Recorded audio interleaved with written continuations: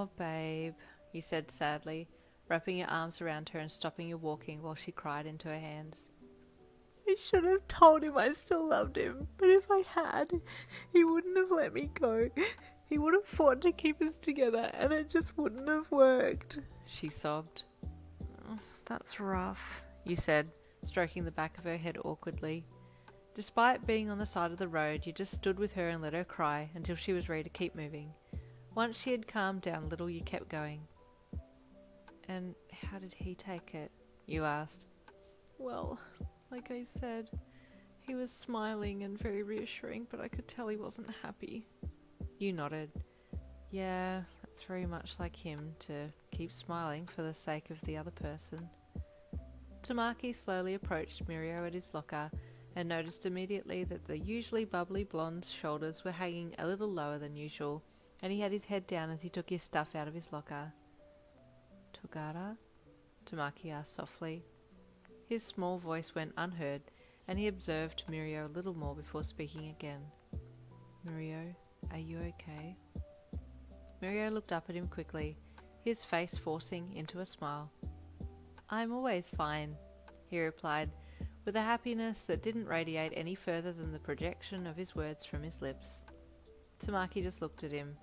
The pair both knew something wasn't right. Mirio pulled his bag out of the locker, and then they both turned to leave for home. Well, Yin's best friend broke up with me, Mirio said softly as they walked to the gates, opting to offer the information first. I wasn't expecting it. I thought we were okay. She said she has to move overseas with her family, and I would have said that long distance would have been fine, but then she added that she felt like we were growing apart, and we weren't who we were a few months ago. Tamaki stayed silent and just nodded sadly as the pair continued down the road. Guess it's not for me, right? Mirio said with a dejected chuckle, tears pooling at the corners of his eyes. Poor Tamaki started to tear up as well. I told her I still cared deeply about her and respected her decision as well as the decision of her moving with her family, and she told me that she still cared for me too and she never meant to hurt me. I do believe her. She wasn't thinking ill thoughts. A tear slipped down Tamaki's cheek as his lips quivered, heartbroken for his friend. Mirio fell silent and the pair walked along a bit more. A soft sniff from Mirio finally broke the stillness and he hurriedly wiped his face before Tamaki could see the tears. Had I known it was going to be such a short time that we'd have together, I would have enjoyed it more, Mirio said softly, wiping another tear. Back at your bestie's house, she was feeling a little better after a cry on the way home. You want snacks? I got more yesterday. Nah, I'm good for now, he said. I won't stay long. I know sometimes you just need some alone time. I'm fine now, I'll cry myself to sleep later, but until then it's G, your best friend replied with an indifferent dismissiveness, and you didn't know whether to laugh or ask if she was really truly okay. You decided to not say anything, but instead just hummed a little and scratched the back of your head. Oh, headsets, that's why you're here, she finally said. Yep, you replied sheepishly. So how's the mission been so far? She asked. Well, we haven't really been able to uncover much in our current avatars, but we're planning to go into the thick of it with the new player suits. Is your username going to be the Backyardians? She asked with a smirk. Don't worry, you'll be fine.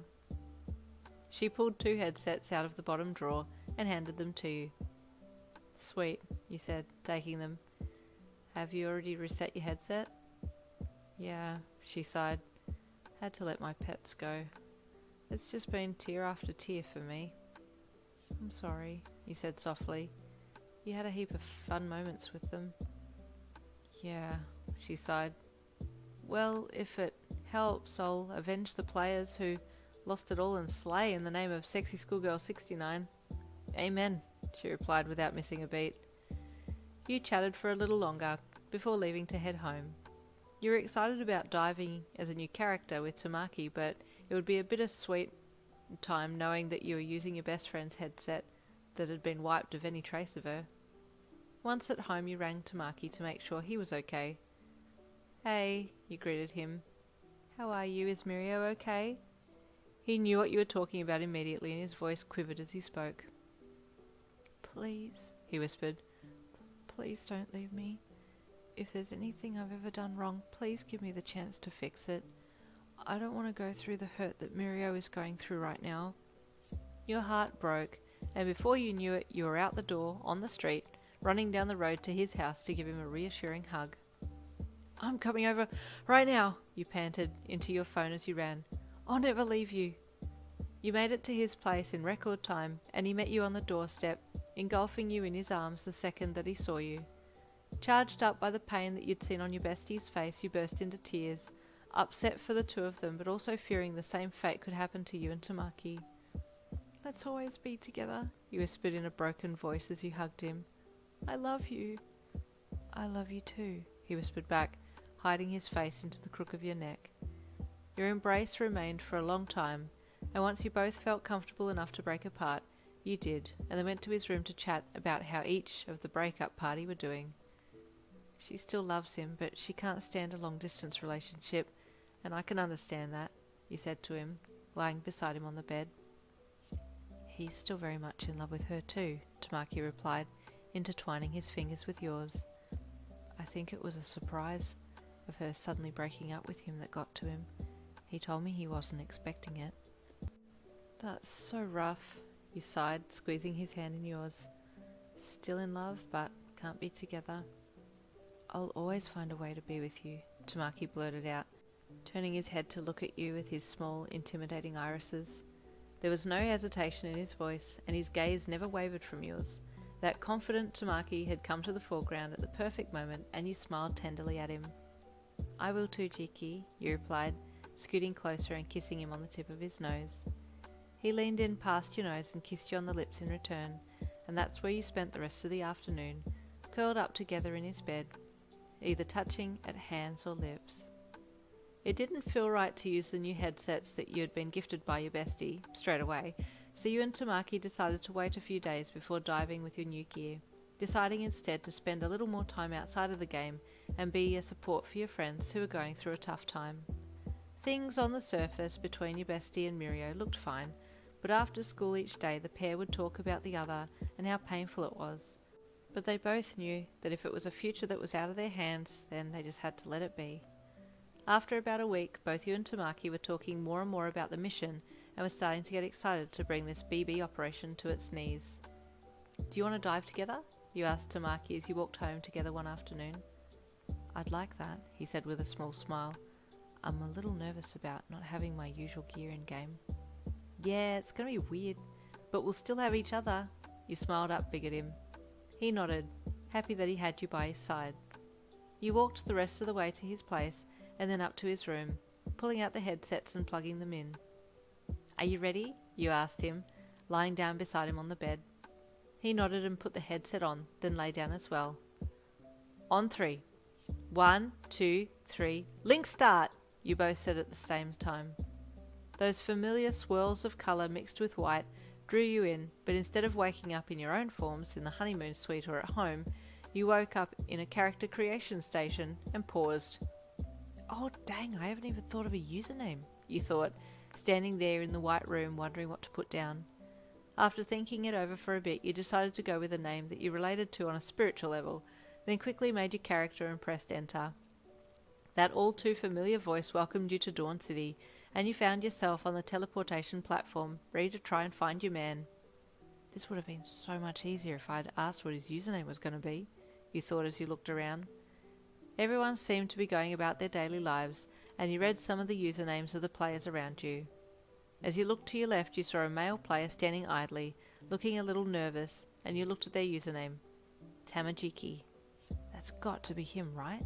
You thought, turning to walk over to him. It's a mashup of his first and last name, just like what Mirio did. As you approached him, he looked at you. Yin? He whispered. You nodded. Hi, baby, he said softly. He relaxed and gave you a warm smile, embracing you as you opened your arms out to hug him. Look at you, you look unrecognizable, you said with a chuckle, stepping back to check out his very ordinary village clothes. This feels really strange, he replied. I feel a little light without my usual sword. Well, this will be an exciting adventure with just the two of us and absolutely nothing to our names, you said, swiping your menu open. It was completely void of items or mahi, and you broke down in tears. No, this feels horrible. I don't like this at all. Where's all my stuff? I can't cope. Tamajiki placed his hand on your arm, and you looked up into his face. This is how they felt. All those who were just trying to level up and got caught up in the scam. This is their feelings. We're carrying the loss they felt. Let's use these feelings of despair to bring justice. You stopped and looked into his determined eyes, feeling his passion radiating. You're right, you said solemnly, closing your menu and straightening. Okay, now what? Now we go to the vendor next door to the tutorial place just there. Wherever there's a legitimate help, there'll be a counterfeit not far behind. He pointed to the two buildings, and you turned to follow him there. Honestly, if I'd just walked over here on my first day in game as my other avatar, it would have saved me a whole bunch of time. But then again, I may not have met you, you mused as you walked. I'm glad fate brought us together, he said back over his shoulder to you, and I won't let anything tear us apart. You smiled and followed him into the vendor shop beside the tutorial shop, and noted that the person behind the counter was an actual player, not an NPC. Hello, the player said.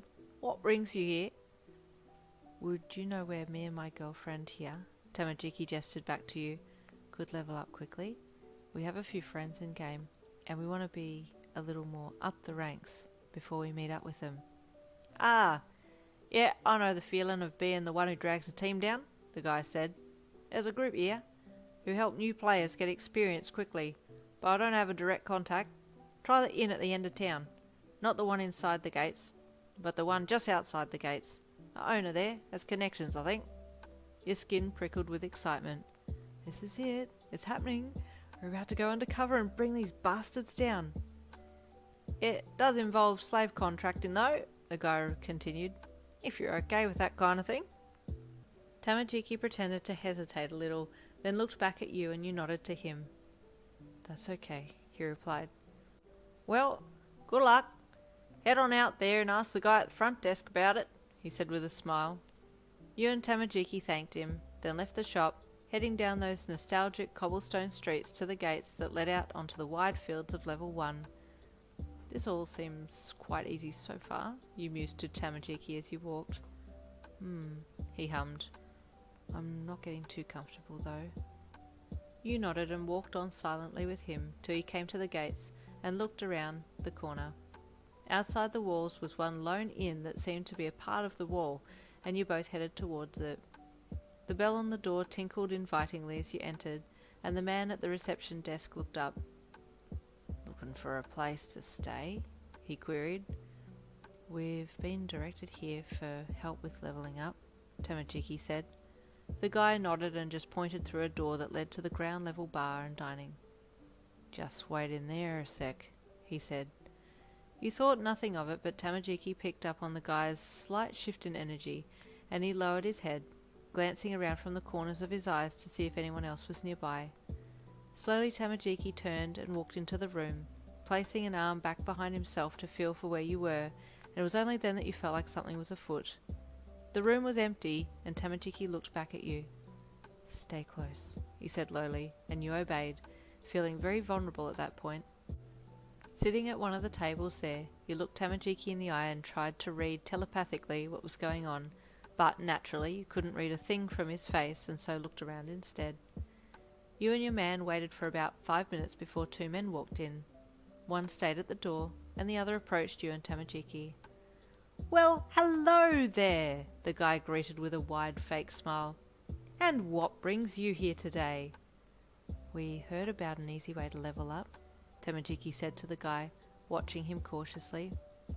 Ah, and where did you hear about this easy way to level up? The guy asked. Tamajiki sat silently for a second, and you looked from him to the guy, then back to him again. Online, he finally replied. Is that so? The guy said, sitting back and rubbing his chin.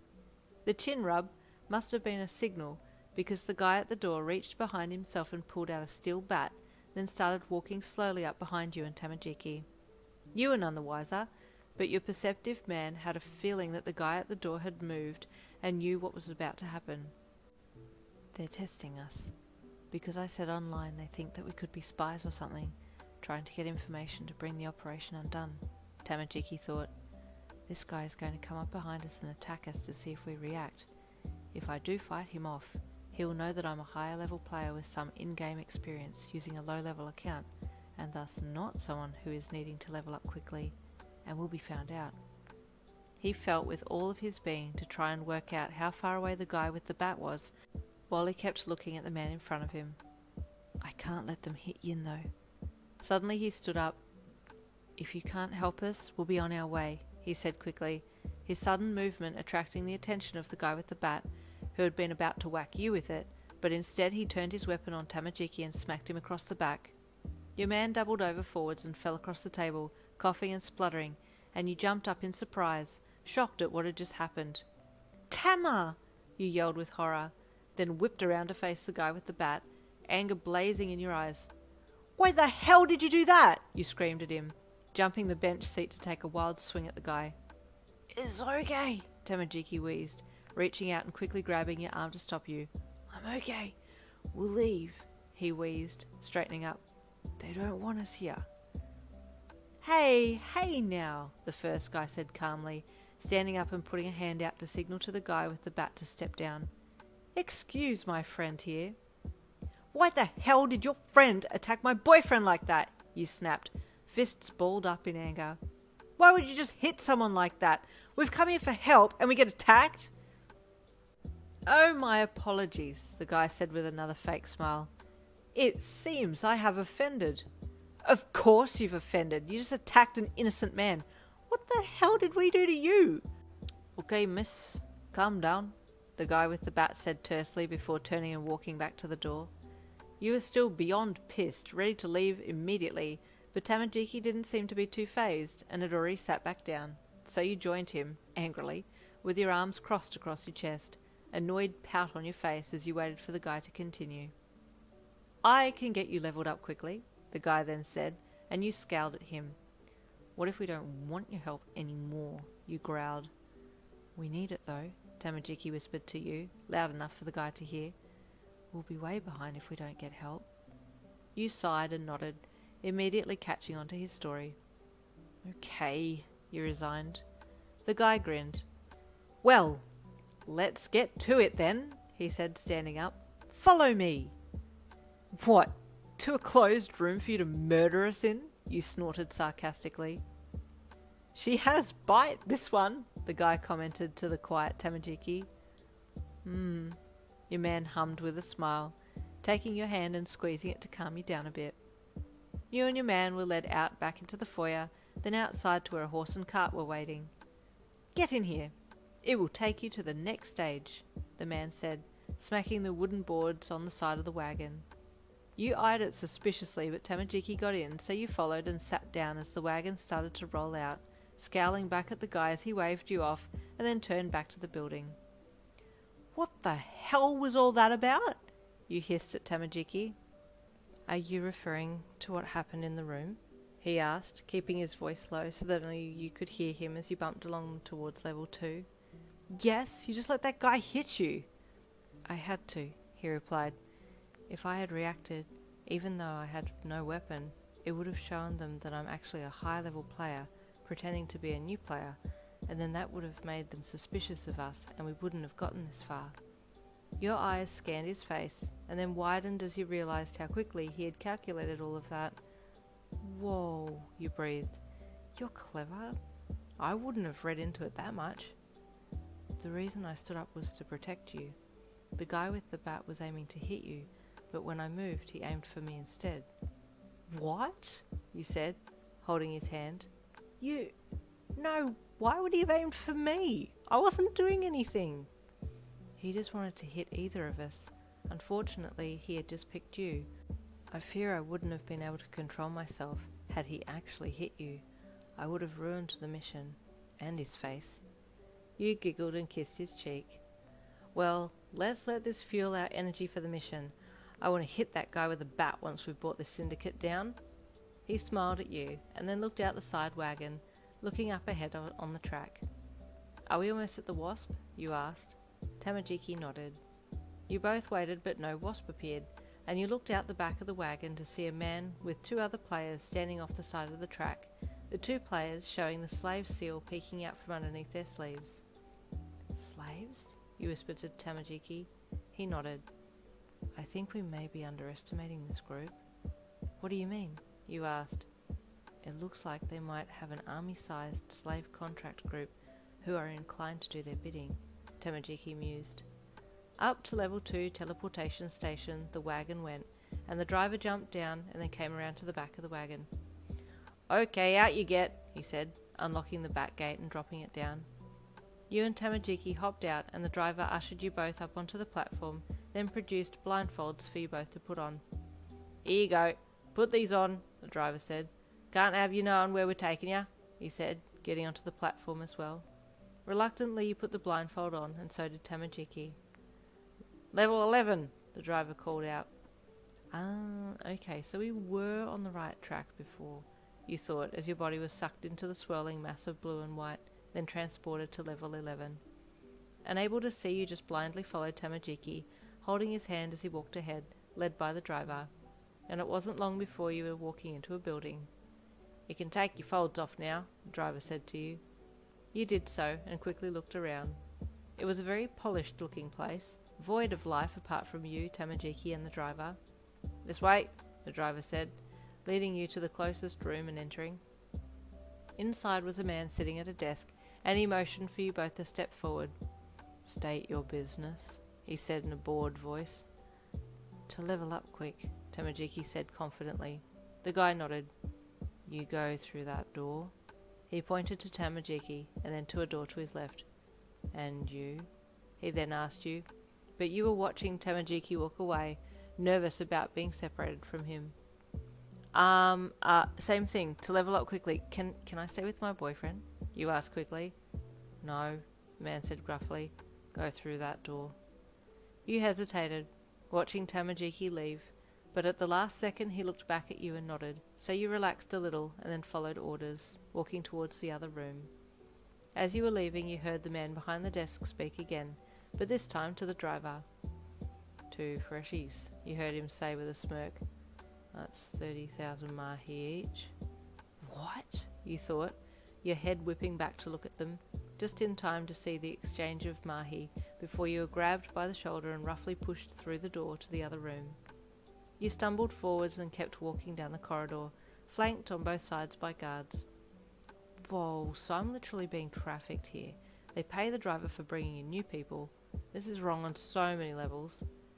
You were taken into another room where there was a small group of people waiting, and you immediately knew that they were other young hopefuls who wanted to level up fast, judging by them all being in the same villager gear as you. "Hey," you said to another player as you walked up to the group. "Hey," they replied. "You here to level up?" "Yeah, you?" "Yeah." "Did you come in the cart here too?" "Yeah," they replied. "Wait, so if the driver is getting 30,000 mahi for each person here, and there are 6 people in this room alone," you scrunched your eyebrows and thought hard, trying to do the maths in your head. "Okay, so that's 6 times 3, which is 18, so 6 times 30 would be 180. Wait! What the hell? The driver alone has just made 180,000 from this room of people alone? How many other people does he have to move a day?" You refocused your attention on the player who you'd been talking to. "Hey, you said, getting their attention again. "Did you come with anyone today?" "Yeah, you?" "Yeah, my boyfriend, but he got sent to the other room." "I came with my friend. He got sent there too," he said. "Well, that's 2 more to add to that amount then," you thought, then continued. "Do you want to somehow swap your friend with me so I can be in his place with my boyfriend and you can be with your friend again?" "Yeah, that'd be cool," they replied. You nodded. "Yeah, but how are we going to do that?" you wondered to yourself. In the other room, Tamajiki stood with another small group of 6. "Hey man, you here to level up?" another player asked Tamajiki. He nodded. "Yeah, me too," player said, nodding. "One thing I didn't ask though was when we could get out of this slave contract thing. but I'm assuming it'll be after we've reached the level we want to get to. Tamajiki thought for a moment. Actually, that's true. They don't mention that, do they? Just then a man entered the room and greeted the group, so all of their attention fell on him. "Welcome, you lot," he said with a grin. "Now, let's get you all assigned to strong players so that we can level you up quickly, yeah? All right, then." He jerked his head in the direction of the door that he had just entered through and turned to go back there. Slowly the players started to follow and found that they were channeled into a hall with other players. Tamajiki looked around for you the second that he realised that you had all been put together again, but he didn't have to look very far because you had found him first and snuck up behind him. "Tama," you whispered from behind. "I'm going to try and stay with you." He glanced back, then nodded, and you spoke to the guy beside him. "Hey," you hissed. He looked at you. "Are you friends with this dude?" "Yeah," he replied with a nod. "Let's trade," you whispered. "You head back there to him, and I'll stay here with Tamajiki." He nodded and looked back to where you were pointing, nodding again when he saw his friend. Quickly you switched places and kept your head down as you all walked down the hall. Some of you were made to walk through one door, and others through other doors, and you held on to Tamajiki's hand so as not to lose him in the crowd.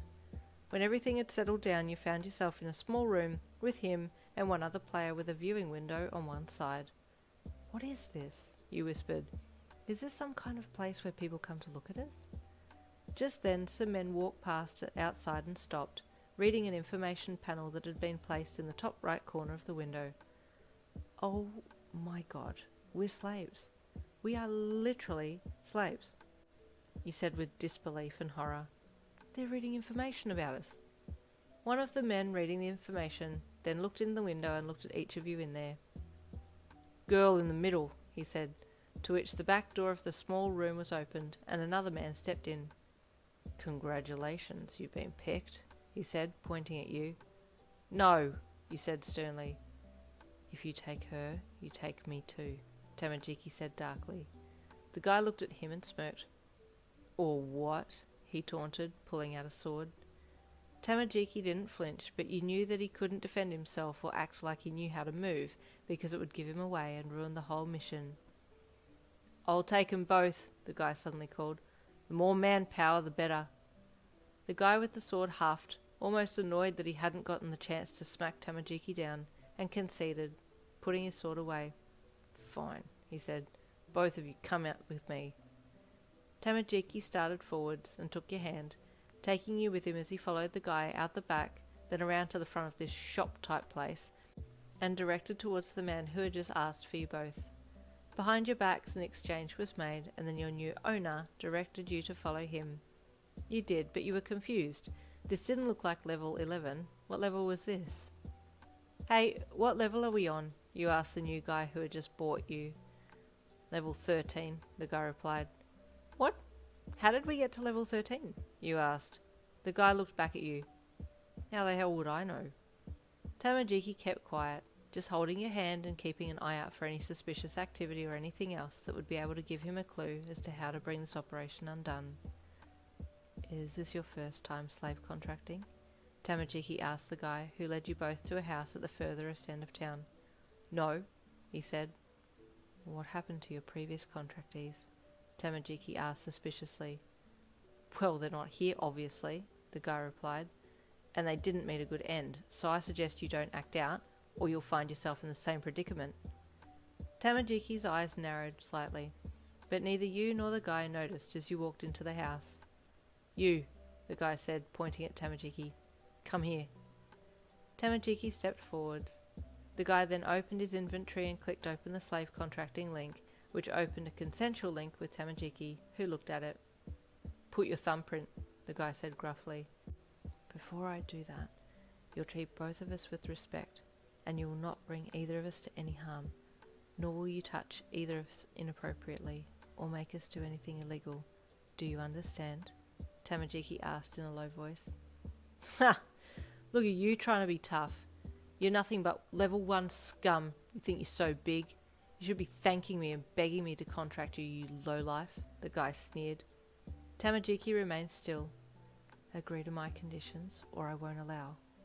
"Oh, I've heard of your type before," the guy said, turning and walking to his kitchen bench and picking up a knife, then walking back. Tamajiki still didn't flinch, and you stepped in behind him. I own you. You'll do anything and everything I say. You want to level up, don't you? Well, if you're going to try and cheat your way up, then that's what you get. Understand?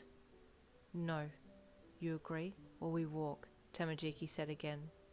The guy scowled and lunged forwards with his knife, showing that he had indeed done this before, as he didn't even hesitate to strike directly at Tamajiki's chest. Your man swiftly took your hand and stepped back and to the side, easily avoiding the brash swipe of the guy's knife, then chopping his hand across the guy's back as he stumbled past. His hand chop wasn't very hard, as he was still only level 1, but just his swift movements and calm demeanour alone were enough to tell this new owner that he knew how to handle himself and he meant business. The guy stumbled past and turned, raising his knife again. You won't learn, will you? Tamajiki said, stepping forwards in front of you and leaving you back a bit as he grabbed the guy's wrist and then swiftly tripped him up, sending him face first into the floor. Are you going to agree? Tamajiki asked. Because if you're not going to, then we'll go. The guy pulled himself up and glared at Tamajiki. You think you're so hard. Wait till I contract you, you'll be powerless. Yes, but you can't force me, Tamajiki replied calmly. You just tried to and it didn't work. The guy scowled and grit his teeth, staring Tamajiki down till finally he gave in. Alright, fine, he snapped. I won't do anything underhanded. Tamajiki nodded and held his finger out towards the holographic button, but as the guy stepped forward to do the same, Tamajiki grabbed him by the scruff of the collar and dragged him in closer. You'll pay if you do, your man said lowly, and for a second there you felt his butterfly persona jump out. The guy yanked back and straightened up, then pressed the consent button, as did Tamajiki, a yellow slave seal appearing on his arm, only just visible below his sleeve. Your turn, the guy grunted at you, and you glanced at Tamajiki to make sure it was okay before getting your own slave seal. As your character's skin yellowed, a strange stinging sensation appeared, and you pulled your sleeve up to watch the mark appear before the stinging left, and all that was in place was a yellow emblem. Now, the guy said, you'll refer to me as master, and you'll act like obedient people in public. Is your penis that small that you need to compensate so much you're resorting to pretending you have actual slaves? You thought to yourself, giving master a very deadpanned look. You and Tamajiki just stood and waited for him to finish his little power-hungry spiel, then remained silent to see if he would tell you what he needed you to do, but he just stood there with a smug look on his face. So, what do you need us for? You asked him. Moving guns to a high level in your inventory, he replied. If I get stopped, they'll check me, but if you're sneaking past as travellers, then they won't check you. But if you do get stopped and caught, then you get the fine and penalties. You narrowed your eyes at him. He just smirked. Tamajiki just nodded. My fellow slave and I need to rest before we do that. Please show us to our quarters so that we may log out, Tamajiki said to him. Master grunted, then gestured down the hall. You share the same room. First door on the left. That suits us fine, actually, you chuckled internally. You followed Tamajiki's lead down the hall and entered the room with him. Then he shut the door. With a finger to his lips, he motioned for you to stay silent, then walked over to the bed, leading you.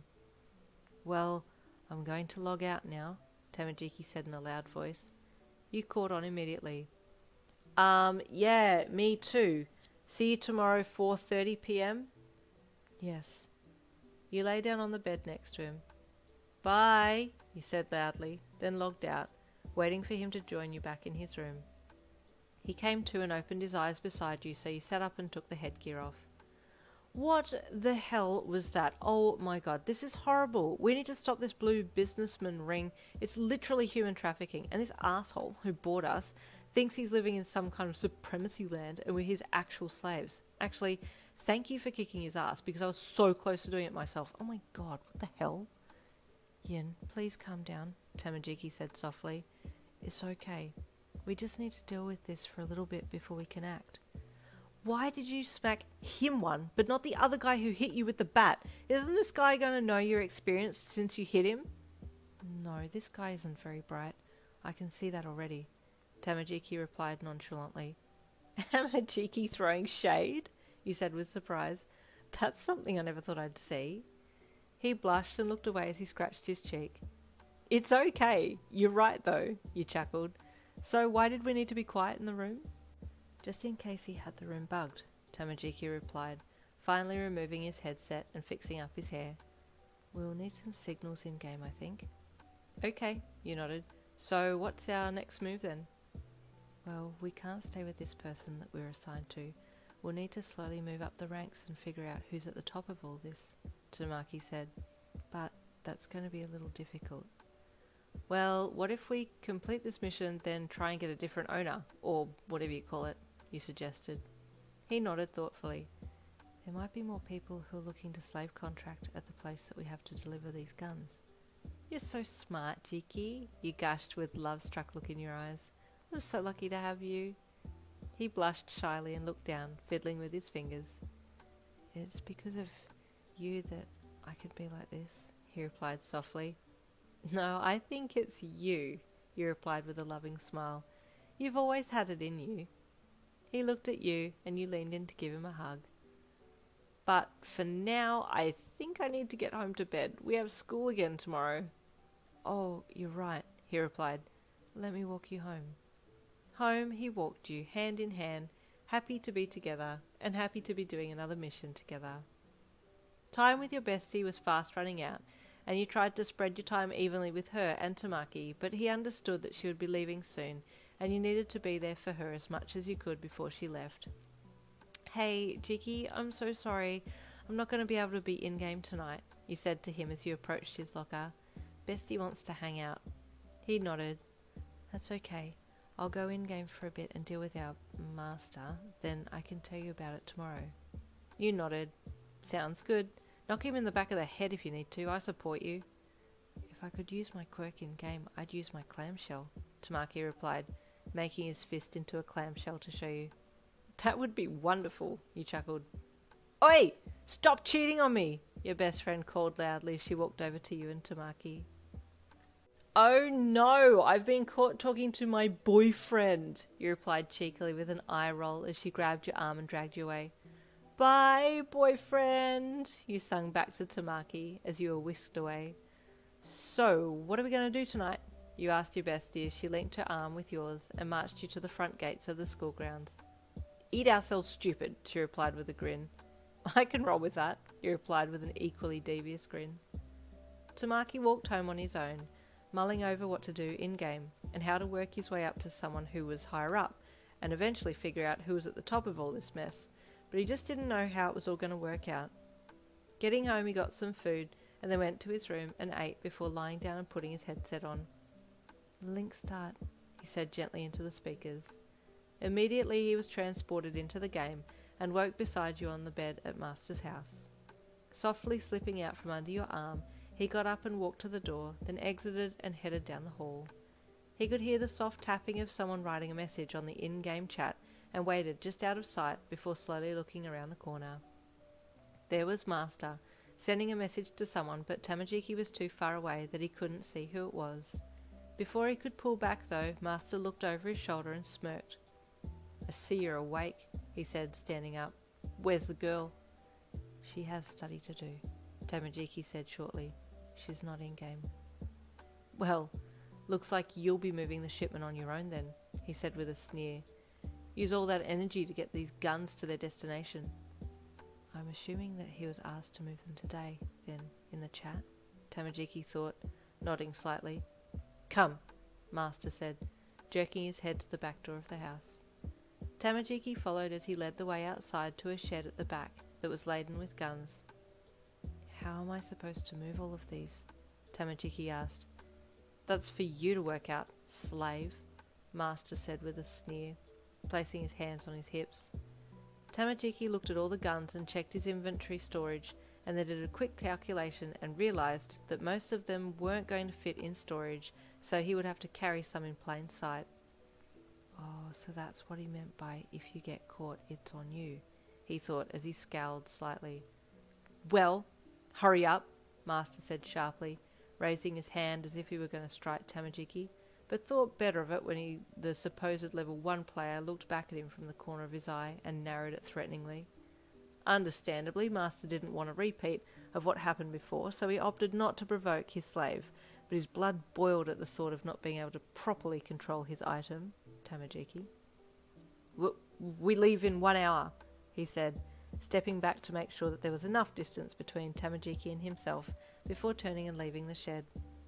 Tamajiki looked around at the guns and started to load the larger ones in his inventory first, before slowly working his way down the table until a small warning sign popped up.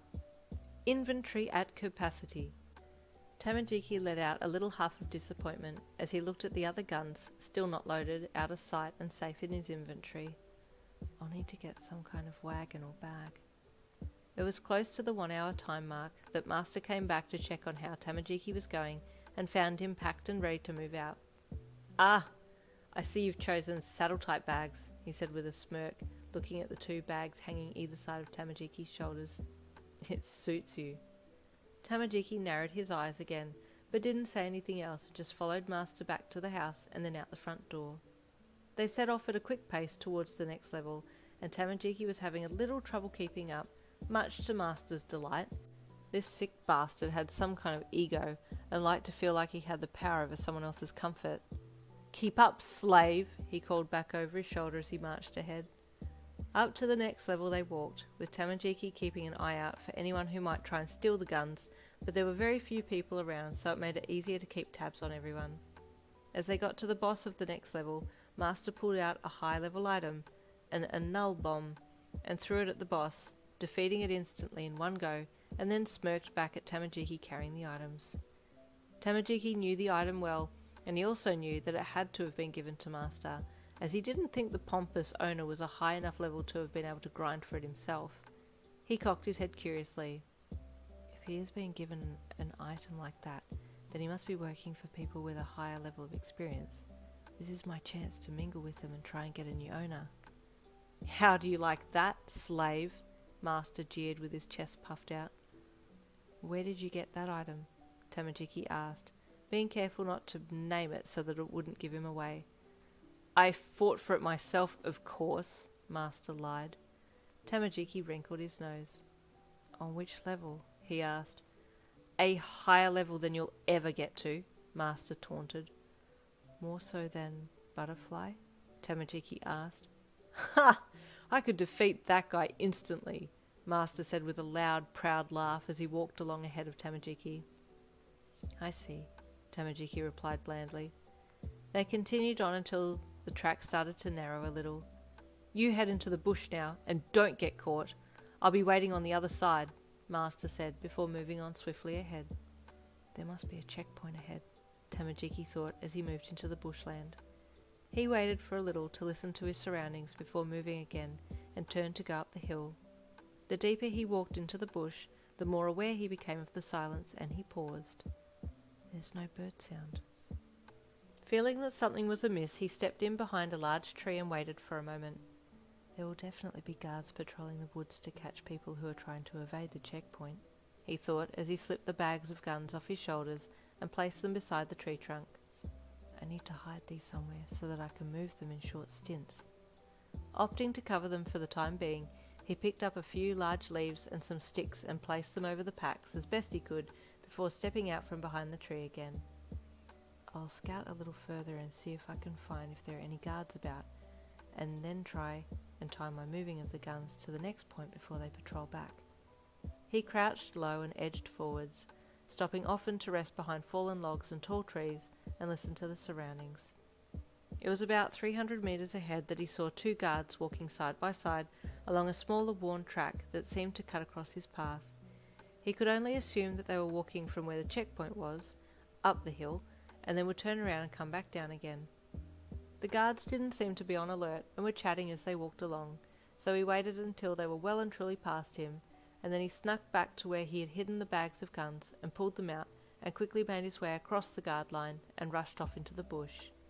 He didn't have the best idea of the landscaping, as he'd only ever been to level 14 a few times and hadn't bush bashed, but he managed to find the main track again and then stayed in the tree line, moving back towards the checkpoint until he saw Master waiting on the side of the road. After thoroughly checking to make sure no one else was around, he stepped out of the bush and walked over to the man who had contracted him. Took you long enough, Master grunted, not even thinking to thank Tamajiki for his efforts, before heading off down the track, leaving your man to struggle after him.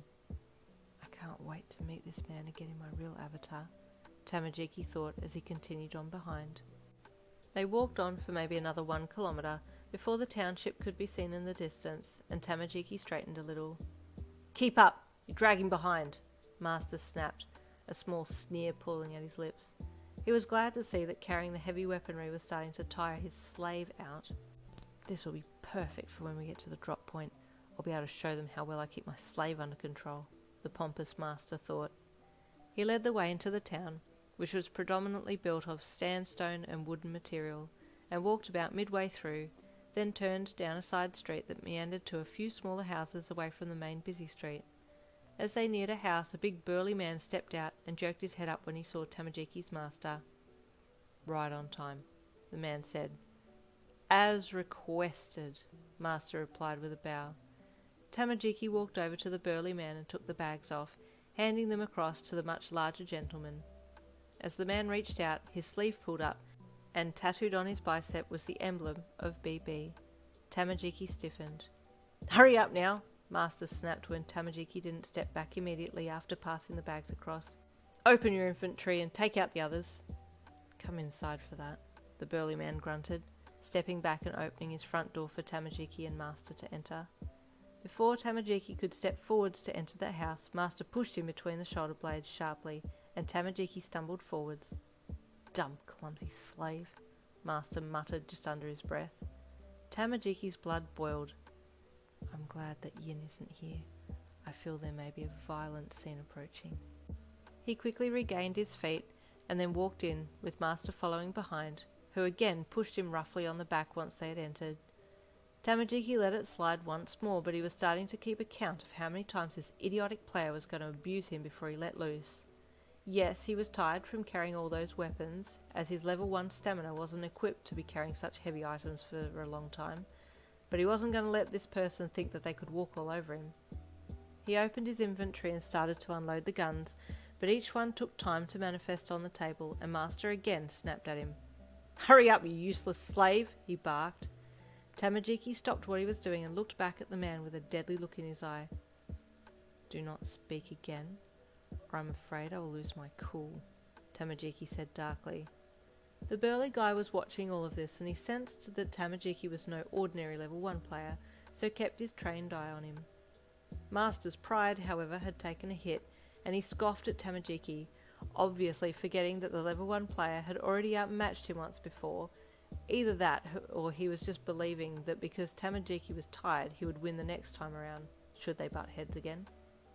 Tamajiki went back to unloading, but just before he could unload the final gun, Master kicked him in the back of the leg. In the blink of an eye, Tamajiki had whipped around and chopped the broad side of his hand against Master's neck. Not with enough strength for damage, but it was enough power to make the guy step sideways.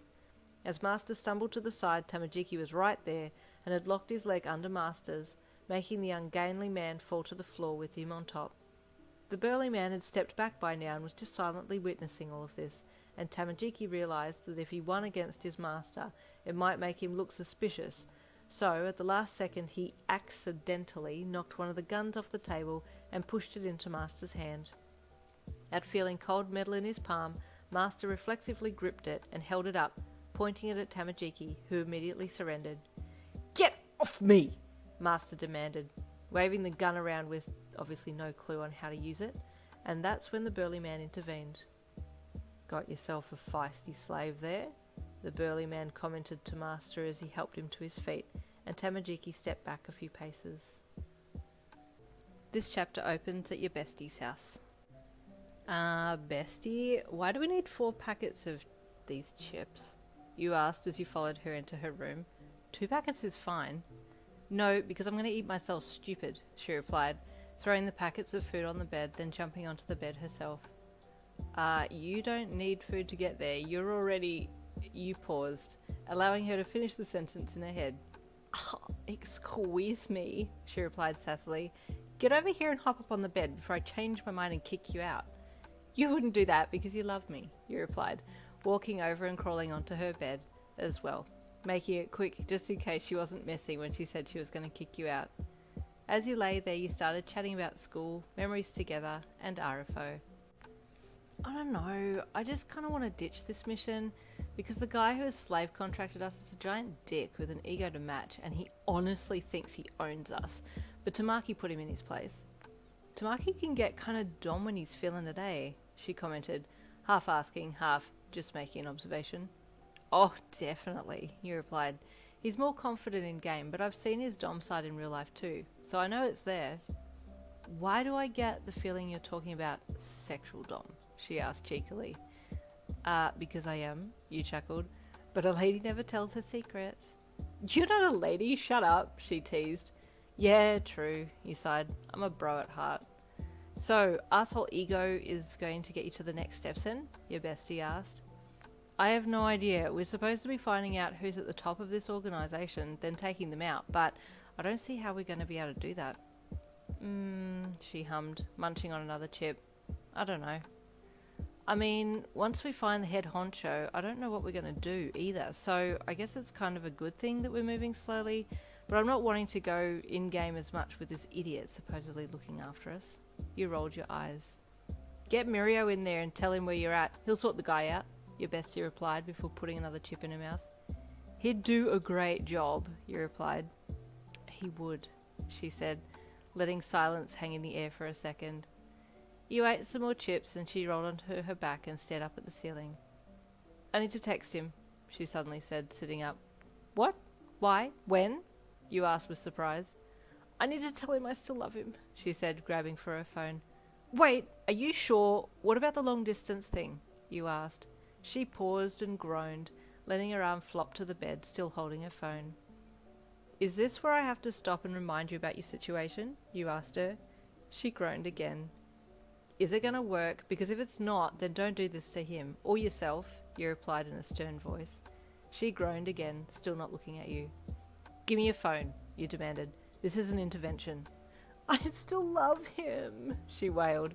You knew she meant it, but she was also being a little silly with it, and you reached out and grabbed her phone, wresting it from her hand. No, she cried. Yes, you matched her. But he's just so perfect and happy and strong, and she let out a loud moan that you couldn't tell if it was a sexual moan or one coming from a place of being distraught, so you tossed her phone away and grabbed her in a hug instead. I know, you said, patting her head. And I just want him to hold me, she continued. But I'm holding you, you replied, low-key offended. Put me down, I want Mirio, she snapped playfully. Too bad, you have me now, you replied. Get off me! I don't want you, she replied back with a smirk. Excuse me, you'll accept my hug, thank you very much, you said with a playfully appalled look on your face. I'm now Mirio. Knock knock, bitch, I have a joke for you. Who's there, mother trucker? She asked. Broken pencil. Broken pencil who? Never mind. It's pointless, you said, leering when you got to the punchline. Oh my god, she groaned. He would totally tell that as a knock-knock joke. Right? You laughed. You're going to miss those. As weird as it sounds, I'm going to miss his strange sense of humour, she replied. Who knows? You might find someone else like Mirio, or Mirio himself, when and if you come back after going overseas. We'll see, she sighed, finally hugging you back. Back in game, Tamajiki stood back, eyeing the burly man while his master still held the gun in a threatening manner. Has this happened before? The burly guy asked Master as he looked Tamajiki up and down. Only once, Master growled. Which I won as well, so it's not an issue, he lied. Tamajiki let it slide, giving the burly guy a stern look as he started approaching. How much will you give me for him? The burly guy asked Master, his eyes on Tamajiki. Well, Master replied, putting the gun down, he is worth a lot because of his stamina. The burly guy nodded. You want to come with me? He asked Tamajiki. I can train you. You have good fundamentals. It looks like you possibly have martial arts knowledge in real life. Tamajiki stayed silent. He couldn't afford to ruin this now. This was his out. You can have him, Master suddenly said, and I'll keep the girl. Tamajiki's eyes flicked to Master, and he scowled a little. I definitely can't leave you alone with this guy, but I can't pass up the opportunity to get closer to my goal. Is there another one? The burly man asked Master. Yes, but she's hopeless, he said, sneering at Tamajiki. I'll go with this new person, and then go back in-game as Butterfly and rescue Yin, Tamajiki thought. Happy with this, he just waited for the men to talk it out. A bit of haggling happened, and finally he was relieved of his contract to Master, and was slave contracted to this burly member of BB. I wonder if he's connected with anyone higher up, he wondered, as he watched the new emblem burn into his arm again. Glad to be free of you, Master said in a high and mighty voice to Tamajiki as he took his mahi and left, not even bothering to look back over his shoulder. Well, the burly man said to Tamajiki once Master had left, I'm not particularly interested in ego tactics, so I won't be making you call me Master. You can call me by my username. He pointed to the name above his head. Praetorian? Tamajiki said. The guy nodded. Roman guard. Tamajiki looked at him. Are you a guard in the game? I am, actually, the guy replied, not elaborating any further as he turned back to the guns and started to sort them in types. Is there going to be a war? Tamajiki asked, gesturing to the guns. No, just the usual buying and selling, Praetorian replied. But I don't want you to move shipments for me. I want to train you up as a guard. You've got good instinct. Thank you, Tamajiki replied. I'm assuming that you have some martial arts training in real life? Praetorian asked. Tamajiki nodded. Something like that. Good. Praetorian picked up a gun and placed it in his pocket. Let's go then. He headed past Tamajiki and out the door. Where are we going? Tamajiki asked as he followed behind. Slither trees, Praetorian commented, his comment making Tamajiki's skin prickle. Being in-game many times before, Tamajiki knew what the slither trees were, and he didn't like them at all. They were trees made of snakes, their sentient limbs winding over and around each other, striking out at anyone who passed. They were quite ghastly looking, and venomous too. Again, not wanting to give himself away, he pretended like he didn't know what slither trees were, and asked as innocently as he could what they were. What's a slither tree? You'll soon see, Praetorian replied over his shoulder. Also, are you not concerned for your friend that your previous guardian mentioned? I am, Tamajiki replied, but I do have higher level friends who will ask to go and rescue her. If you need any help, let me know. I also dislike guys like your previous guardian, he said.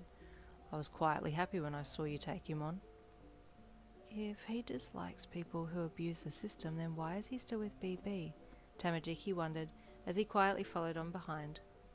All too soon the light through the sparsely spaced trees started to fade as the woods got thicker. A stiff wind started to pick up as the weather changed. I don't like this, Tamajiki thought, looking around. A flash of lightning in the distance, followed by the rumble of thunder, made Tamajiki jump slightly, but he continued to follow Praetorian into the dark bush ahead. He knew the slither trees were getting closer, waiting for him, and as they got further into the woods he became a lot more on edge. Looking around Praetorian, who was walking a little ahead, he saw two of the slither trees looming up, their reptilian shape twisting in the opposite direction of the wind, making it harder to figure out what was driving them. Okay, Praetorian said. This is a good way to see your innate skills.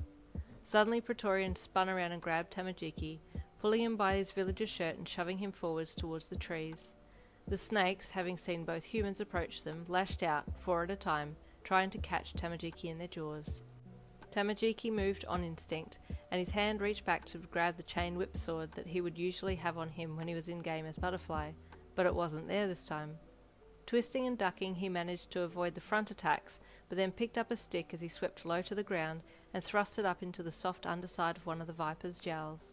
With 2 jumps backwards, he got out of harm's way, and then looked at Praetorian.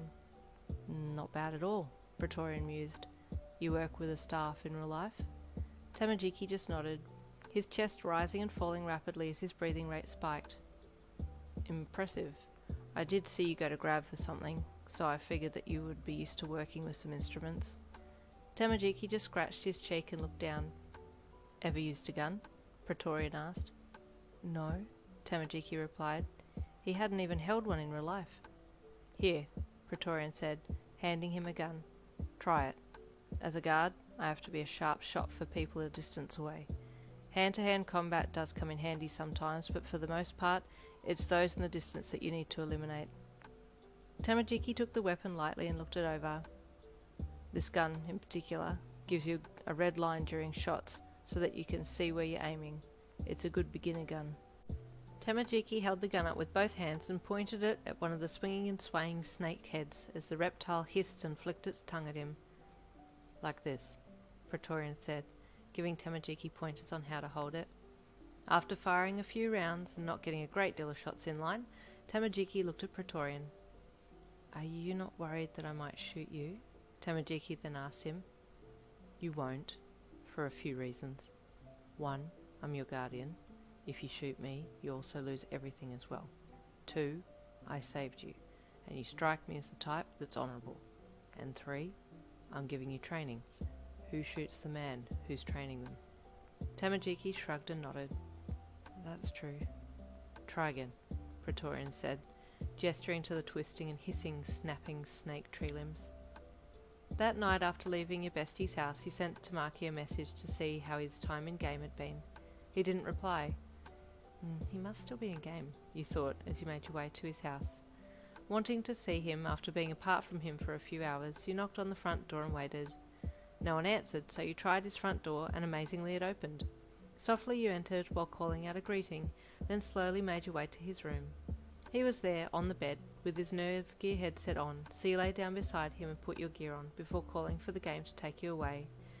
You woke on the bed in Master's house, only to find a depression in the mattress beside you, telling you that Tamajiki had been there, but certainly wasn't now. Is he still in the house somewhere? You thought. You got up and walked softly to the door and peeked out. You could hear Master in the house and decided not to leave the room just yet, in case the weirdo did something to you. Maybe I should just sneak out of the house and go for a little exploring. Maybe Tamajiki has been sent to the markets or something? Feeling devious, you closed the door quietly and turned around to face the window behind you, but there were black bars crisscrossing back and forth across it, so climbing out the window was out of the question. You scowled, looking back to the door. I might be able to get out the back door if I'm sneaky. Opening the door again, you looked out and listened, and then turned left down the hall instead of right, and tiptoed down to the end room, which was Master's bedroom. There were no bars on his window, so you quickly walked over and pulled the window open. An alarm blared the second that you pushed the window open, immediately followed by running footsteps, and you quickly turned and ran to the closet and closed yourself in there, not even a second before Master came running into the room. "Damn it!" he snapped, looking out the open window, then jumping out himself. "He thinks I've done a runner," you thought, your heart pounding in your chest as you pushed the closet door open and took off running out of his room and back down the hall to the front door. You opened a chat to Tamajiki as you ran and sent him a message quickly as you paused at the front door. "Where are you? I tried to run and Master is looking for me now. I'm about to leave the house," you sent. You closed the chat app and ran for the front door, intending to run blindly into town, but you didn't get very far when Master came running back around the corner. You froze. There was nothing left to say. You were trying to run, and he knew it. He lunged at you and you screamed and jumped away, the fright of being found making you run twice as fast. "Slave!" Master yelled at you. "Get wrecked!" you screamed back at him, intent on getting away. He chased you into town, yelling at people to catch you, but no one knew what was going on, so no one stopped you, until a few guys saw that you were running from your master and gave chase as well, intending to get you back to your guardian.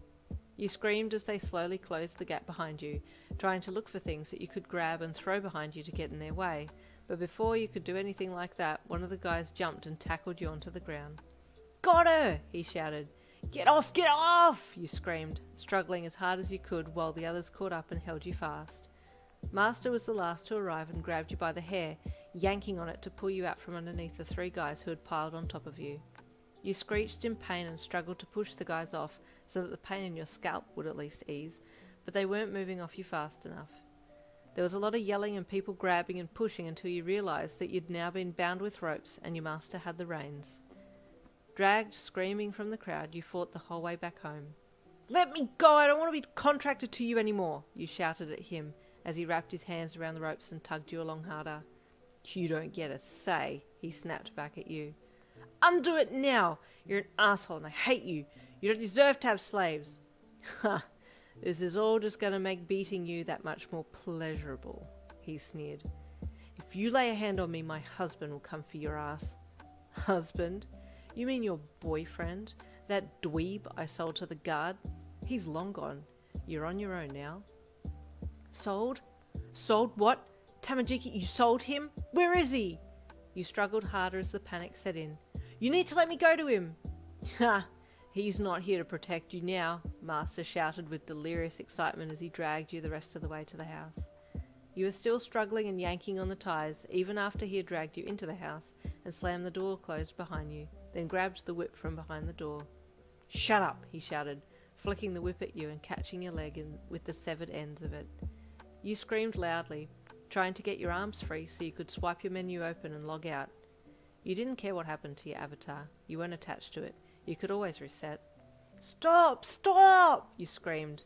He raised his whip to thrash you again, but a black and navy blue hooded figure burst through the window, shattering it into a million pieces as he entered into the open dining area. "What the hell?" Master yelled with surprise, his whip being confiscated immediately. Who the hell are you?" He paused as he looked up to read the username of the intruder. "Butterfly?" "Let her go.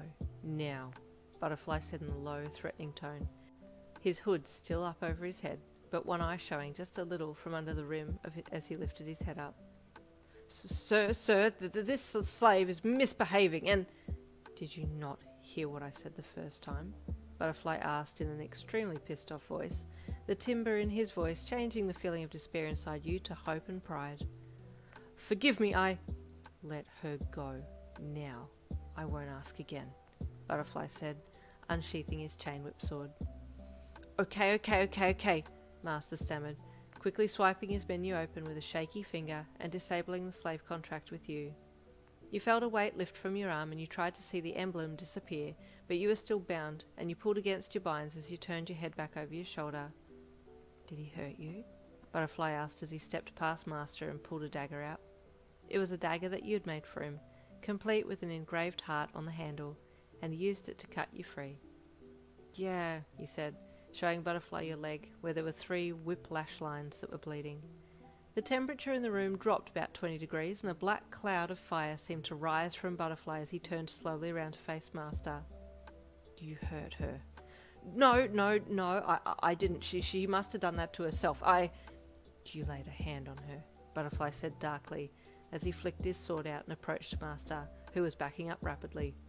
No, I didn't, please," Master begged, raising his hands and stepping back while cowering down.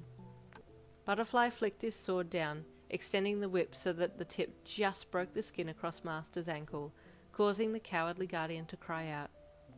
"You will never own another slave. If I ever hear or see you contracting anyone under your name, I will come for you again, and I don't care how many times I have to break your windows.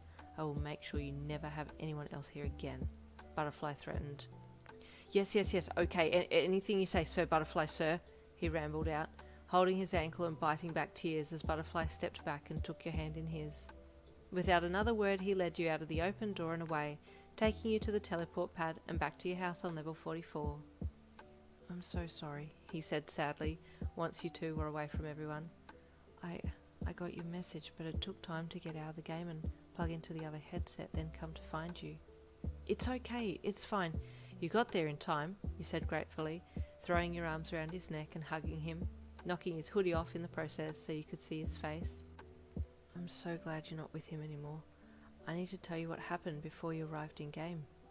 In the shortest version possible, Butterfly told you about the transporting of the guns and how Master had tried to push him around so much that he snapped, and the guy that they had delivered the guns to had contracted him instead. "He is much nicer. I don't think he knows that I know he's working with the blue businessman, though. I saw their emblem tattooed on his bicep. He told me he's a guard, and that he wants to train me to be a guard too, but I don't know who he's a guard for." "Whoa, that's a stroke of luck," you replied with a grin. "So what now?" "I want to gain his trust enough that he tells me or shows me who he's working for, and I might be able to work out who's at the top of the group. Then we can lead some kind of raid. I'm thinking of contacting a few of the military, police or other moral code enforcement groups in-game and see if they would help to disband this organisation. He scratched the back of his head. I understand that this clan have very deep ties to everything, but we might be able to expose them enough that we can at least make enough waves to stop the new players from falling for this scheme. That would be nice. And we need to stop the extortion and paying for players too. It's basically human trafficking. And there are horrible people out there like Master who treat fellow players like crap, all in the name of being able to feel powerful. Butterfly's eyes darkened. I was very close to ending his time in game. He still hasn't escaped my wrath. Ooh, I like this edginess, you hummed playfully. Rarely do I get to see you so worked up. If it concerns you, then I get worked up very quickly, Butterfly replied, looking at you as he placed a hand on your knee. I did tell Praetorian about you. Would you like to come and meet him? He might have a job for you. I'm trying to figure out if he might be able to get you into one of the BB offices to do some snooping. Tell Praetorian I'm good at cleaning, office keeping, or something like that. Butterfly hummed. Okay, but for now I'll keep you here where you're safe. You looked over to where your on-avatar was lying on the bed and you chuckled. You have both of me here. Butterfly smiled. More luck. It would probably work, you thought aimlessly, later on. I could get names for Tamaki, and then he could go and visit them in his butterfly avatar.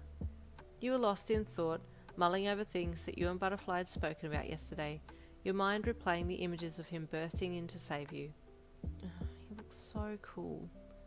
Your eyes wandered over to where he was sitting in class, and he turned his head a little to look at you, and then blushed when he found himself looking into your eyes. You giggled to yourself and smiled down at your desk before looking out the window. He's really cute. Mindlessly watching the clouds float by, you spotted a beautiful blue butterfly flittering along, and your eyes followed it as it made its way past the window and then down to the flower beds below. Your eyes were still on it when the bell rang, and you jumped up and ran over to Tamaki. Come on, you hissed excitedly. Come with me. But Yin, where are we? Quickly, quickly, you squealed with excitement, tugging him along by the hand as he ran for the stairs to go down to the garden. Slow down, he stammered, his feet nearly tripping on the stairs as you flew down them. Come, I hope it's still there, you hummed fretfully as you pushed the doors open and ran outside.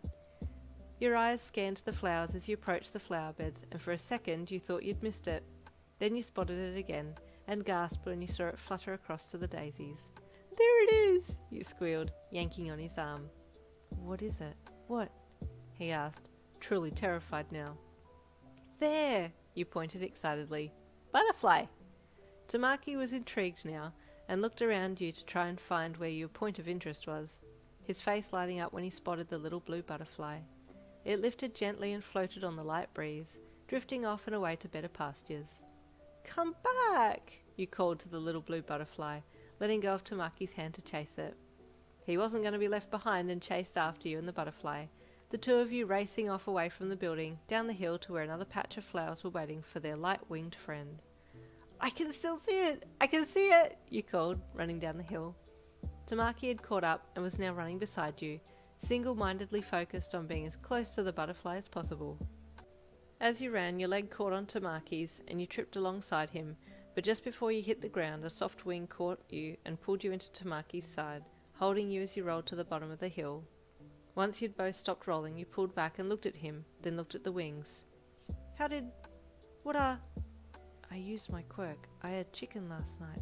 Look, wings, he said, opening his wings from around you and flapping them while he lay on his back on the ground. You smiled down at him lovingly.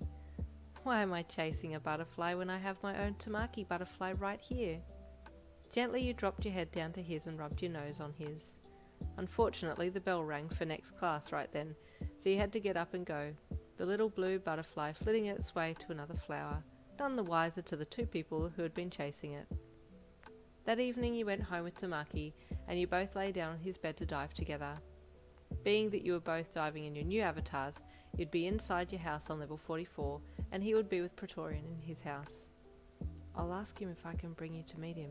He might have a job for you. Tamaki said as he lay beside you on the bed. Just stay in our house and I'll come and get you. Okay, you said with a head nod. I'm just happy to be not under Master's control. I agree, Tamaki nodded. You held hands and called Link Start at the same time, then dove together, going in-game to your respective places. Slowly your eyes opened and you smiled at your on-avatar that was lying on the bed beside you in your house on 44. Then you turned your head the other way and smiled at Butterfly's sleeping avatar before you got up and headed out to the kitchen. You had just gotten yourself a glass of water to replenish your health when you heard the telltale screech of a pterodactyl outside, and you looked out, just in time to see the giant pterosaur gliding silently through the fog that hung around the floating islands nearby. Ugh, it's just as terrifying as ever, you thought as you watched the giant creature disappear off into the unknown. I don't know what it is about that pterodactyl in particular, but it just seems bigger and creepier than the rest. Tamajiki woke in the spare room of Praetorian's house, and sat up then got off the bed to see if his guardian was there. As expected, Praetorian was in the garden practicing some of his moves, and Tamajiki watched from the window. He definitely looks like he knows what he's doing. He watched a little longer, and then stepped out and made his presence known. Praetorian smiled when he saw his contractee, and wiped some of the sweat from his brow. Did all go well with your friend yesterday? He asked. Tamajiki nodded. I'm glad, Praetorian replied. Where are they now? She is waiting for me. I told her that you may be able to give her a job with you. As you can understand, she's a little hesitant to contract to just anyone in case the same thing happens again. That's understandable, Praetorian replied. Bring her here. I may just have a job for her. Tamajiki smiled and nodded. Would you mind if I left to get her now? Go, Praetorian said. Is she on a lower level? Yes, Tamajiki lied. Good. I wouldn't want you getting into any trouble. You aren't a high enough level to be taking on anything above a level 2. Tamajiki nodded again and turned to leave. I'll be back soon. Contact me on chat if you need me, he replied. Tamajiki left the house and walked to the teleport pad, looking around before calling for level 44.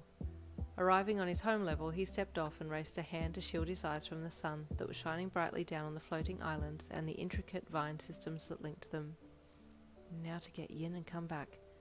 He started off down the track, picking his way to the house. As he climbed the rope ladder to the first island, he heard the shrill cry of the pterodactyl that seemed to have some kind of inbuilt patrol encoding. Most of the other creatures on that level didn't have any particular predictable movement patterns, but this large pterosaur seemed to have a set flying pattern and would be seen patrolling the level at certain times in the day. It was one of the more fierce creatures on this level, and it was best to avoid it, if possible. Tamajiki looked at the in-game clock as he got up onto the first floating island and his heart sank. Oh no.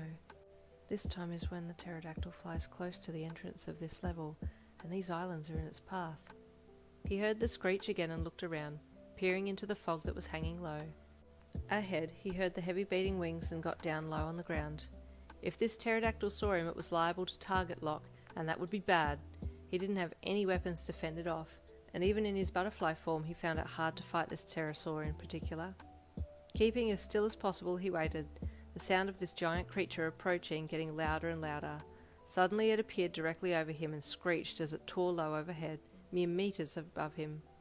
He grabbed for his mouth so he could swallow his scream and keep still, his poor heart smacking the ground ferociously from within his chest as he waited for the fearsome creature to move on. He was just about to sit up when he heard it screech loudly again and turn around. Oh no, it saw me. It saw me. He got up and ran to the edge of the floating island and jumped down onto a smaller floating rock. Then, using the suspended rocks, jumped across them till he got to the next large island. He had only just landed on the next island when the first island that he had been laying on shuddered and parts exploded off the side of it as the pterodactyl attacked it. It's after me. He panicked and ran, crawling down the vines to get to the bottom level so that he could run through the denser bushland before starting the next climb to the house. The fearsome pterodactyl had most definitely seen him and was now on the warpath, hell-bent on catching this villager-looking player for its lunch. Tamajiki ran as fast as he could, keeping to the thicker parts of the bushland so that the pterodactyl overhead couldn't see him well enough to crash through and grab him in its talons. You could hear the pterodactyl from inside the house, and noticed it seemed to be making a lot more noise than usual. That's really odd, you thought. Amid the screeches from its sharp beak, you could also hear it crashing into things, and so, against your better judgment, you cautiously stepped outside the house and walked around the side to look over the edge of the floating island to see what was going on. Below, through the mist, you could see the pterodactyl flying back and forth and hovering in some parts, staring down into the bushland beneath it. What has it seen? You wondered. Then your heart sank. Oh, please don't tell me Tamajiki's down there. Your mind, taking the worst case scenario route, said that it was indeed him down there, and you pulled back from the edge to think, how's he going to get up here without being attacked? You walked to the other side of the house, where the track wound down a little way, and stopped as it got to the thicker rope bridge that spanned to another island just over. There's no way in hell he's going to be able to get up here without being eaten. There are so many places where he has to cross over rope bridges. It's like offering this pterodactyl a human on a skewer. You stood for a moment, listening to the pterosaur screeching below. Tamajiki! You finally screeched at the top of your lungs. Be careful! You still weren't sure if it was even him down there that the fearsome creature had locked onto, but if it was any other animal on this level, it would have fought back by now. You'd seen fights between the pterodactyls and flying bison things, and they weren't calm fights. What if it's another random player? Not many people come to this level. There's not a lot to do here. But just then, below, you heard a small voice reply your yell. I'm coming! Stay back! It was Tamajiki's voice.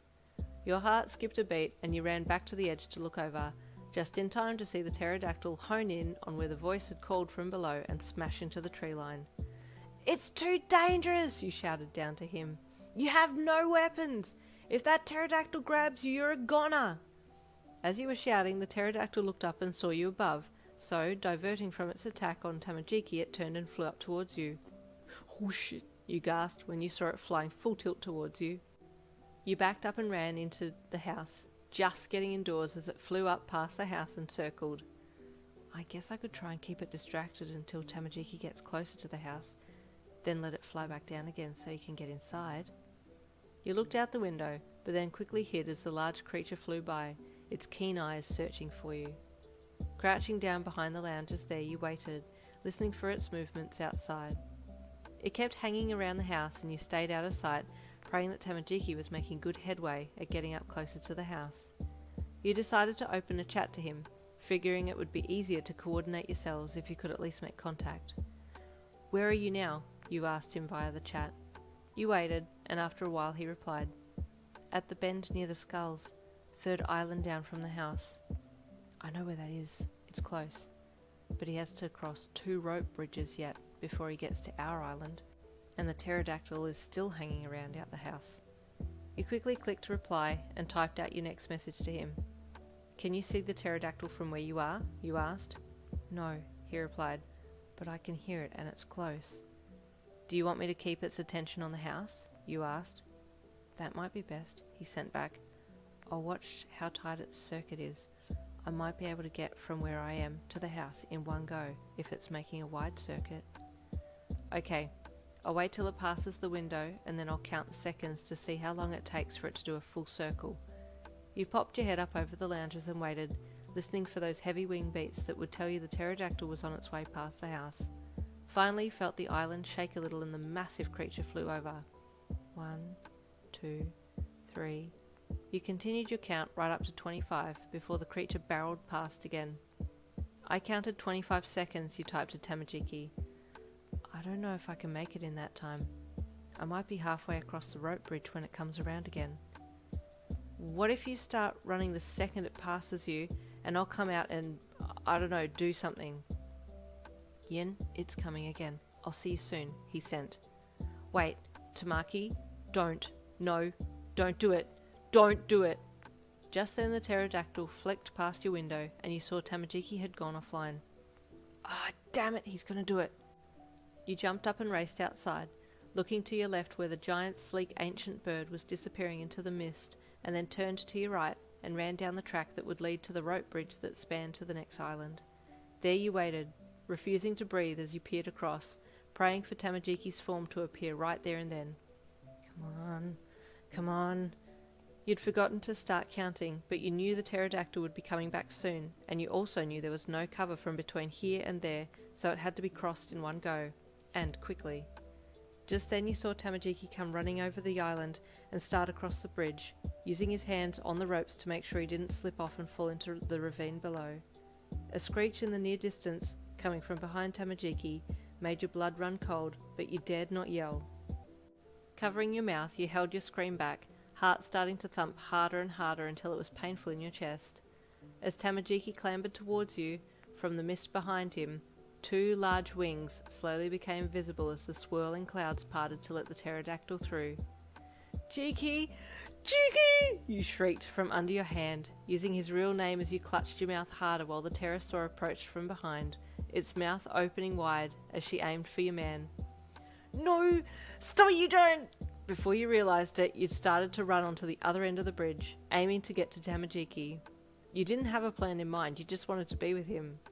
Your hand had only just grabbed his as the pterodactyl flew overhead, its mouth missing the 2 of you by mere inches, and finally you let that scream go, your body shaking with the sound. "We need to go!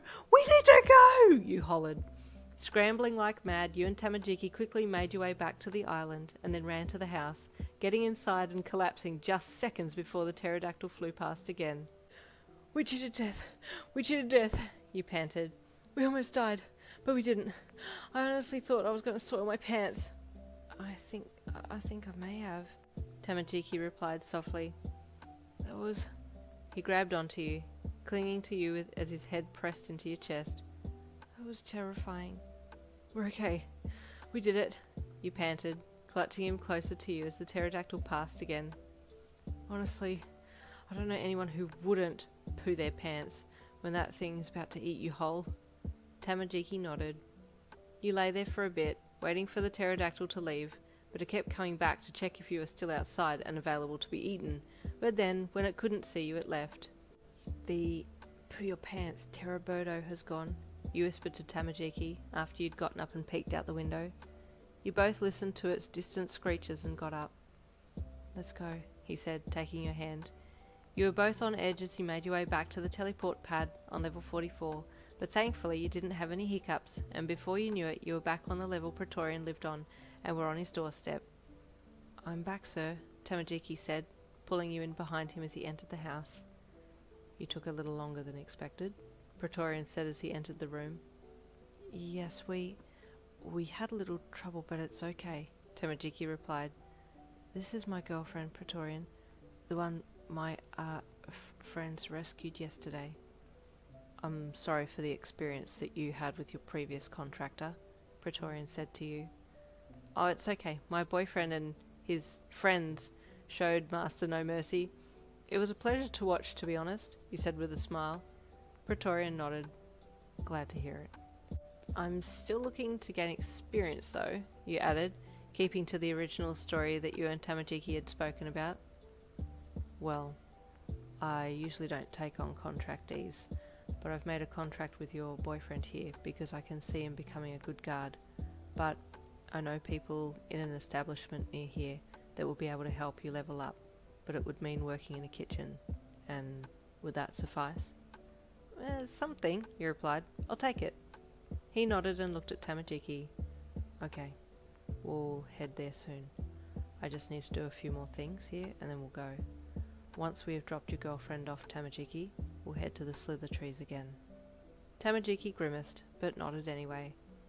In a few more minutes you were both on your way, following Praetorian to the other end of town to a building there. He pushed the door open and you both entered, following him down a hall that had rooms with doors numbered either side of it. "What is this place?" you thought. Praetorian got to the door with number 11 on it and pushed it open. You walked into a dark hall, very similar to the one that you had walked into when you and Tamajiki had been separated into rooms before you'd been purchased by Master. "Wait, are these secret level connectors?"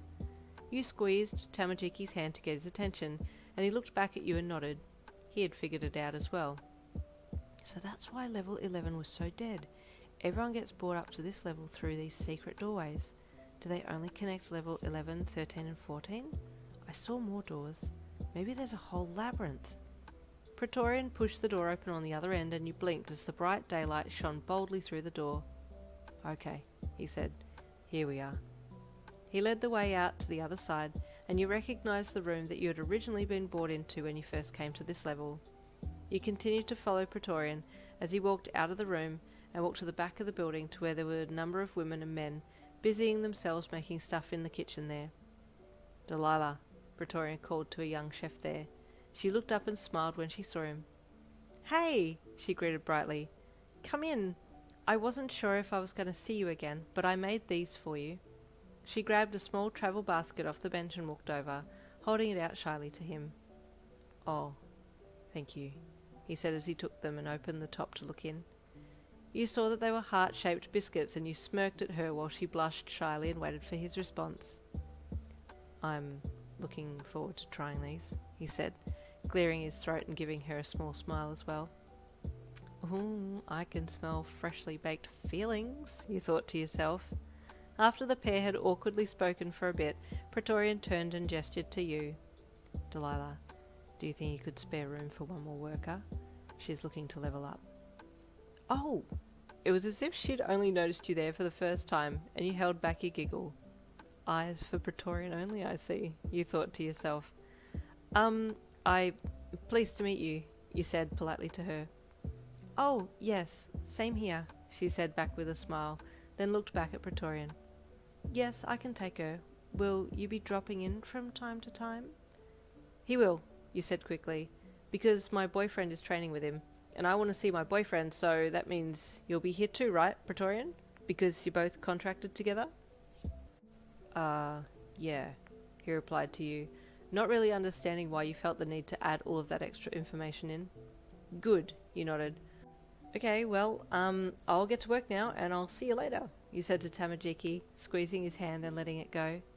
He nodded and you walked over to Delilah. "Okay, teach me, senpai," you said with a grin. She was still smiling shyly at Praetorian, but then snapped out of it when she heard your overzealous exclamation and turned to take charge. Tamajiki kept an eye on you as he and Praetorian left, then spoke to his guardian as they walked out the door. "Where is this place? We were brought here before," he said. "It's a halfway house," Praetorian replied, not divulging any more information. I can't ask too many questions, otherwise he'll know I've got an agenda," Tamajiki thought, looking around for as much extra intel as possible. But the walls were bare and there wasn't much to go on. "I'm assuming that you know of the blue businessman," Praetorian suddenly offered.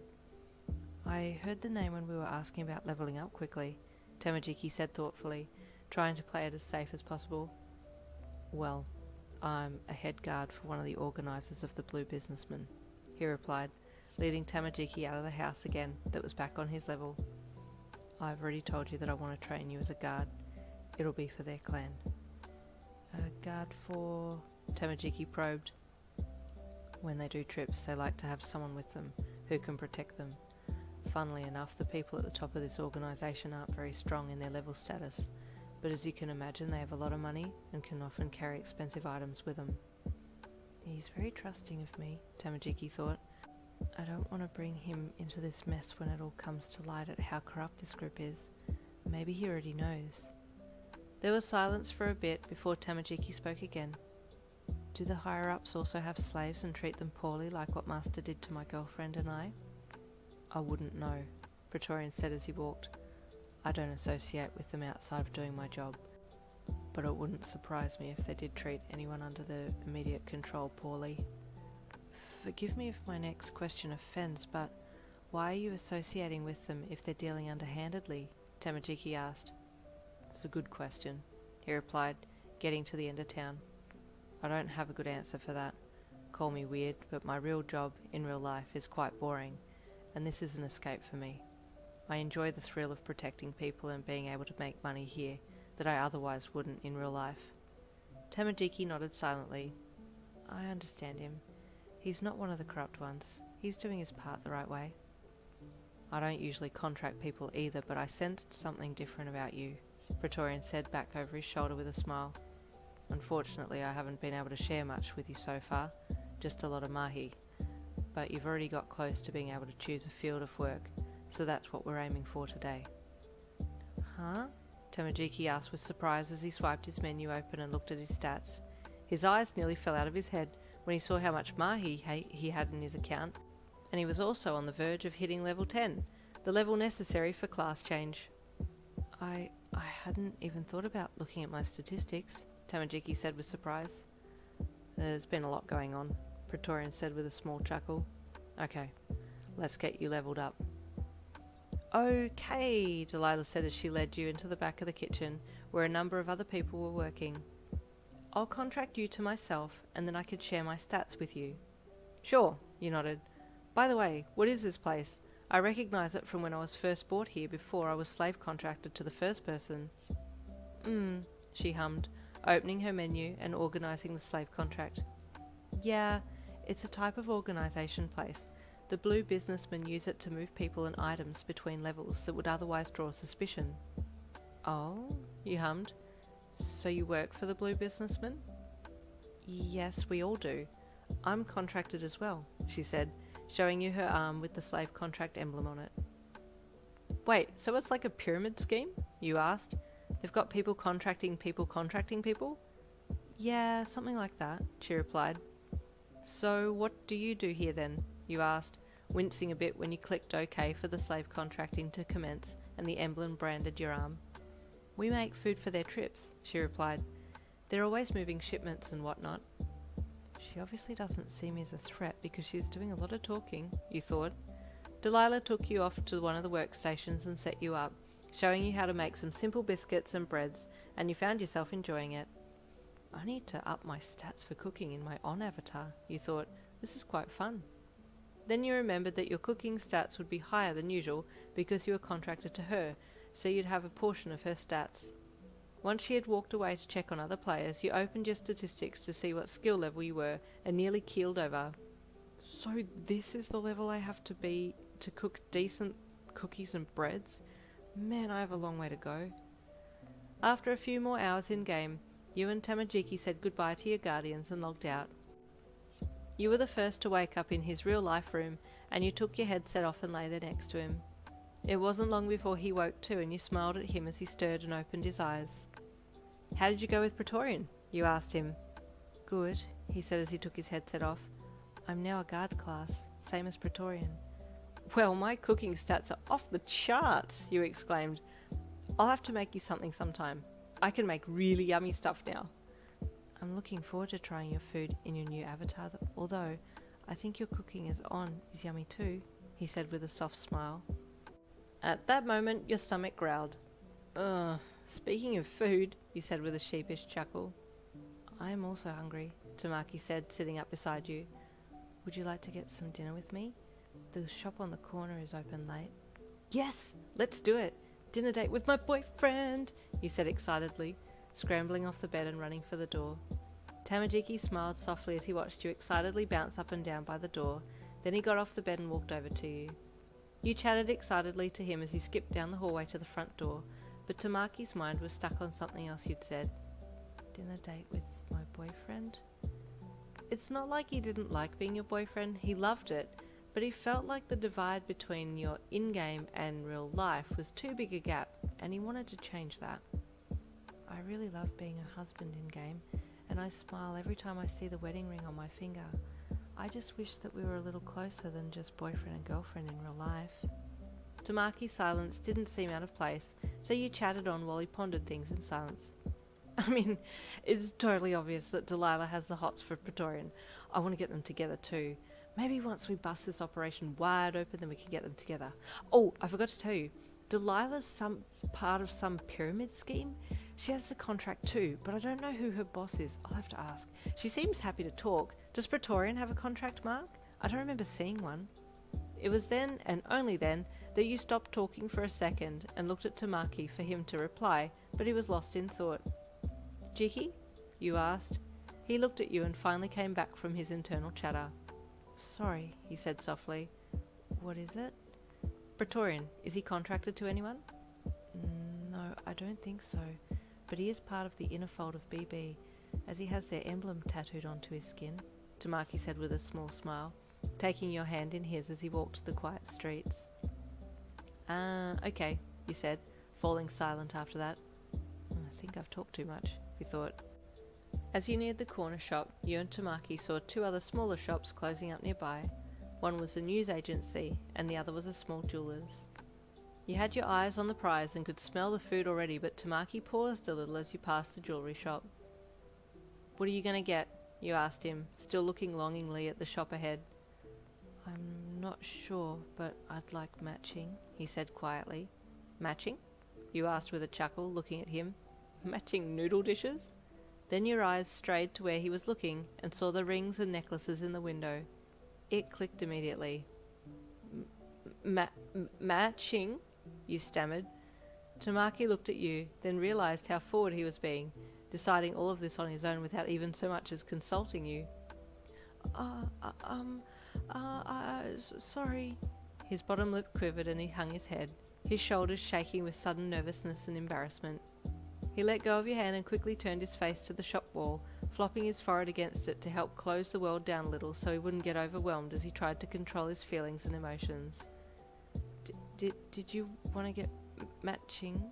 You said softly, still in a bit of awe that he wanted to do something so bold as to possibly get married. He nodded again at the wall. "I love you," he whispered into the brickwork.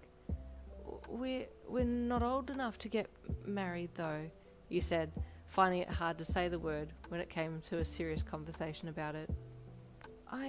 He spun to face you, a mortified look on his face.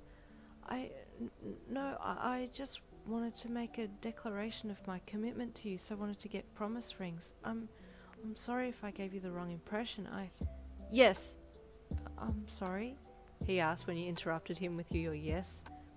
Promise ring or actual marriage, I accept. Yes to whatever, yes to anything, yes, just yes, you said, trying to be as confident as possible despite not knowing exactly what you were agreeing to. He stood there, awestruck for a second, so you jumped at him and wrapped your arms around his neck to hug him, burying your face into the side of his and kissing his soft skin. Whatever it is, I just want to be with you forever, in and out of game. Tamaki wrapped his arms around your waist and pulled his face into your neck as well, letting out a soft sigh of relief that you'd somehow understood what he was talking about in regards to in-game and out-of-game relationships. After hugging for a bit, you then looked at the rings in the shop window, the two of you getting flustered and shy as you pointed different ones out. "We'll come back here when it opens," you said to him with a little shy smile, "but my tummy's calling for food." "Oh, food, I forgot," he replied softly, walking hand in hand with you as you both headed to the corner shop to get something to eat. That night, after saying goodnight to Tamaki and getting home, you lay on your bed and thought about everything that had happened. Bestie leaves this weekend. I need to at least give her a proper farewell. You sighed and rolled over. And maybe Tamaki and I should keep it quiet about getting rings? That might be salt in the wound for her and Mirio. You smiled as you remembered looking at the rings with Tamaki. I mean, we're going to be graduating at the end of this year, so we'll be able to move out on our own. We'll be adults. It's not actually too far-fetched to get married in real life.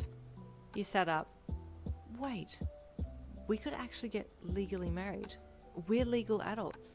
I wonder if Jiki would want to get married, for real, in real life. How do I even approach the subject though? It's a bit strange to just walk up to him and be like, hey, you know what? Let's just get married. We're legally able to. You flopped back on the bed and grinned at the ceiling. Actually married to Amajiki Tamaki? Whoa. Your mind started to create your future together as you closed your eyes and slowly drifted off to sleep. The next morning you were up and early, ready for school. Well, actually, you were more excited to see Tamaki than anything else. You practically floated to school and beelined for his locker before getting to your own, and were elated to find him there. Hi, you sang with a big smile, skipping up to him and hugging him around the waist. He blushed and gave you a small smile, turning to hug you in return. You didn't care that there were other students milling around. To you, you were the only people in the room, and you focused on him, doing your best to refrain from giving him a passionate kiss right there and then. Before you could say anything else, though, the bell rang and your attention wavered for a second. Oh, I have to get ready. See you in class? He nodded shyly and hung his head as you turned and ran quickly to your locker. Glancing down at a piece of paper in his hand, he read the lunch break time of the jewellery store and closed his hand over. I have 10 minutes to get there from when my lunch break at school starts, and the lunch break starts for them. Classes were as boring as always, except for the part where you were given an application sheet to apply for new graduates at local agencies, and you excitedly looked down the list. I wonder who Tamaki's going to request. I should try and get in with him. You looked over the names that were offering places. Ooh, Hawks is an option. Nah, I don't think he would accept me. Or maybe Gang Orca? You will all be given the opportunity to request your desired placements later today, so consider your options throughout the day, your teacher said. You looked up at him, then back down at the paper. I'll ask Jiki at lunch today which agency he's going to go with. The second that the bell rang for lunch, you stood up and ready to walk over to Tamaki's desk, but your bestie got to you first. Yo, you thought about who you want to work with? She asked. No, well, kinda. I wanted to see where Jiki was gonna work. You looked across to his desk, but he'd disappeared, and you stopped your sentence to look for him. What? She asked, looking around with you. Where did Tamaki go? You asked her. She looked around but couldn't see him. Dunno, she shrugged. Huh, you said, not too fazed by it. I wanted to ask where he was going to apply.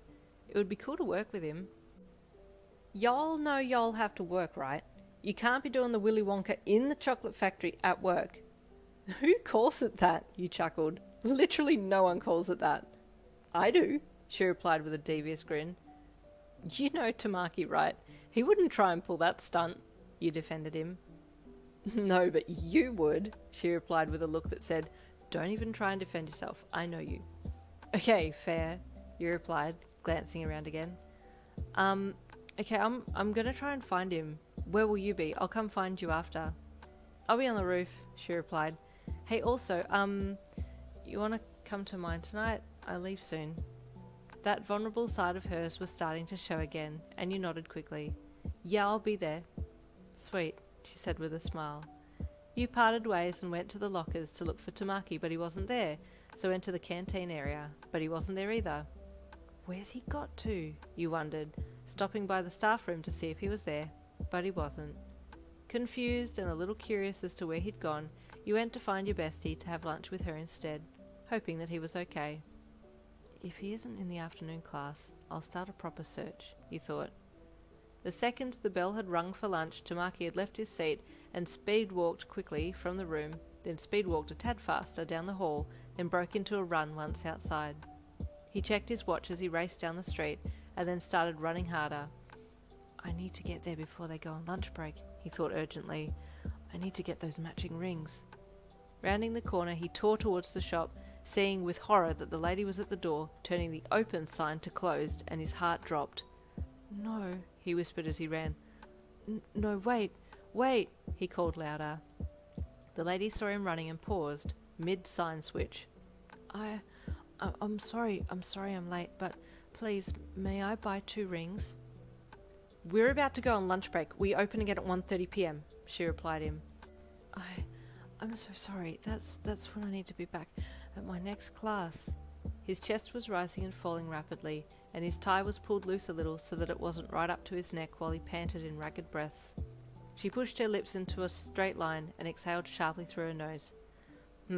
She grunted, stepping back to let him in. Do you know which ones you want? Yes, ma'am, he nodded. I know exactly which ones I want. I won't take up too much of your time. She tried not to scowl, but she wasn't too impressed that he was shaving a minute or two into her lunchtime. Bowing a few times, he passed her and walked to the ring cabinet, eyes scanning the shelves quickly to find the rings. These 2, please, he said softly, his fingertip pressed against the cold glass. Please don't touch the glass, she said firmly. My apologies, he said quickly, pulling his finger back and hanging his head with shame. She pulled the rings out and boxed them up, then placed them in the small carry bag and charged the items to the register. She gave him the price and he nodded, handing over all the money he'd been saving over the past few years. She took his money and counted it, then put it in the till and closed it with a bang. Receipts in the bag, she said briskly, then walked back around the counter and opened the door for him to leave. Goodbye, she gestured to the door. Tamaki was out the door in a second, with many softly spoken apologies of course, and with bag tightly in hand as he broke into a run to make it back to class on time. It was as the bell rang to end lunch that he entered the school grounds and ran to his locker. Should I leave it in my locker or take it with me? He paused, wondering what to do. I'll take it with me so I have it close. He quickly removed the small ring boxes from the bag and placed them into his pocket, then pushed his hands into his pockets as well and walked quickly to the classroom. Jiki! You greeted brightly when you saw his sweaty, roughed-up form enter the classroom. Whoa! You're sweaty. Where did you go? He froze, hands shaking in his pockets as the reality of him not coming up with a cover story loomed over him. Everyone sit down please, class is in session, the teacher called, and reluctantly you took your seat, still watching Tamaki, who quickly avoided eye contact and sat down. That's really strange. It's unlike him to run off and not tell me where he's going. Now, the teacher said, calling your attention to the front of the room. You all have the chance to write down your selections for your application now. Please pull your papers out and start with your most desired new graduate location, bearing in mind that... He continued talking about different places, and your eyes wandered to the sheet before you, while your thoughts wandered to Tamaki. I didn't even get a chance to ask where he was going to intern. You looked across at him. He was looking at you. Who are you writing down? You mouthed to him. He blinked at you from under his fringe, shaking his head as he didn't understand your mouthed words. Who? You mouthed again, holding the paper up and pointing at it. Yin, please pay attention to your task. This is your future, and if you don't take it seriously, it will greatly impact your life. The teacher looked at you sternly. You nodded sheepishly and put the paper down and looked down into your lap. Ugh, teachers. You sat there scowling into your hands, then glanced up at Tamaki again, who was once again watching you. The way he was looking at you told you that he was trying to tell you something, but he wasn't moving at all, so it was hard to tell. Then you remembered. Quirk. You nodded at him and waited till he wrote something down on the paper, then he stopped and glanced at you. Taking a breath in, you got ready to activate, then quickly did so and held it active, jumping to his seat and jumping back quickly. Fat gum, okay, you thought, having seen that name on the paper as you swapped back to your body and deactivated your quirk. You nodded at him and smiled, writing fat gum down. Tamaki smiled to himself, then remembered the rings in his pocket and froze. Did she feel them? He glanced at you again, but you were deep in thought, writing down other names on the list. Assured that you hadn't felt them, he relaxed and wrote a few other options down, then got up to hand his paper in. After finishing, you too handed your paper in, then went back to your desk, smiling at Tamaki as you sat down. You looked over at your bestie as you sat there and saw how dejected she looked. She hadn't filled the paper out. Oh, that's right. She's leaving, so she doesn't need to fill it out. As you watched, you saw her wipe a sole tear from her eye and your heart broke. These last few weeks have probably been torturous for her, knowing she's leaving and not being able to do anything about it. Your face fell as you watched her, so you determined that you would have the best time together that night to give her a proper send-off. Jiki, you called as you ran over to his locker after school that day. I'm sorry, I won't be able to dive today, and I won't be able to walk home with you either. Bestie leaves this weekend, and she wants to hang out, and I think I should because she looked really sad in class this afternoon. I don't want to regret anything before she leaves, and, yeah, so I'll see you tomorrow. Wait, it's the weekend. Sunday, he said softly. Can we see each other on Sunday? You nodded rapidly with a grin. Yeah, okay. I'll text you, okay? And with that you took off, waving goodbye as you ran. Tamaki raised his hand to wave back, but you had already raced off, so he let out a soft exhale and placed his hand in his pockets, clutching the small ring box there. I can't wait to give this to her. That night was bittersweet for you. You and your bestie had a great time hanging out, but the fact that her room was nearly empty and suitcases laid out along one wall really killed the vibe. Hey, so updates on RFO? She suddenly asked. Oh, well, I'm contracted to this chick who has the hots for Praetorian, Tamaki's guard contractor person, and I want to get them together because they'd look so cute together. Is that what the mission's about? To get people together? She asked cheekily. No, this is a side quest, you joked. As for main mission, we haven't really had much success. It's going to be hard to find the person at the top. They either keep to themselves and they keep a low profile, or this syndicate is so big, it's just a massive web and no one ever knows who's at the top. Your bestie thought for a moment. what has your contractor got you doing? Well, cooking at the moment. She says she supplies for BB and their trips and stuff. Well, that's good. See if you can find out if the big guns are going to have some kind of meeting that needs food or something. Okay. Might be a stretch, but I'll see if there's any events she can cater for. You'll have to text me and tell me how it goes, she said with a soft smile. You softened as well and smiled gently back at her. I will. Tears brimmed in her eyes, and yours sprung a leak as you both fell in towards each other and hugged for the longest time, tears flowing freely. Back in his room at home, Tamaki took the rings out and held them up to look at them. They were identical to the ones that you wore in-game as husband and wife. I need to practice what to say, he thought, looking around for something in his room to make pretend that it was you so he could practice his lines. Grabbing the nerve gear headset and setting it up balanced on the chair backing with one of his jumpers wrapped around it, he stepped back and nodded at his practice yin. He hummed at the tilted nerve gear. Yin? These... He held up the rings. I love you. He held them out towards the nerve gear headset, jumping with fright when it slowly toppled off the chair backing and clattered to the floor. He looked down at the promise rings in hand. I don't know what to say. I just wanted to know that these rings will keep us together until we can get married one day. He very gently picked up the nerve gear set and sat it down on the chair, then smiled and placed the rings safely on the desk before getting into bed. Sunday morning you and Tamaki picked a time to meet, and then you got ready to see him. Your heart was being pulled apart, half excited to see Tamaki, and the other half watching the time and wondering how your bestie was going. You knew what time she was due to leave the country, and you kept thinking about where she could be at that point, wondering if she was upset or crying. As you stood there spacing out, you heard your phone ding in your pocket and pulled it out. Just chillin' in the lounge area, thing McDing, you know how it is, bestie sent. Chillin' like a villain, you sent back to her. Is there any other way to chill? She replied with the wink emoji. You smiled to yourself. She seemed to be okay. You catching up with your boo, right? She sent. Yeah, just casual chillin', nothing intense. Sure. You huffed with amusement out of your nose and replied with the smirk emoji. Hey, thanks for everything, she sent next. You sat down on the bed so you could text her for a bit, but her next message cut everything short. I gotta go now. I'll try and get in touch with you once I'm on the other side.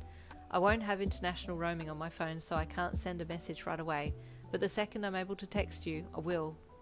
Don't stress, I'll always be here, you sent back. Be safe, okay? Always, she replied, signing off how she usually did, and you smiled sadly as you closed the messages app and got up off the bed to go and see Tamaki. You were excited to see him, but a part of you was really sad that your best friend for how many years had gone. Hey, you greeted him softly as you approached him at the meeting place. He nodded at you, looking a little more shy and hesitant than usual, but you were a little internally preoccupied with your own sadness that you didn't notice. Bestie left today, you offered as conversation as you fell in step and started walking together. Oh, is she okay? Tamaki asked. I guess, you replied. It's a huge change. It's sad that I might not hear from her for a while, and I can't even play an RFO with her anymore. Tamaki nodded as you walked to the closest cafe. He pushed the door open for you and entered idly, looking down at you as you walked in. Would you like to pick a seat? He asked softly from behind you, hands fiddling with something small and cube-like in his pocket. You nodded and picked the closest table, mind still on your bestie, who was probably preparing to take off right now. Do you think she'll come back? You asked Tamaki, who was still practicing his lines in his head as you both sat down. Oh, who? Bestie, you sighed. Do you think she'll come back? I'm not sure, he replied gently, but if she does, it'll be to see you. You smiled at him a little and looked down at the menu. Ready? You asked him after a while. He was again practicing his lines, and he thought you were asking if he was ready to deliver his lines. I was waiting for when we were outside again so I could pick a nice place, he said with a panicked look on his face, and you looked up at him confused. Sorry? You asked. I don't want to say anything wrong, he replied softly. Say what wrong? You tilted your head to the side. "Hi guys, can I take your order?" the waitress asked, suddenly appearing beside the table. "Oh, yeah, sure," you replied with a smile. "What's the special today?" The waitress very happily told you all the specials for that day, and you listened intently, while Tamaki panicked internally about what to order, as he had been so wrapped up with the lines that he wanted to say to you that he hadn't been thinking about anything else. While you placed your order, his eyes scanned the menu. "Thanks," you said to the waitress, after giving her your order. Then you turned to him. "You ready, Jiki?" His hands were shaking, and he had his head so low to the table that you thought he was trying to phase through it like Mirio to try and escape the stressful situation. Seeing his anxious state, you decided to order for him, figuring he would want something with clams, octopus or beef in it. "Oh, I know. He'll have your beef fry with mushrooms and shallots," you said quickly, looking at him to see if he would react. He just nodded and kept his eyes hidden from behind his fringe, and you smiled. The waitress happily jotted the order down, then turned and walked away to put it through to the kitchen. "Are you okay, Jiki? You're a little more jumpy than usual," you commented, only now just feeling like he wasn't his usual self. "Sorry," he whispered, still clutching the menu. "It's okay," you replied gently, not understanding why he was acting the way he was acting. "It's just me. You can relax now." He looked up over the menu at you, then looked around and relaxed slightly, putting the menu down and letting out a small sigh of relief. "Where's that Tamajiki and butterfly confidence? I know Tamajiki has confidence. I watched him outrun a giant pterodactyl, Puma Pants-sized giant. You know what? I'm naming it Pants, because we both nearly pooed our pants." He nodded silently in agreement, and closed his eyes for a few seconds to collect himself. As he closed his eyes, the waitress returned with drinks, so you were preoccupied with her while he steeled himself. This is good," you commented, using your straw to chip at the ice in your drink as you watched the bubbles pop to the top. "Yin?" Tamaki said timidly. You looked up. You hummed. All that internal practice went out the window as his lips clammed together and his mouth ran dry. "Jiki, what's wrong?" you asked worriedly. He looked like he was about to pass out. "What is it?" You got up and reached over the table to him. "Why do you have that look on your face?" He looked up at you, and then in a fit of courage, not bothering to wait till you were both outside or anything, he jumped up and grabbed the ring box from his pocket. "Marry me!" he called loudly, grabbing the box with both hands and shoving it out the front of himself as he bowed his head down, as if begging you to accept it. You froze. Then he realised what he had said and froze as well. Oh no, these were just supposed to be promise rings, not engagement rings. I just asked her to marry me." You couldn't believe your ears. It's what you had been wondering about, but you didn't know if he had been thinking along the same lines as you. It appeared that he had, and you gasped in awe before taking the ring box from him and grabbing his outstretched hands. Yes, yes, yes, you squealed enthusiastically. Other customers had heard his proposal and were watching on by now and clapped happily when you accepted. He kept his head down, so you had to place the small box on the table and move around the side of it and force him to stand straighter so you could hug him. Poor Tamaki was still in shock. He had accidentally asked you to marry him, and you had accepted. Was it really okay to get married? He could hear the clapping and calls of congratulations around him, along with the muffled things that you were saying, but his mind had blurred and he was unable to make out anything clearly. In another wave of panic, he stepped past you and ran for the door, wanting to get outside where he could clear his mind a little more. You had no idea what was going on and called out to him as he ran, then grabbed your bag, slapped some money down on the counter and took off after him. "Jiki!" you called as you got outside. "Jiki!" He had vanished. What on earth just happened? You wondered, jogging along a little to try and find him. You figured he would go somewhere that was enclosed and away from everyone, so you ran to the nearest alleyway and looked in. There he was, down the back, crouched down with his head pressed against the wall of the building, and you let out a little apologetic chuckle and slowly walked towards him. "Jiki?" you asked as you got closer, then crouched down beside him and copied his position, pushing your forehead against the wall. "What's wrong? Are you okay?" You swiveled your head a little to look at his side profile. That didn't go how I planned for it to go," he said softly. "How did you want it to go?" Well, I was going to ask for you to wait for me. Wait for you? Where? He shook his head. I was going to ask you to wait for me so that when we're older we can get married. I was giving the rings as promise rings, but then I panicked and asked you to marry me, and it was right in front of everyone. I'm so sorry I put you on the spot like that. Promise? You asked, your heart sinking. Oh, so you didn't mean to ask me to marry you? Tamaki turned his head a little and looked at you as you turned your head and stared glumly at the ground. He then realised that he hadn't put you on the spot. You had said yes very willingly, and now you were sad that he was seemingly going back on his original proposal. Oh, we can get married, he stammered. That's okay with me. You shook your head. No, you just wanted to promise. That's okay too. I don't want you to feel pressured. Sorry. I'd been thinking that we could get engaged because we're both old enough now, and we could have a 2-year engagement and then have gotten married after our first year of being new graduates, but if you're not ready, then that's okay. Tamaki was torn. He really wanted to make you happy, but he was also so nervous about taking that next step. We can get engaged like I asked, he said, pulling his head off the wall. No, it's okay. I know you're not ready, he said with a sad smile as he pulled back to look at him. I accept your promise. You stood up and held your hand out to him. Come on, let's go back. The rings! I forgot them! Oh no! You spun around and raced back out the alleyway, back to the cafe. As you ran back in, the waitress was standing at your table with the food. I'm so sorry, you gasped, stopping beside her. We just had something came up. Can I please have the food to go? She nodded, and you looked down at the table, noting with a sigh of relief that the box was still there. You opened it and saw 2 rings there. They looked identical to the ones that you and he wore in-game as husband and wife, and it made you choke up a bit. I know this sounds stupid, but it's kind of like a slap in the face that these are only supposed to be promise rings when they look like our real wedding bands in-game.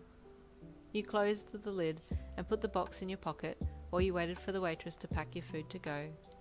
It kind of stung that you had gotten all excited about Tamaki proposing to you, only to find out later that he hadn't meant to ask you to marry him. It's not that he doesn't want to marry you, you goose. He's just not ready to make that step. Stop being such a pouty sprout, you berated yourself. Trying not to let it get to you, you waited to collect your food items and then turned and left the cafe, letting out a sigh before straightening a little and going back towards the alley to find Tamaki. Down the alley, Tamaki had had little more time to think everything over. He had felt your hurt when he admitted that he only wanted to give the rings as promise rings, and it made his heart sink. I never meant to hurt Yin. Why was I only thinking of promising anyway? We were already married in RFO. What's holding me back? He looked down at his hands, then up at the sky, trying to find the reason for not jumping to engagement phase like you wanted. She's right.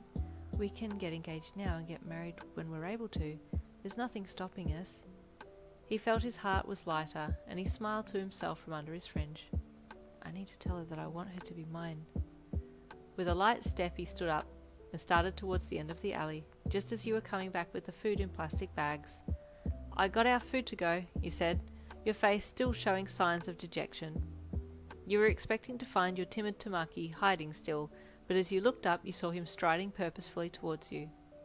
Jiki? You asked when you saw that he was looking directly into your eye. Where are the rings? He asked confidently. Surprised by his sudden conviction, you pulled them from your pocket and handed them to him. He opened the box and took your rings out, kneeling down on one knee and looking up at you fondly. There is nothing holding me back this time, Yin. Will you marry me? Stunned, you stood there looking down at him for a bit before speaking. Jiki, it's okay, we can just keep them as promise rings. I don't want you to feel pressured to. No, Yin, please. Answer me truthfully. Will you marry me? I love you, and I want to be the one to stand by your side forever, in-game and in reality. I want us to be one. Will you marry me? He was so sure of himself that it brought you to happy tears. Yes, you said in a happy, quivering voice. Yes. He stood up and took your hand gently in his, then slid the ring onto your finger. It fit perfectly. I can't believe it's the same ring as the one in RFO, you said as you hugged him. I love it, and I love you, Jiki. Are you sure you're okay with this? I'm very sure, Yin, he said softly, hugging you back. You've made me strong, and you've always been there for me. I want to be there forever for you too. You hugged him again, feeling much better than you had a few moments ago. It was a happy night that night. You spent more time with Tamaki. Then as the sun set, you made your way home to do some study. Okay, you watched anime, who am I kidding? And then you went to bed. You did find it a little hard to go to sleep because of the adrenaline, but you are now engaged to Tamaki. In real life! What kind of amazing dream was this? The following afternoon you decided to dive together from his place to do some more investigation into the BB group and went about your duties in-game with your contractors. Hey, so, you asked Delilah as you followed her around the kitchen, carting things for her. Do you ever do catering stuff for the higher-ups? Sometimes, she said, stacking some bread baskets on your arms. Do they come to this level, or do you go to their level? You asked. To their headquarters, she replied, picking up some more baskets and banging them together to rid the excess crumbs. Headquarters? Isn't that like top secret? You asked, walking after her as she walked along a little further and picked up more from the bench. You sure ask a lot of questions. Do you always talk this much? Yeah, I guess, you replied. I'm just curious about this group, that's all. I mean, don't you want to know who's at the top of all this, running the show? No one's ever met him, Delilah replied. I'm sorry, what? What do you mean? You asked, stepping into the back baking section, where other workers were busily making bread and other baked goods. No one knows who he is, she repeated. I mean, I don't even know if it's a he, but everyone says he. Surely someone knows the name of the person, or are there like a few at the top? I have no idea, she shrugged. So, how did you get into this then? You asked her. She stopped and looked at you. If I answer that question, will you stop talking and get back to work? We have a deadline to meet. Oh, yeah, sure. So, how did you end up getting contracted? You asked her, placing the bread baskets in the washing area and chasing her outside to where she was going to check the laundry. When I got in-game, I worked on level 1 as a barmaid. It was okay, I guess, but some players were really annoying, treating me like an NPC and trying to solicit me. One day, I heard about a group that was contracting players to work in a bakery, and they would give you all the skills you needed immediately to be able to cook well, she said. So I inquired and ended up here, and now I run this kitchen. I love it. Oh, I see. Who are you contracted to? You probed. Henry, she replied. She drops in rarely now because she's leveled up heaps and is off doing other stuff, but she's the one who contracted me. Have you ever tried to leave, as in break the contract? You asked her. No, I don't want to. I like it here, she replied, avoiding eye contact and stiffening up with one arm clutching across her chest to the other. You've asked enough questions. Now go and work, please, before I get annoyed. You really wanted to push for more, but decided against it. You already had the name of someone above Delilah, so you were happy with your progress. I wonder how Tamajiki is faring with Praetorian, you wondered, as you left Delilah and headed back inside to your cooking station. Tamajiki was faring quite well. Well, aside from still being terrified of the live viper branches that were lashing out at him, he was fine. You're improving, Praetorian commented from the safety of the grass beyond the reach of the vipers. Tamajiki jumped back out of reach and nodded. Is there a particular quest you're training me for? This doesn't feel like an introductory lesson. You catch on quick, Praetorian chuckled. Yes, actually. There's a shipment moving next week, and we need to guard it. You'll be ready by then. A shipment? Tamajiki asked. Praetorian nodded. I don't know what of, but it's important. Some of the higher-ups are accompanying us on the trip. Tamajiki's ears pricked up when he heard that. This could be the moment. He nodded and returned the sword the Praetorian had given him. Okay, he said. Back outside of the game, you were bursting at the seams to tell Tamaki the name of the person above Delilah, and he was excited to tell you about the mission he was about to go on. You were the first to exit the game, and you lay there with the nerve gear headset on, smiling at the ceiling while you waited for Tamaki to arrive back in real life. It wasn't long before he exited as well and woke beside you. I'm going on a mission. Henry! You both said at the same time. Sorry, what? You both asked again. You first, you chuckled, still with the nerve gear pushed down on your forehead, scrunching your eyebrows down. I'm going on a mission soon, he repeated. Oh, awesome! What will you be doing? You asked, finally taking the headset off. I'll be a guard for moving of items. There will be some higher-ups there. Ooh, that's exciting. That's another step forward, you said, sitting up. What did you say when you spoke before? He asked. Oh, Henry, that's the name of the woman that Delilah is contracted to. Oh, and Delilah told me that she has no idea who's at the top. She says no one knows. Tamaki thought for a moment. There has to be someone running everything, he commented. They must be very good at keeping a low profile.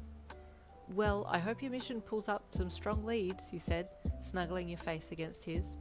The part that was poking out from underneath the nerve gear headset anyway. You then felt the engagement ring on your finger and looked down at it with a smile.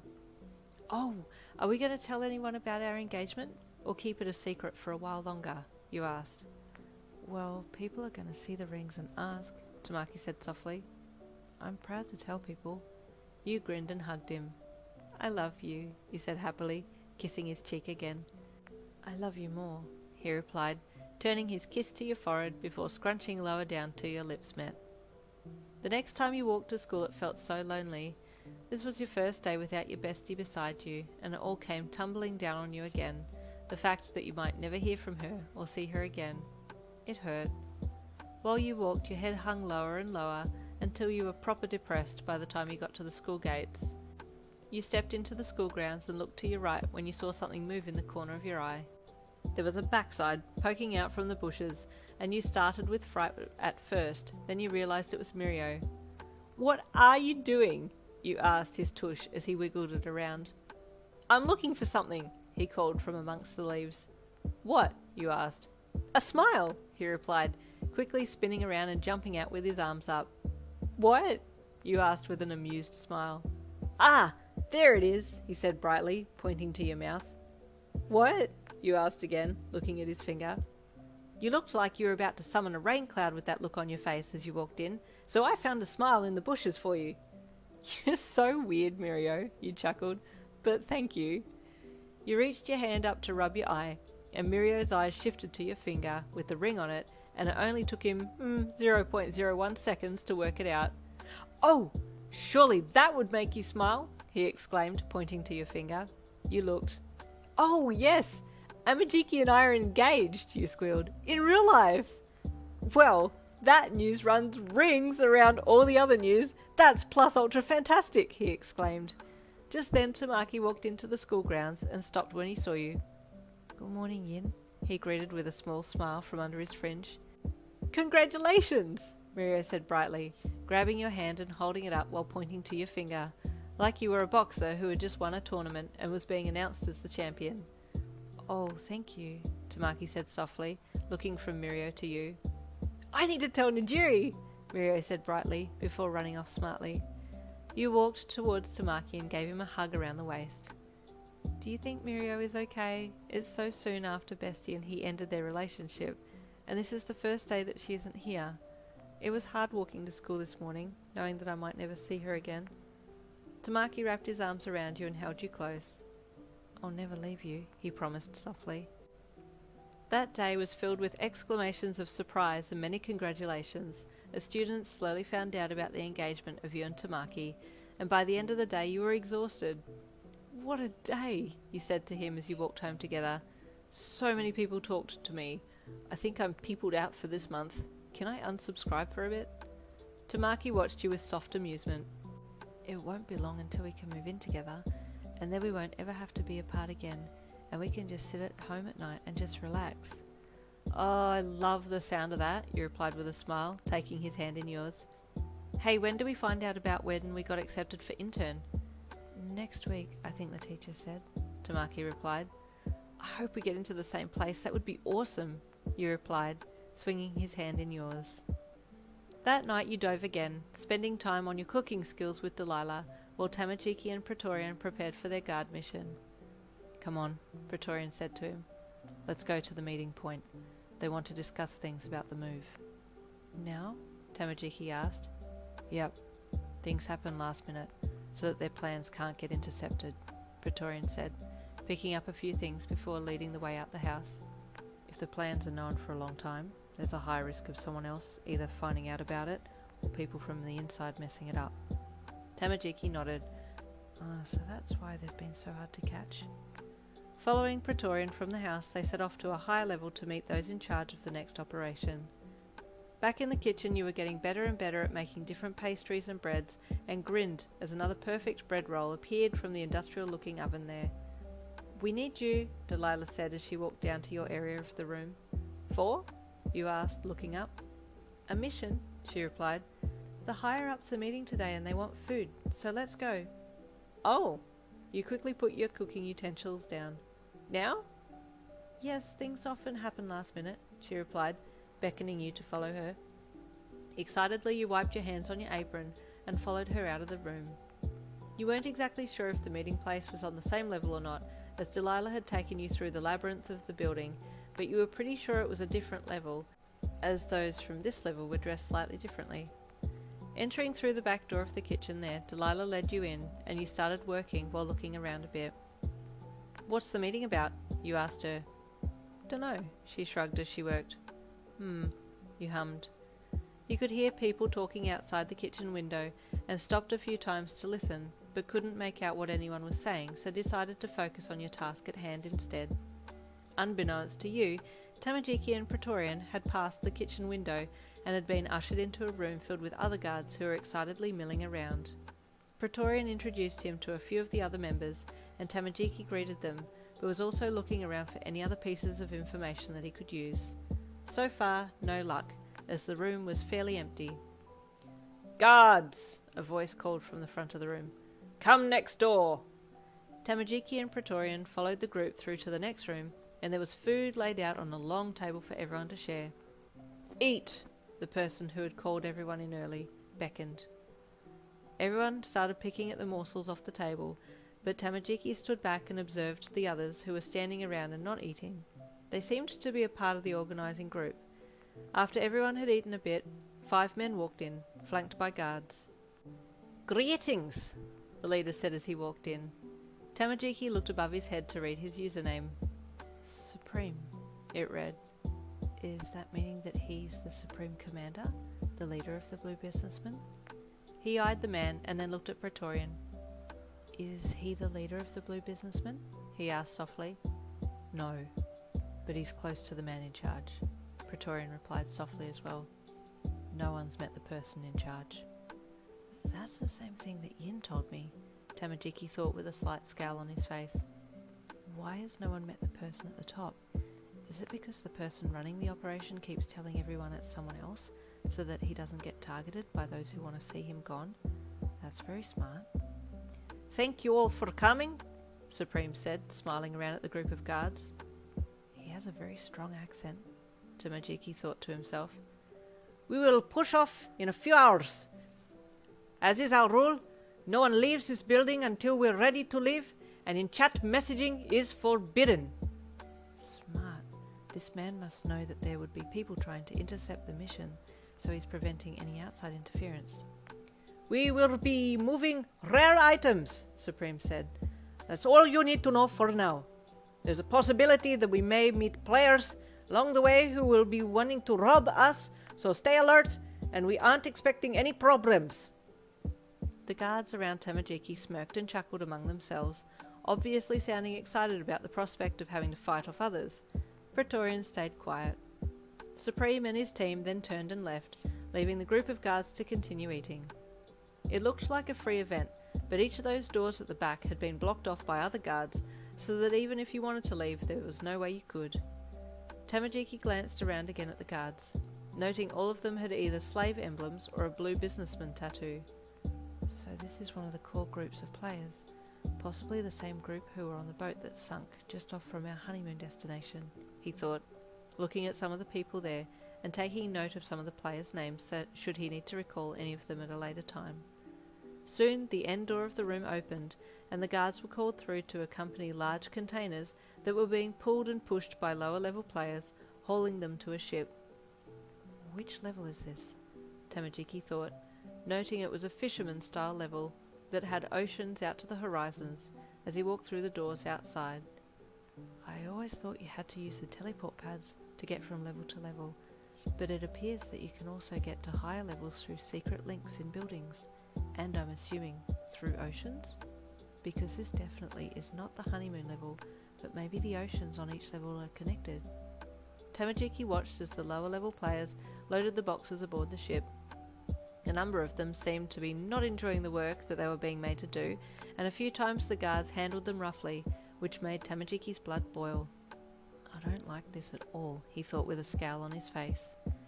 As he had his back to the dock, he heard a voice that made his heart almost stop, and he spun around just in time to see you being forced into a cage that was aboard the ship. This chapter takes place 1 hour earlier than the previous chapter. You and Delilah worked hard, quickly making the foods required, and once you were done you loaded them onto trays and prepared to move them out. "I'll do it," you called to Delilah, lining up to carry the trays of buns out. She shook her head and sighed to herself and let you go. I really hope she doesn't go snooping around because they don't like it when you get curious. She shifted uncomfortably and pulled her sleeve down a little further to cover 2 deep gashes on the inside of her elbow. Just then the door to the kitchen opened and out you walked, with fellow kitchen staff in front and more behind. You were all channeled down the hall into a room where a long table was set up, and you were to put the trays down and then go straight back to the kitchen.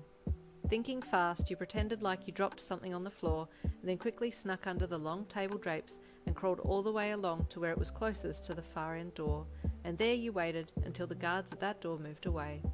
Once the guard had left his post, you quickly and quietly crawled over and pried the door open and crawled through. It was dark on the other side, and you pushed yourself up against the wall to wait for your eyes to adjust before looking around. It looked like an office, which was good, and you crawled over to the desk and hid under it until you felt safe enough to come out and stand up. There were quite a few letters on the desk, but you couldn't read them as they were all in code, and you quickly put one in your pocket to keep and show Tamajiki later. Unable to see too much, you reached for the lamp on the desk and turned it on, searching for names of something, anything. There were a lot of blue businessman stamps on everything, but nothing seemed to be getting you anywhere. Annoyed, you turned to the bookshelf and scanned over the spines of the books to glean any more information. There was a blue book that stood out to you a little, as it looked a bit cleaner than the others, so you pulled on it to take it out, but instead of the book pulling free of the shelf, the whole front of the shelf started to rotate. "It's a secret passage," you thought with surprise, as you let the bookcase rotate until you were on the other side. Quickly stepping in, you waited until the case had closed behind you, and then almost immediately the hall ahead lit up, with rows of lights either side on the smooth brown walls.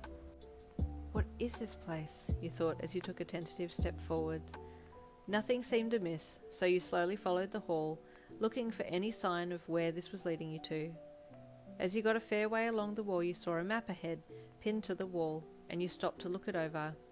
To your surprise, you realised it was a map of the different levels and how this labyrinth of connecting tunnels worked between them all, making it far easier for the blue businessmen to move large groups of people and goods without being caught.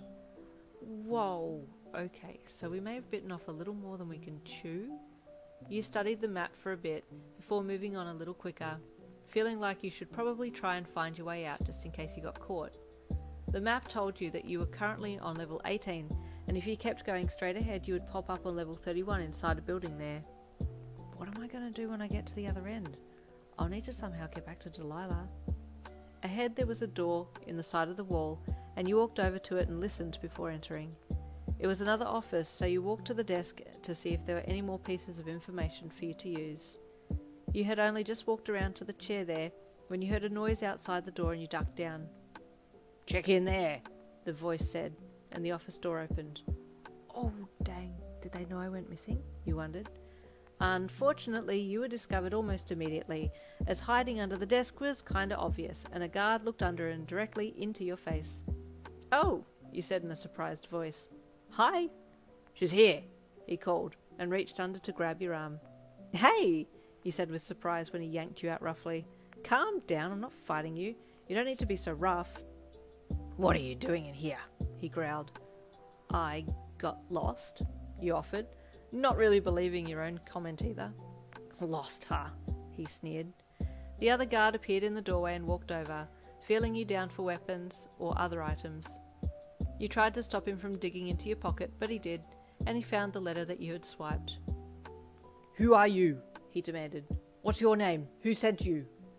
I don't know. I got lost, and can you take me back to Delilah now? While you talked, the guard holding you checked your arm and saw you were contracted. Your owner's name's Delilah? He asked. Where is she?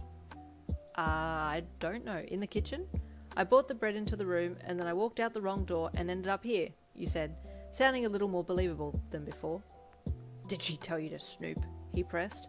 What? No. Have you got something to hide? You retorted. Don't get smart, he growled, handling you roughly out the door. This obviously is your first offence, and we don't get many trying a second time. And with that you were marched quickly out of the room and back down the way you'd come. Unfortunately though, you were expecting to be handed back over to Delilah and left alone, but instead you were taken to her and stood before her. When she saw you detained by the guards, she paled and looked visibly shaken. Uncontract her now, the guard on your left growled menacingly at her. No, please, Delilah begged. She must have gotten lost. I'll take her with me and you won't see us again. You have 3 seconds to uncontract her, the guard replied darkly. 1, he started counting. Forced to do his bidding, she quickly opened her menu and clicked the button that would break the slave contract with you. I'm sorry, she whispered, a tear slipping down her cheek. Before you could ask any more questions, you were turned around and marched out the door and off to a destination unknown. The sun outside was blindingly bright, and you squinted as you exited the building, blinking rapidly and focusing ahead as you walked towards what appeared to be the ocean, to where a ship was waiting. Keeping your wits about you, you could see the ship was being loaded with a ton of boxes, but no human cargo. There were a number of guards aboard, and you easily counted 20 just at the back end of the ship. Keep your head down, the guard on your left barked, grabbing the back of your head roughly and shoving it forwards, which made you stumble a bit. You could hear people talking and calling for things as you walked up the plank and onto the ship and was directed into a wooden cage. Now, sit down quietly, the guard who had handled you roughly said in a dark voice, producing a hot branding iron, or you'll end up with some pretty black lines on your arms and back. You just looked at him in disbelief. You can't be serious, you commented. You do realise this is a game, right? And I can just log out as I please. His top lip pulled back into a sneer and he gestured to you with the hot iron in hand. Go on then, log out. Your stomach dropped with dread and you swiped your menu open to look for the log out button. It wasn't there. What? You said in shock, looking back up at him. Told ya, he snickered evilly. How? You demanded, closing your menu. Big boss sees all and controls all, he replied, turning away now that he had had enough of you. The panic started to settle in a little now and you wondered what was going to become of you, the warning of what had happened in the game Sword Art Online coming to mind. Before the stress completely consumed you, you felt a presence and looked to your left. Moving a little was the unmistakable figure of your man, Tamajiki, who pushed a finger to his lips to indicate for you to remain silent. Sweet relief washed over you the second you saw him. Everything was going to be okay now. Looking around you, you tried to find something to distract the guards with, but just then everything must have been loaded and some voices in the near distance called to push off. You glanced at Tamajiki and he looked torn, wanting to rush to get you out, but also wanting to retreat so that he didn't look suspicious and could wait for a better time to get you free. It's okay, you whispered to him, barely above a whisper. He looked at you, looked at the guards, then looked at you again and nodded, stepping back and pretending that he was adjusting boxes before looking back to where Praetorian was. The ship slowly started to move forwards and you pushed yourself back to the far end of the cage so that the guard couldn't reach you, and then just waited. Occasionally they would glance back at you, but they must have felt like you were well and truly trapped in there as their backwards glances at you started to lessen. Tamajiki stayed close, well, as close as he could, and you just sat there waiting to see what would happen. Once the ship was well and truly out on the ocean, the guards moved away from your cage and did something else while Tamajiki moved in. What happened? He asked in a soft voice, looking away so that it didn't look like he was talking to you. I got caught snooping and got one piece of evidence that I managed to steal, but then they took it off me, he whispered back. But get this right, I can't log out. I tried to, and the log out button is gone. What? Tamajiki asked softly with surprise. He swiped his menu open and found the log out button there, so closed his menu down and indicated for you to open yours. You did so, and the logout button still wasn't there. Why? You whispered to him. Why isn't it there? I don't know, but I think this goes beyond anyone in game. I think this is now programming. You looked up at him. Wait, no, it's not. Anarchy Lord. Tamajiki's face darkened. Surely not, you whispered again. I swear to God, if it's him, I'm going to beat his ass. Tamajiki was now deep in thought, placing all of the pieces of the puzzle together. No one knows who's at the top of this organisation. People's freedoms in game are being controlled. It's all adding up, Tamajiki replied with a nod. Well, what now? How do we stop him? Is he even in-game, or is he working outside the game? You asked, shifting around so that you could uncramp your legs. I don't know the answer to those questions, Tamajiki replied sadly. Hey, guard! Tamajiki! Move away from the prisoner! One of the guards from earlier called when he saw that Tamajiki was still standing a little too close for his liking. You looked over at the guard as he wielded the still glowing iron in hand and then turned to walk over to your man. Move away, he said darkly again, jerking his head for Tamajiki to step away, but your man didn't move. Do you not understand? The guard barked again. Move! Still Tamajiki didn't move. Another guard, overhearing the yelling, also walked over to see what was going on. There was a bit of a standoff between the three. Then the guard with the hot iron stepped forwards and held it out as if he was going to hit Tamajiki with it. That was the wrong thing to do, because as quick as a flash, Tamajiki had grabbed a sheet nearby and was now using it as a weapon, shielding himself from the approaching iron rod before wrapping the sheet around the end of the iron and yanking it from the guard's hand. Are we not supposed to be working together? Tamajiki asked the guard, who had tried to attack him. Yet you raise your hand against me. Don't try and act like we're on the same level. You're nothing but a slave to a guard, who has also made you a guard, the guy growled, stepping forward to try and fight barehanded. Tamajiki swiftly stepped out of the way and chopped his hand into the side of the guard's neck as he stumbled past. I appear to be above you in terms of combat, Tamajiki commented calmly as the guard crumpled to the ground, making you suck your lips in and jam them together between your teeth so you wouldn't giggle or smile too obviously. This, understandably, angered the guard, and he got up and lashed out again, but it was obvious that Tamajiki knew how to handle himself, and after dodging attack after attack, he finally wrestled the hot iron from the guard and pointed it back at him.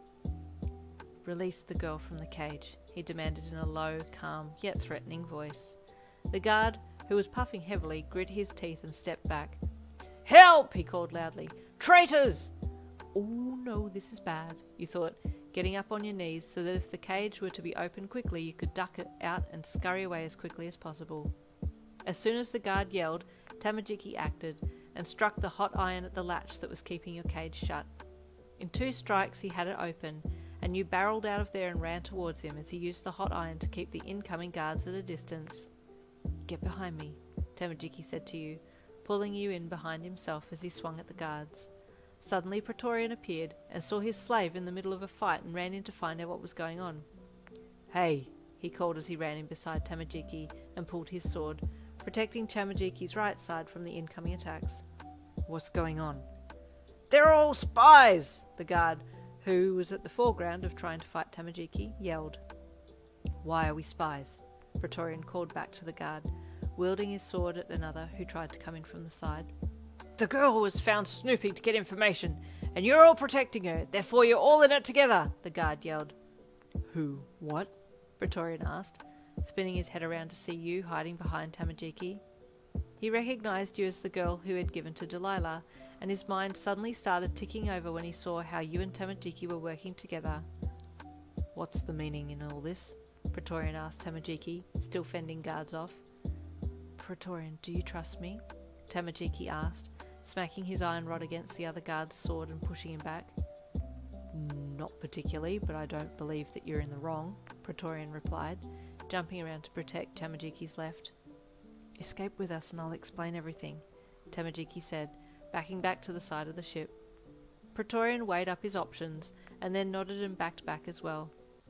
Okay, we jump on 3, Tamajiki called, urging you to get up on the side of the boat. Don't let them get away, the guard called. No time to count. Jump! Praetorian said quickly, grabbing Tamajiki and yourself and throwing you all off over the side and into the water. The cold water smacked you in the ribs as you fell into the depths of the darkened water, the waves churning up and spilling over you as you tried to find your way up to catch a breath of air. As the boat continued to pass you all in the water, it kept the water bubbling and making it harder to find the right way up. I can't breathe. I can't breathe. I need to get up to the... Wait, no, I can breathe under the water. Amid the turbulence, you took a second to calm yourself and then slowly breathed in. To your delight, you were able to breathe underwater and you opened your eyes, looking for the other two. You spotted Praetorian first and swam towards him, grabbing his arm and swimming up to the surface with him. As you broke through the cold waters, he took a gasping breath in, and you calmed him as best you could. It's okay, it's okay. You can actually breathe underwater, but it's a bit scary when you think you can't. Where's Tamajiki? He asked, looking around. You started to look too, and as the waters calmed in the wake of the disappearing boat, Tamajiki broke through the surface and looked around for you and Praetorian as well. Are you okay? Praetorian shouted to him. Yes, and you? Tamajiki replied, swimming over to you both. You nodded, and you reached out and put an arm around him, kissing him on the lips quickly. I see you two are well acquainted, Praetorian commented. Do you know each other in real life? Yeah, you admitted, with Tamajiki nodding along. Are you heroes? He asked. No, but we will be, Tamajiki replied. We're still studying. You conducted yourself very professionally back there, Praetorian commented, bobbing up and down in the water. Can you explain what's going on? Could we firstly get out of the water and to an area where we can talk a little more freely? Tamajiki asked. I do have a teleport cube, Praetorian replied. Come close and I'll take us all back to my place. You all huddled in, and he pulled it out of his inventory and called to be taken back to his save point, which was his house, and in an instant you were all removed from the water and were standing dry in his living room. Well, this is much nicer, you commented, sitting down on a chair. Who are you? Praetorian asked Tamajiki pointedly. I cannot give you my real name, but I go by Butterfly in my other avatar, Tamajiki replied, just as pointedly. The number 1 ranked player in RFO? Praetorian said with surprise. I'm inclined to believe you, but why? Why are you not playing as Butterfly? Praetorian, Tamajiki said softly. I know you're part of the Blue Businessman's official guard corps. I'm not sure how much of this I should disclose. Are you working in any official capacity? Praetorian asked. Does this extend beyond the game? Or are law enforcement involved? No, Tamajiki shook his head, but depends on the severity of the case. There may be law involvement in the future. Praetorian nodded solemnly and looked at you both, then looked at you. And you are? On. I'm married to Butterfly in-game and outside of the game. We are... You looked at Tamajiki to see what he would prefer to call you as. Engaged, Tamajiki said confidently, making you smile. So this is a collaborative effort then? Praetorian asked, seeing as you're both undercover. Yes, Tamajiki answered. We will explain everything if you're willing to divulge any information that could help us. I'll tell you what I know then. Praetorian took a seat and gestured for you both to follow suit. Now, you said, leaning forward and resting your elbows on the table, who goes first? Tamajiki looked at Praetorian. What do you know about BB? He asked directly. I hadn't heard of them when I was approached to join. I originally was part of a smaller team of guards who did protection work for different people. We were en route one day when a band of thieves attacked. The man who approached me after I fended off the thieves was part of BB, and he said he could see potential in me, much like how I saw potential in you, Tamajiki, or Butterfly. Tamajiki nodded. So he explained about the contracting system to get me leveled up quickly, and it sounded good to me. It was all very straightforward, and once I'd gotten to a higher enough level guard, he uncontracted me to an initiation ceremony for those who wanted to become part of the BB Guild. An initiation ceremony? That sounds a little medieval, doesn't it? You cut in. He nodded. It was quite a formal event, and judging by the powerful people around me, I knew this guild was serious. Did you get initiated by the head of BB? Tamajiki asked, a small glimmer of hope dancing through his words. Unfortunately, no. As I said before, no one's ever met the person at the top, Praetorian replied. So you weren't just covering for the head of BB then? Tamajiki nodded in confirmation.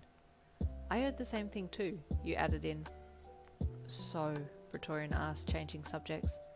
May I ask what this is all about? Well, this initially started with us, Tamajiki looked at you, finding a shipwreck off the coast of our honeymoon island. A ship? Belonging to BB? Praetorian asked. You and Tamajiki nodded. Still looking for that. Which level was this? He asked. 36, Tamajiki replied. Can I ask though, what was it doing on that level? There are wormholes in the oceans that BB have mapped out and can get from one level to another via the sea, much like the building that connects multiple levels through underground passageway, he divulged. Okay, but is this actually part of the game, or are these just being planted by BB? You asked suspiciously. The legend says that they were created by the leader of BB. He has the power to warp things in-game, Praetorian said. It's him. You deadpanned immediately. It's definitely him. This is all fitting together. That bastard lied to us. I'm sorry, who is this? Praetorian asked. Who are you talking about? A while back, we had a run-in with a player who used to be a coder for Rapid Fate Online, but he didn't like that people were playing the game differently to how he wanted them to. Instead of striving to clear all levels, some players were just messing around and having fun, so he was creating glitches in-game where higher leveled monsters were being let loose on lower levels and slaughtering people there, Tamajiki said. Praetorian replied thoughtfully. This does seem to be connected, because whenever the high priests... I'm sorry, high priests, you cut in. Is this an in-game class, or are these the higher-ups in BB calling themselves high priests? They claim they've been divinely appointed by the leader as high priests to deliver messages to the subordinates, Praetorian said. Oh, this is totally him, you said. It's definitely Anarchy Lord. Please continue, Tamajiki said to Praetorian, reaching out to pat your hand sympathetically. They read from parchment, he said. Their instructions are always written out, and it looks like it's coded, but they're able to read it. I did hear that a voice tells them what to say. It's here, it is, man, you said again. And there's no physical leader, I bet. He's probably playing from outside the game, dictating into it, like, I don't know, like a voice that speaks from some kind of cloud or godly-like presentation, you said, waving your hands flippantly. What did you say? Praetorian asked you with surprise. A speaking cloud? Yeah, probably, he replied with a smirk. I know this sounds crazy, but I seriously think you're onto something. I've heard whispers about a blue cloud formation, but that's about all I know. Call me an oracle because I know all, you said with delight, jumping up so you could do a fist pump into the air. Tamajiki still had so many questions, but also was amused at how excited you were getting about all of this. Okay, let's think rationally, he said calmly, mainly meaning for you to stop dancing around like a fool and sit down so they could continue to talk. This anarchy person sounds like bad news, Praetorian said, rubbing his chin. I've seen the bad side of the contracting system, such as how your previous master was treating you. Tamajiki nodded. Yes, I've been intending to pay him a visit in my other avatar to see his reaction. Praetorian chuckled deeply. I can tell you right now his pants would change colour to brown. And what about that asshole who hit you with a bat when we were trying to get contracted? You cut in. I'd like to go back and give him a good whack over the back of his head, see how he likes it.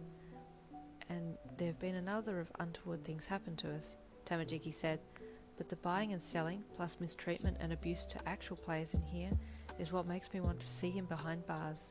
Glitching monsters is one thing, but to delete logout buttons to prevent people escaping is another. I'm sorry, what? Praetorian asked with surprise. Yeah, my logout button disappeared when they had me in the cage, you said, with an almost pout on your face. I see that we need to deal with this person swiftly, Praetorian said. I know I still bear the emblem of BB, but please consider me an ally now. This needs to stop. Tamajiki nodded and stood up with his hands outstretched towards Praetorian for a handshake, which the burly guy instantly returned. This might require the help of people out on the outside to track down Anarchy Lord, so that he can be properly detained, but for now we need to try and find out where he operates from, in-game, and try and stop anything else from happening. First of all, let me do this, Praetorian said, swiping his menu open and cancelling the contract with Tamajiki. You're now no longer bound to me, and so they can't track you, as they're able to track me through my emblem, so would assume that you'd be with me. They've really got eyes on you at all times, huh? You mused. Word would have spread by now that you've defected, Tamajiki said. We'll need to move out before guards are sent here to look for you. Where are we going to go? They'll know where I am because of my emblem, Praetorian replied. You all thought for a bit, then Tamajiki spoke again. The teleportation pad. Come with us to level 44, but stay on the pad. Why stay on the pad? You asked your man as you made plans to leave. The levels are all connected via the teleportation pads. They'll all merge together and be hard to tell which pad Praetorian is on. Once we get back into our normal avatars, you'll be able to make a silencer of sorts to cancel out the tracking emblem. Ah, I see, you mused. So, how do I make that? Should I use pure diamond, or should I use some other graphite type? I'd use pure diamond, we don't want any conductivity, Tamajiki said, talking knowingly with you while Praetorian followed along behind. They really seem to know what they're talking about, he thought, feeling a little more confident about it all. You and Tamajiki chatted as you walked, figuring out your next moves as you walked to the platform and waited for Praetorian to join you on it. I'll have to go home to get my headset, you said to Tamajiki. You start in Butterfly ahead of me and I'll catch up. Okay, he replied with a nod. I'm not expecting anyone to find us on level 44, but I'll stay with Praetorian while you make your way back as On. Okay, I'll be quick, you said. Level 44, Tamajiki called, whisking you all the way to the level called. Once up on level 44, you and Tamajiki ran to the track that would lead to your house, while Praetorian sat down and waited on the teleportation pad. 20 minutes later he was still sitting idly, watching two flying bison lazily drifting across the sky, occasionally navigating around floating islands, when Tamajiki, as Butterfly, returned. Oh, Praetorian said, getting up quickly and holding his hand out to shake Butterfly's hand. It feels like an honour to meet you, even though I've known you in your other avatar. It's nice to be back in my usual form, Butterfly replied with a small smile, pushing his hood off so he could see Praetorian better. On and I live on this level. Our house is up on a floating island. This is a very nice, secluded level, Praetorian said, looking around. It's been very nice to sit here and just be. Butterfly nodded. On will be here soon, and we'll try and create some kind of tracking disabler so that you won't be traced. Then we'll take you to our place. I did hear you discussing options of how to do this with On, but I didn't quite understand what was being said, he said sheepishly. That's fine. She's the one with all the knowledge. I'll let her explain it when she's doing her work. As he said it, you came into view, puffing as you ran down the last of the track and stopping in front of them. I'm here, you panted, holding a hand of attendants up so that they could see you, even though you were right in front of them. Okay, let's get to work. I'll put pure diamond from that lump you gave me a while back from the crystal level, you spoke to Butterfly. Praetorian looked from Butterfly to you as he nodded in reply to your words. The bat on that level was hard, Butterfly said. I'm sure you have more experience than I, so I'll take your word for it, Praetorian said with a shrug. The only thing I'm unsure of is if I need to make the diamond band around the arm to block the tracker, or will it need to go in the inventory to disable the emblem? You furrowed your brow and thought long and hard before opening your inventory and pulling out your workbench to start making the armband. It didn't take you long to measure Praetorian's rather large bicep muscle that had the BB emblem on it. Then you got to work fashioning a diamond link that would fit snugly around his arm. He watched with fascination as you worked, and in a matter of minutes you had it created and then slipped neatly onto his arm. Now, how do we know if it worked? You asked Butterfly. I know, he said quickly. Praetorian, contract me again and I'll see if it drops your location. It would do that when we were contracted so that we knew where each other was at all times. He nodded and contracted Butterfly, then waited as Butterfly stepped away and looked at the log. It still shows your location, he said with disappointment. Try putting the cuff in your inventory and it might block it that way since it will be made into a code. My emblem also shows up as an item in my inventory, so that just might work, Praetorian replied. Eagerly he slipped the cuff off and placed it in his inventory, and then closed the menu down and looked at Butterfly. Your man was watching the log, but all of a sudden the signal was blocked, and all it said was Praetorian was offline. It worked, he said with shining eyes, looking at you lovingly. You did it on? I did? You said with excitement. Oh my god, yay! Okay, awesome. Let's go to the house, then we can hide you, Praetorian. And with that, Praetorian uncontracted Butterfly, and you all headed up to the house on the floating island, stopping frequently to let Praetorian take in the view. Although he was a big guy, he seemed to be really interested in the view and was an avid commenter on the colours in the sky. Once safely inside the house, you all sat down to coordinate your next meeting in-game and set it for the following day at 4 p.m, your and Butterfly's usual time. Thank you for hiding me, Praetorian said with a genuinely grateful smile. I do hope I can be helpful and not cause any more trouble. We'll be fine, you said reassuringly. You're on our side, so believe us when we say we'll keep you safe. I believe you, and I'll also risk all helping you bring the BB group undone. It's about time the person at the top was brought down a few rungs. You all gave each other another affirmative look and then signed out in your different seats. With a deep breath in, you awoke in your own house and grabbed for your phone the minute you pulled your headset off. Tamaki, waking up in his bed at his place, heard his phone ringing and reached over to get it, forgetting to pull his headset off and getting confused momentarily as to why he couldn't get the phone to his ear. Hello?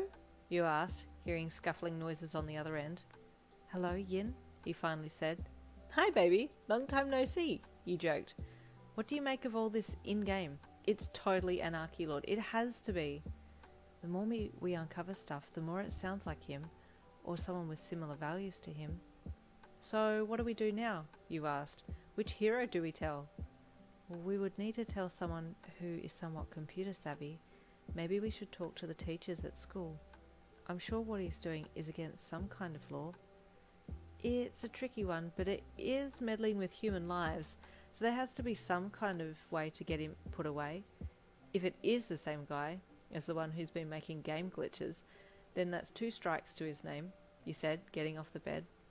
I agree, Tamaki said, also getting off his bed as well. Let me think about it, and then we can discuss it tomorrow at school. Okay, he said with a smile. Don't worry, we'll get this person thing if it's the last thing we do. We're a team, Tamaki said with a soft smile, looking down at the ring on his finger. You bet, you replied, also looking at your ring. See you tomorrow? Yes, he said in a soft tone. I love you, Yin. I love you more, Jiki. See you tomorrow? What about Sir Night Eye, you offered later the next day? Tamaki hummed softly. We need someone who knows computer stuff, you said, laying back on the school lawn and looking up into the sky. But I don't know who to contact about it. We should leave it to the teachers, Tamaki said softly. We're still students, and this is heavy law involvement. I guess you're right, you sighed. Okay, we'll talk to the teachers after school. But do we have enough evidence to put a case forward? Not sure, but we can try, Tamaki replied. It's our only shot. True, you sighed again, letting silence take over for a little bit before changing subjects.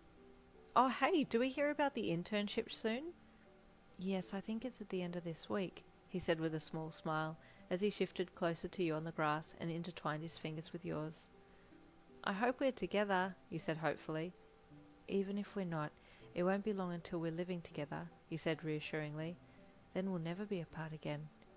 You sat up and kissed the tip of his nose, then lay back down again. Even though you're so shy, you're so positive and sure, Jiki. That's what I love about you. You smiled at him, and then closed your eyes to enjoy the feeling of the grass under your back and the gentle breeze on your face, while Tamaki enjoyed watching your peaceful face. After class finished that day, you and Tamaki went to the staff room and spoke to the teachers about what had been happening in-game and pointed out that there was a possible breach of conduct there. The teachers agreed, naturally, but explained that there wasn't much that they could do, so you and Tamaki decided to go to the RFO game headquarters and talk with people there, taking it on as a hero mission with permission from the teachers at UA. You and Tamaki decided to use the rest of that week to gather as much information in-game and out-of-game as possible to use as evidence against BB. Whenever cloud, blue cloud, or anything of that sort was typed into the RFO forums, a mass of anecdotal reports would come forth, all witnesses claiming to have been part of the higher-ups of the BB clan and had supposedly seen the talking cloud that would give direction to the chief of staff. A number of them had since defected and had intentionally killed off their avatars in-game to escape the blue businessman, as they also claimed to have felt really strange when in the presence of the talking cloud, like it was glitching their headsets. All of these reports are lining up, you mused to Tamaki as he lay on his bed on his laptop, scrolling through the forum chats. They're all saying the same thing, and all feeling the same things, so I'm inclined to believe that there's something to it. If people were all saying different colours of the talking cloud or whatever it is, or only one person had felt weird in its presence, then okay, probably made up, but these are all very similar accounts. Tamaki nodded, reading over your shoulder as he sat beside you on the bed. And the quotes from the cloud all seem to be that same medieval type speech with retribution and moral cleansing and that kind of stuff. It all lines up with Anarchy Lord, you continued. It appears that the glitching monsters wasn't doing enough for him, so he moved on to something bigger, Tamaki said. We completely deleted him when he entered the dragon boss for level 44, so he didn't have an avatar anymore, but he's found a way to still disrupt the game. He should have just quit there and then, you grunted. Now he's going to go to jail. What he's doing is definitely not legal. Oh, it's 4 p.m. now. Should we go and talk to Praetorian? Tamaki said suddenly, glancing at the time. Yes! Wait, I don't have time to go home and get my headset, so I'll dive in as my other avatar from here, and you can go in as Butterfly. Okay, he said, reaching for the headsets by the bed and handing you your one and then putting his on. You both lay down and held hands, then called for link start, and into the game you both went. Praetorian was already there when you woke, and he smiled in greeting at the two of you. Any news from outside the game? He asked. A little, you said. We'll be going directly to the game headquarters to speak to someone there about the player we suspect, because I'm sure this is illegal. Praetorian nodded. There will be a long list, I'm sure. Just as you were about to say something else, you got a message from the in-game chat and you froze. Guys, you said as the message popped up rapidly. It's Delilah. BB has her hostage. They're out to get us. I should have seen this coming, Praetorian said with vehemence in his voice. They're now going after known associates and using them as leverage. He stood up. I'm going to get her. Just wait a moment, Butterfly said, standing up quickly and holding his hand out to stop Praetorian from walking out the door. We'll need backup, but do we even know where Delilah is? She says she's being held, but hold on. I think she's sending a secret message. You squinted at the holographic screen, and Praetorian walked over beside you to see better. See here? You pointed to the message from her. He read the message over and then looked to where your fingers were pointing. Please help me. I'm being held captive by the guards. Can you come and save me? I'm not sure where I am. These letters are randomly capital, you said, pointing them out. She has deliberately made them capital because when you start typing a message, it automatically makes the first letter a capital. But see, she's made it lowercase. T-H-E-Y-H-E-R-E. They here? Praetorian spelled out. The guards are probably watching her and telling her to message you so that they can flush you out, Butterfly said. Just then another message popped up from Delilah. Where are you? Which level are you on? Don't answer that, Butterfly replied. The guards are wanting to know where we are. Is Praetorian with you? Yeah, this is definitely the guards making her type. Hold on, let me send something back, in code to her too. You placed your fingers on the holographic board and slowly typed out a message to her. Don't worry, we will come and get you. We have an army coming to get you. Don't panic.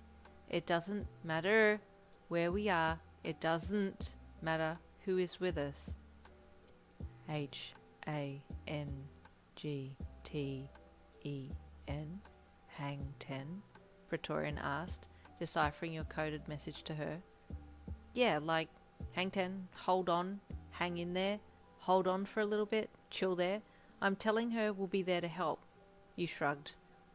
I hope she gets it, he replied. Okay, thank you. I am in the main room at the headquarters. She understood, you said with a grin.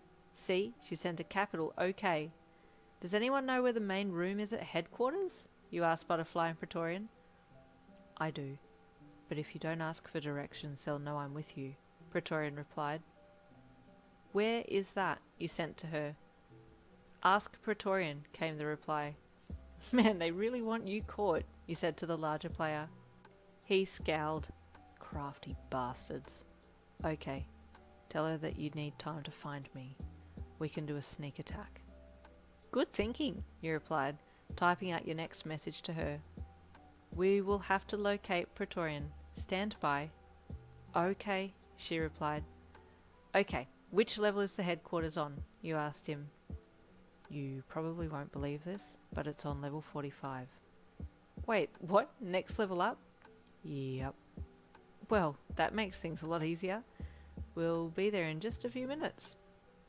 Yes, but what's the plan? There's only 3 of us, and there will be many of them, he said. Yeah, but they think they have time to coordinate an attack because they think that Butterfly and I are going to look for you, and they think that it will take a while.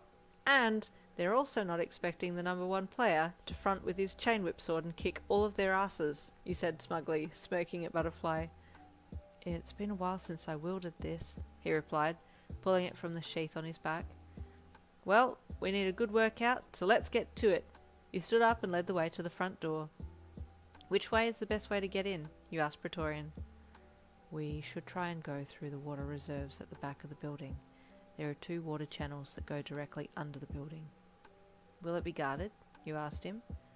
It probably will, yes, but only 2 guards, at most, will be there.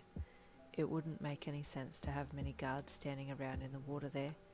If anything, most of the guards will be at the front gate if they're expecting an army ambush.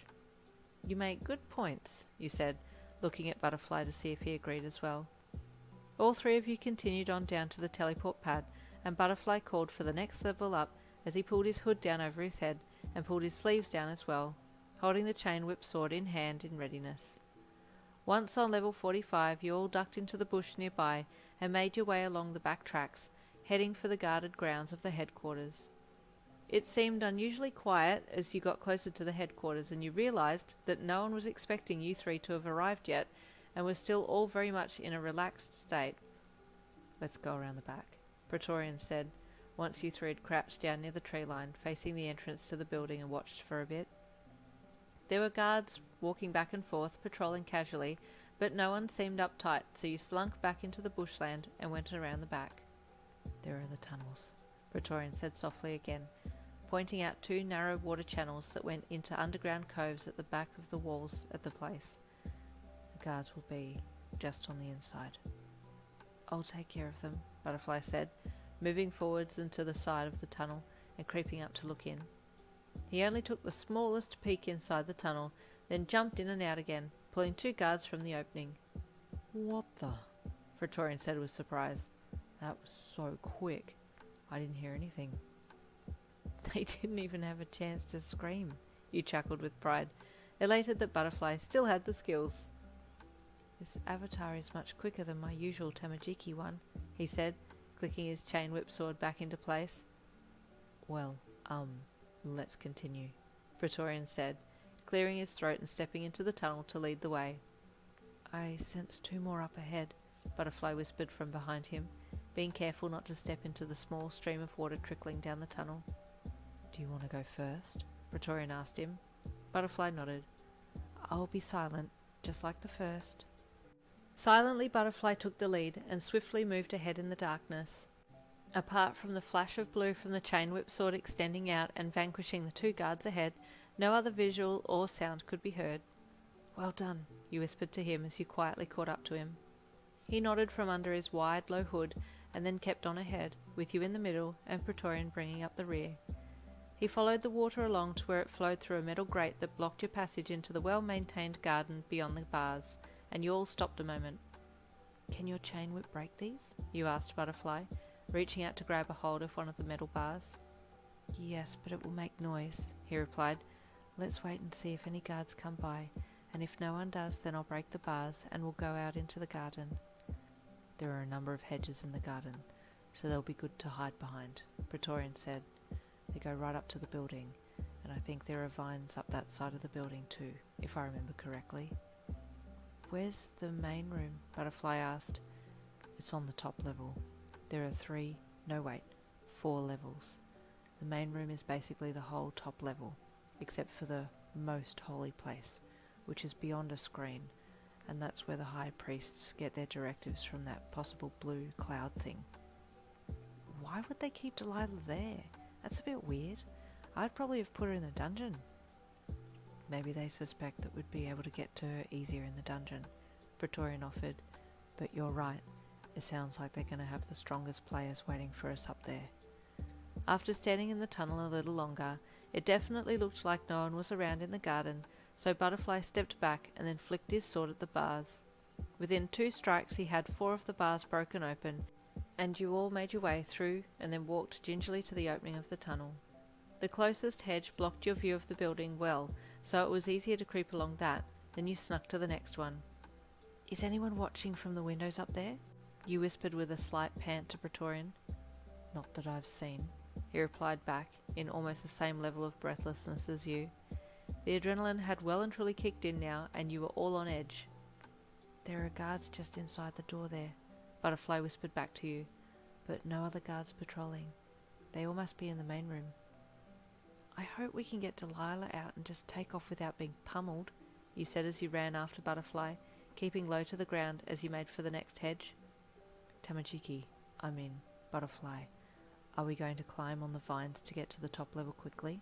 Praetorian asked in a soft voice as you stopped once more behind a hedge that was pretty close to the building. We can't risk being seen. We've already come very close to getting inside, and so far no one has been alerted to our presence. They still think you're looking for me, Praetorian replied. This might give us a wonderful advantage. Let's aim for the doors on the bottom level, take out the guards, and then go for the stairs on the top level, Butterfly said back to him. Praetorian nodded and readied his sword as you all got up once more and ran, crouched, to the hedge by the door. I'll take the guards on the far side, and you take the guards on the side nearest to us, Butterfly said to Praetorian, reaching for your hand to pull you in with him. And you'll stay with me, he added, squeezing your hand. You smiled and nodded, happy to be safely beside him. With one final look, the 2 boys got up and ran for the back door and yanked it open, but before the guards could react, they were both face down on the ground. Stairs? Butterfly asked Praetorian, who nodded and led the way to the flight of stairs that would take you all to the top level. No one was guarding the stairwell, so up you all went and pushed the door open on the top level. It's going to be impossible to remain covert now, so we'll have to switch to open attacks, Butterfly said to Praetorian, when 2 guards rounded the corner and saw them in the hallway. Intrude!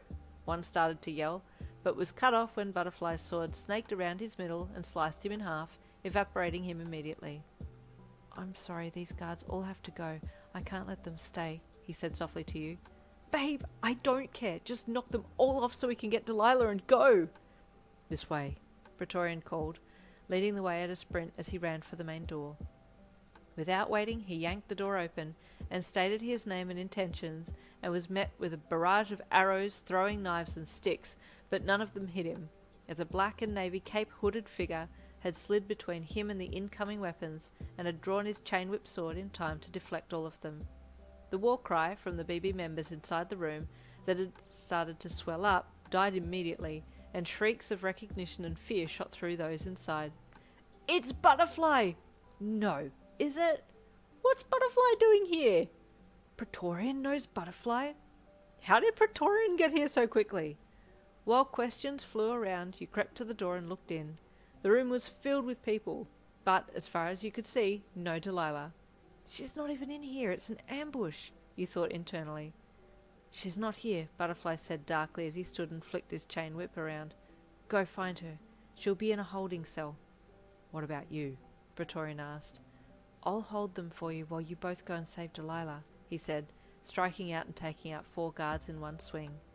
A cry rose up as the BB guards readied themselves to take Butterfly on, and you and Praetorian turned and ran back for the stairs, racing back down to the bottom level to look for Delilah. You could hear the war cries behind you, and part of you worried for Butterfly, but you also knew that he could well and truly handle himself, so you refocused on where you were running and chased Praetorian down the halls.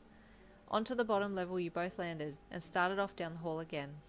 By now there was unease among the guards, as they had heard the commotion upstairs with people yelling about intruders and were now on high alert. You heard 2 guards shout at you and Praetorian from ahead, but before you could yell anything back, Praetorian had pulled his sword out and had lifted it, then, with 2 hand grips on the hilt, slashed it down on an angle and obliterated the 2 guards in one go. "Run!" he shouted at you, charging forwards again. "Delilah!" you screamed at the top of your lungs. "Are you here?" In the distance ahead you heard her reply, and Praetorian sprinted even faster, focused on getting to her as quickly as possible. "I don't think I'm going to be much help," you called to him as he pulled ahead of you a little. "I have nothing to fight with." "I'll fight. You get her out," he called back, swinging his sword again as another guard ran up to him to fight. You hung back a little as he clashed swords over and over with the guard, then finally won, and you jumped forwards towards the door that you could hear her banging on. Grabbing for the knob, you rattled it violently, desperate to get in, but the door was locked good and tight. "Step back," Praetorian called, swinging his sword down and whacking the doorknob off. As everything fell to the floor, Delilah came stumbling out. "Please get me out of here," she cried, throwing herself at you first, then upon seeing Praetorian, falling into his arms. "Don't you worry, I'm going to get you out of here," he said in a deep, calm voice, embracing her for a bit to calm her down before taking her hand and giving you a firm look.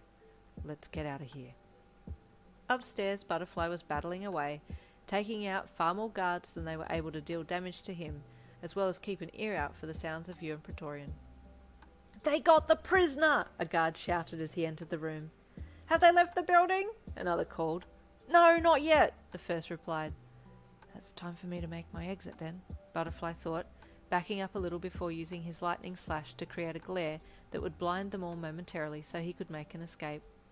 After successfully getting out of the door, he ran for the stairs and down to the bottom level. As he reached it, he saw Praetorian, Delilah, and yourself running, so took off after you to catch up. You were the first to sense him and looked back, grinning when you saw he was alive and well, and gaining on you all. "Come on, we got her!" you shouted to him. Getting out of the building was relatively easy, as most of the guards were still up on the top level, a little confused as to what had just happened. A few minutes later you all materialised onto level 44 and headed for the house, panting but still full of energy from that adrenaline-fueled adventure. "Thank you," Delilah said over and over as you took her up to the house. "Are you hurt? Did they do anything to you?" you asked her as you helped her up onto the rope ladders. "No, they didn't do anything this time," she said softly. "This time?" you asked, stepping back as Praetorian lifted her up onto the next floating rock. "Yeah," she said softly. "They're not very nice people. I'm so relieved to be free of them. They uncontracted me so that they could harm me, but they never got the chance because you all turned up at the right time to save me." "I'm glad I was able to be of help," Praetorian said with a small smile, which she returned with a bashful look. You looked at Butterfly with a small smirk of recognition on your face, but he didn't catch the look, and you just shook your head to yourself. "I need to get these two together. She very obviously likes him, and I'm pretty sure that he likes her too." Once up inside the house, you all sat down for a little bit to catch your breath and formulate your next part of the plan. While you talked, Delilah kept looking at Praetorian, and you decided to drop some hints to him so that he could take the next steps. "Hey, Praetorian?" you asked him, cutting into the conversation that was well and truly in full swing. "Yeah," he asked. "Can I have a word?" you asked, standing up and tilting your head towards the door so you could get him away from the other two. He stood up and glanced at Delilah, then turned and followed you out. "Sorry to pull you away," you said to him once outside. "It's fine. What's the problem?" "I know this may be out of line, but I'm pretty darn certain that Delilah likes you. So, you know, if you like her back..." You did a little gesture to indicate that what he should do, and he sighed a little and hung his head. "Listen, I know we're not supposed to reveal who we are in game and stuff, but I'm actually a chick." You You what? I'm a girl. I play as a male character, but... Oh! You said, blinking with surprise. Yeah, I use a voice-altering thing, so my voice sounds lower, too. I don't know, it just feels so much freer being a dude. Yeah, I get it. I was, You interjected with a chuckle. I was kind of hoping you and her would get together. You'd be a cute couple, but I don't know if she swings that way. Well, if it helps, I'm a lesbian, but yeah. It kind of helps, but that depends on her, you chuckled. Just then the door opened and Delilah poked her head out and looked at you both. Hey, Praetorian, she said shyly. I need to talk to you. You smiled at him and her and then backed back. I'll be going now, you said with a wink at her as you passed her to go back into the house, leaving them standing outside together. She approached the larger guy slowly and dropped her gaze as she fiddled with her hands. Hey, I'm just gonna cut to the chase, okay? I know we don't really know each other in-game, well, but I kind of really like you, and I'd like to get to know you more. Praetorian sighed heavily again and hung his head. Delilah, I'm actually a chick in real life, he said bluntly. I'm sorry for the shock. I kind of felt like you liked me, so I kept my distance a little so that I wouldn't have to tell you about my real gender. I never meant to deceive you. Oh, Delilah replied with surprise. No, that's cool. I'm not shocked or anything. Well, I kind of am, but at the same time, I'm bi, so... Seriously? I'm a lesbian in real life, so yeah. I just like the idea of being a dude, so this is an escape for me. Oh my god, really? You're a lesbian? I don't want to be weird, but what do you look like? Delilah asked. You don't have to answer that if you don't want to. I'm just curious if you have like short hair and dress like a boyfriend. Yeah, I'm the boyfriend. Praetorian chuckled. I have short hair and tattoos. Delilah bit her lip. Oh, that's hot. Sorry, not trying to be weird or anything, she quickly followed up with. Praetorian chuckled again. Nah, it's fine. What about you? I'm kinda... I don't know. I like dressing femme, but then I also love wearing baggy jumpers and stuff. You can wear my jumpers. They're all baggy. He flirted lightly. Delilah blushed and giggled shyly. Well, do you want to meet up sometime, maybe? Hey, also, is that your real voice? I use a voice changer, Praetorian replied, the sound of something flicking off following his comment. This is my real voice, a mid-range pleasant voice said. Oh shit, your voice is so hot, Delilah gushed. Dude, Praetorian chuckled. Stop, you're making me smile too much. You're cute, she giggled. So, we should hang out more. I mean, like, in-game, obviously. I don't know where you live. You eavesdropped with a smile from inside the house and pumped your fist with pride as you pushed off the door and walked over to Butterfly. They're talking, you grinned. I couldn't let them not be together. Sounds like they're getting along well. I'm glad, Butterfly said, reaching out to hug you. We now have a little band of the four of us, and with Praetorian on our side, along with his help, he can get us through any BB buildings. Sounds good to me, you said. So, what's plans? Tomorrow we need to go to the RFO headquarters and voice our concerns. Since we're heroes in training, they'll be more likely to listen to us. Well, I'm hoping, Butterfly said. They should, you replied. I mean, we can start there, and if they don't want to listen to us, or don't want to help us, then we can look at other ways to go about it. I agree. And so the next day, you and Tamaki arrived outside the RFO headquarters, hand in hand, and ready to conquer the world. Ready? You asked him, standing straight and tall as you stood on the front steps of the larger building. No, he whispered in a quivering voice, bottom lip crinkling up as he hung his head with fear. You were so confident yesterday in game. What happened? You asked him gently with a sympathetic smile. I can't be as confident in real life, he replied. Of course you can. Channel that inner Butterfly. He took a shaky breath in and lifted his head, staring intently at the door with his piercing eyes. That's it. Now let's go, he said with a smile, gripping his hand firmer as you pulled him towards the door. It didn't take long for one of the managers to see you in his office, and he seemed quite keen to help once you had explained the issue that you were following up was a breach of a number of laws. Flashing your hero student badge certainly helped as well.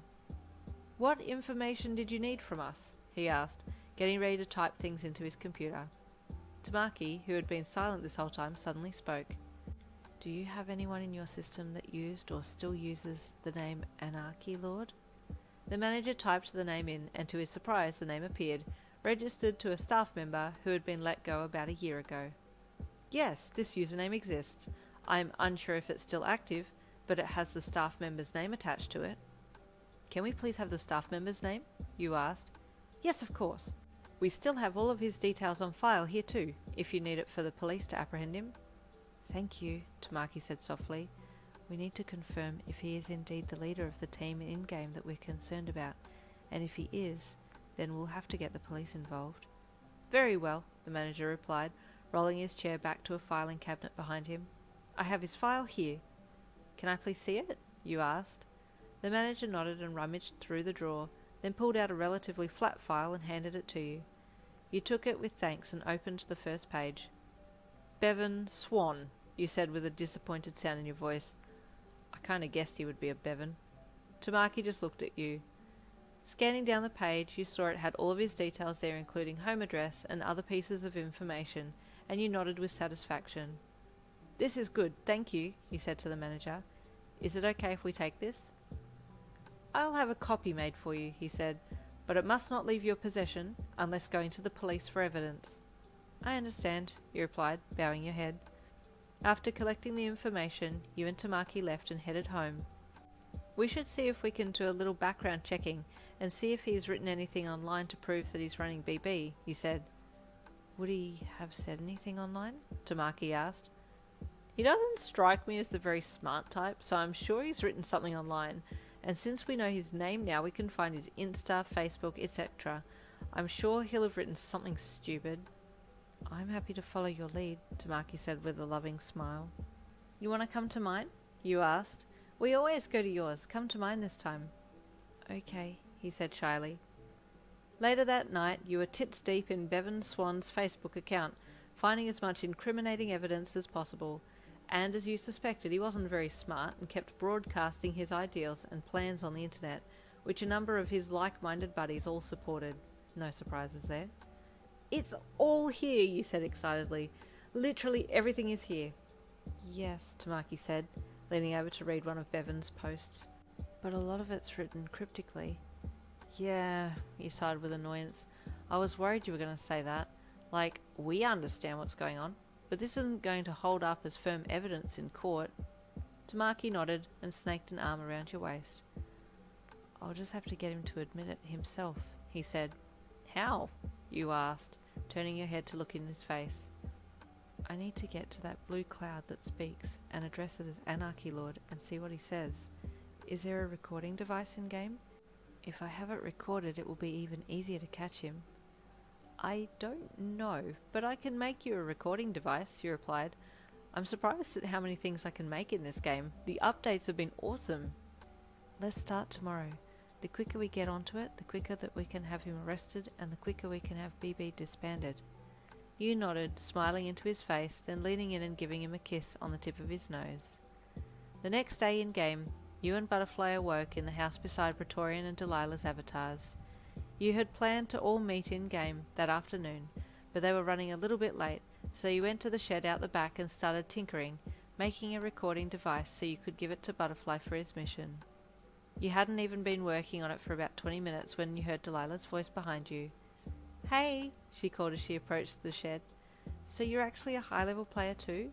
I've only ever seen you in your commoner's gear. Yeah, this is my usual look, you said with a smile, gesturing to your blacksmith outfit. Sorry I had to lie to you. Nah, it's fine, she replied. I know we didn't really get to discuss everything yesterday, but Praetorian told me about what you guys are doing, and I'm all for it. I haven't had the best experience with BB. Yeah, I don't want to ask in case it brings up bad memories for you, but don't worry, we'll bring them all undone. She smiled at you gratefully, and you smiled back, then turned and kept working on your piece. Hey, so, thank you, she said shyly. Praetorian and I have been hanging out in game, and I really, really like her, and she likes me too, so I owe you thanks for getting us together. I didn't really do anything, you chuckled flippantly. You did all that by yourself. Well, anyway, I'm grateful, she said. Oh, that's where you got to, Praetorian said in his deep voice, stepping out the back door and giving Delilah a soft look. Oh, you're here, she said with a smile as she walked over to him. He greeted her with a hug, his hand slipping just that little bit low and brushing across the top of her backside. Oh, I see how it is, you thought with a devious smirk on your face. Just then some sounds below your island drew your attention, and you turned and walked to look over to the edge. On the bottom level you saw a small band of soldiers walking along, and you froze. Guards! You hissed. Are they with BB? How did they know that we're on this level? You stepped back quickly and turned to Praetorian and Delilah. Praetorian took a look as well and turned back to the house. It's time to go to war, he said, heading in to find Butterfly. They're here, you said in a breathless voice, chasing Praetorian inside and calling to Butterfly. I thought I sensed them here, he said, reaching back to pull out his chain whip sword to check it over. What's the plan? Praetorian asked. If they find their way up here, we fight, Butterfly said sternly. How did they find us here? You asked him. I don't know, but that doesn't matter, he said. Delilah, you stay inside the house. Praetorian, On and I will fight. Can I make flash bombs? You asked excitedly. I have enough material to make them. Yes, Butterfly replied. Oh yeah, you called excitedly. I'll start making some, even though I doubt they'll be able to find us up here, but just in case. It was about 15 minutes later that you heard the guards' voices getting closer as they climbed the rope ladders higher up, closer to your floating island. They're getting closer, Praetorian announced to you, and walked out to see how you were going in the shed. I've made 8, you announced. On, Butterfly called. We're going to need you out the front of the house. I'm coming, you said, scooping up your flash bombs and holding them in arms as you made for the house and then went through and out the front. Across the other side of the island you saw the guards coming over the top, and they saw you all standing there near the house at the same time that you saw them. Come quietly, one guard called across to you, Butterfly and Praetorian. You're under arrest. Arrest? You called back. Arrested by a criminal group? I don't think so. The guards started towards the connecting bridge, and you picked up a flash bomb from the crook of your arm to toss at them. But in the distance behind them you saw a figure in the sky that made a devious smirk pull at your lips. Instead of throwing the flash bomb at the guards crossing to your island, you threw it up in the air and watched as it exploded high in the sky, the blinding light easily drawing the attention of the figure in the distance. You saw it change course slightly and come heading straight for you. That's it! Yes! You shouted loudly. Come over here! Come on, this way! The guards thought you were jeering them on, and they sped up their crossing a little. It was only when they heard the horrifically loud reptilian screech from behind them that they realised that you weren't talking to them or telling them to come on, and as they looked back, they saw a stupidly large pterodactyl approaching from the rear. What the? One of the guards gasped as he stopped, before charging ahead, full of fear and desperate to get off the rope bridge. Pants was approaching at a terrific speed, and before the guards could make it across to your island, the giant pterosaur screeched one more time, then opened her mouth and scooped up the two of them, knocking a third off his feet and sending him plummeting to the ground. Up! Butterfly called loudly, flicking his sword out into a whip and cracking it in front of himself so that Pants would shy upwards and avoid crashing into him or you. Poor Praetorian was shocked, standing behind the two of you, and didn't know what to do. Do you own that pterodactyl? He shouted, eyeing the other two guards that were clinging to the rope crossing, lying on their front, too terrified to move. Well, you hummed, a smug look on your face as you stared the last remaining guards down. Dunno if Pants owns us or we own it, you lied, grabbing another flash bomb and tossing it up into the air. Come and eat, Pants, you yelled. A scream in the distance made you grin, and the guards paled. Call it off! Call it off! They begged. You hummed slowly. And risk you getting information back to HQ? We won't! We won't! I swear on my grandmother's pink pantaloons! The other screeched. That's a weird thing to swear on, you said in surprise, your calm reply juxtaposing the giant pterodactyl rapidly approaching from behind you. Come get him! You shouted to the pterosaur as you jumped out of the way last minute, with Butterfly and Praetorian diving off the other side so that Pants shot through the middle and scooped up the last two guards and carried them off. Well, that worked well, you said with a chuckle. Are you a beast tamer? Praetorian asked you, then Butterfly. What was that thing? It's a monster on this level, but it's not one of the normal ones, you replied with a shrug. It's a bit of a quirky one. Well, it certainly helped us, Praetorian said. That'll stop any others coming up here to look for us. I hope so, but by now Butterfly and I know its route, so we can sort of summon it. Depends if it's within earshot or a view of us. Handy, Praetorian said with a shrug, as you all headed back to Delilah in the house. The next day at school you waited with sweating palms to hear which agency you'd be working with for your internship, and you watched the teacher walk slowly around the rows of chairs, handing each student back their paper. Finally he got to you and passed your paper. Thank you, you said softly, flipping it over to see what it said. Dear valued student, it is my pleasure to offer you a position for internship at my agency. I trust that this letter finds you well, and I look forward to hearing your acceptance at your earliest convenience. With excited anticipation, Gang Orca. Oh my god, I got accepted by Gang Orca! Mother flippin' Gang Orca! You screeched internally. Excitedly you looked over to where Tamaki was and waited for him to look at you so you could mouth him the question, who did you get?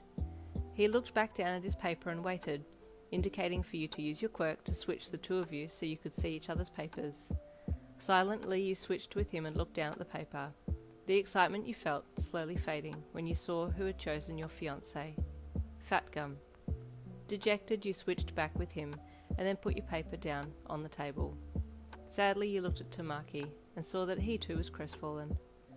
Oh man, I really wanted to be at the same agency as him. After class you two chatted in the hallway. I'm so sorry we didn't end up at the same place, you said sullenly. I thought they might take us on together, but looks like we're not that lucky. It's okay, Tamaki said softly, wrapping his arms gently around you and pulling you face first into his chest. We'll get a house together, then we won't need to worry about being apart. You mean it? Move in together? Promise? You asked, pulling back to look him in the eye. I promise, he said softly. I don't like being apart from you. You hugged him tight. I love you, you said softly, hugging him harder. I love you more, he replied gently. That night you sent an email to the chief police officer outlining all of the crimes that Bevan Swan, as Anarchy Lord and as the leader of the Blue Businessmen, had committed, along with all the evidence that you had collected, and within an hour the officer replied.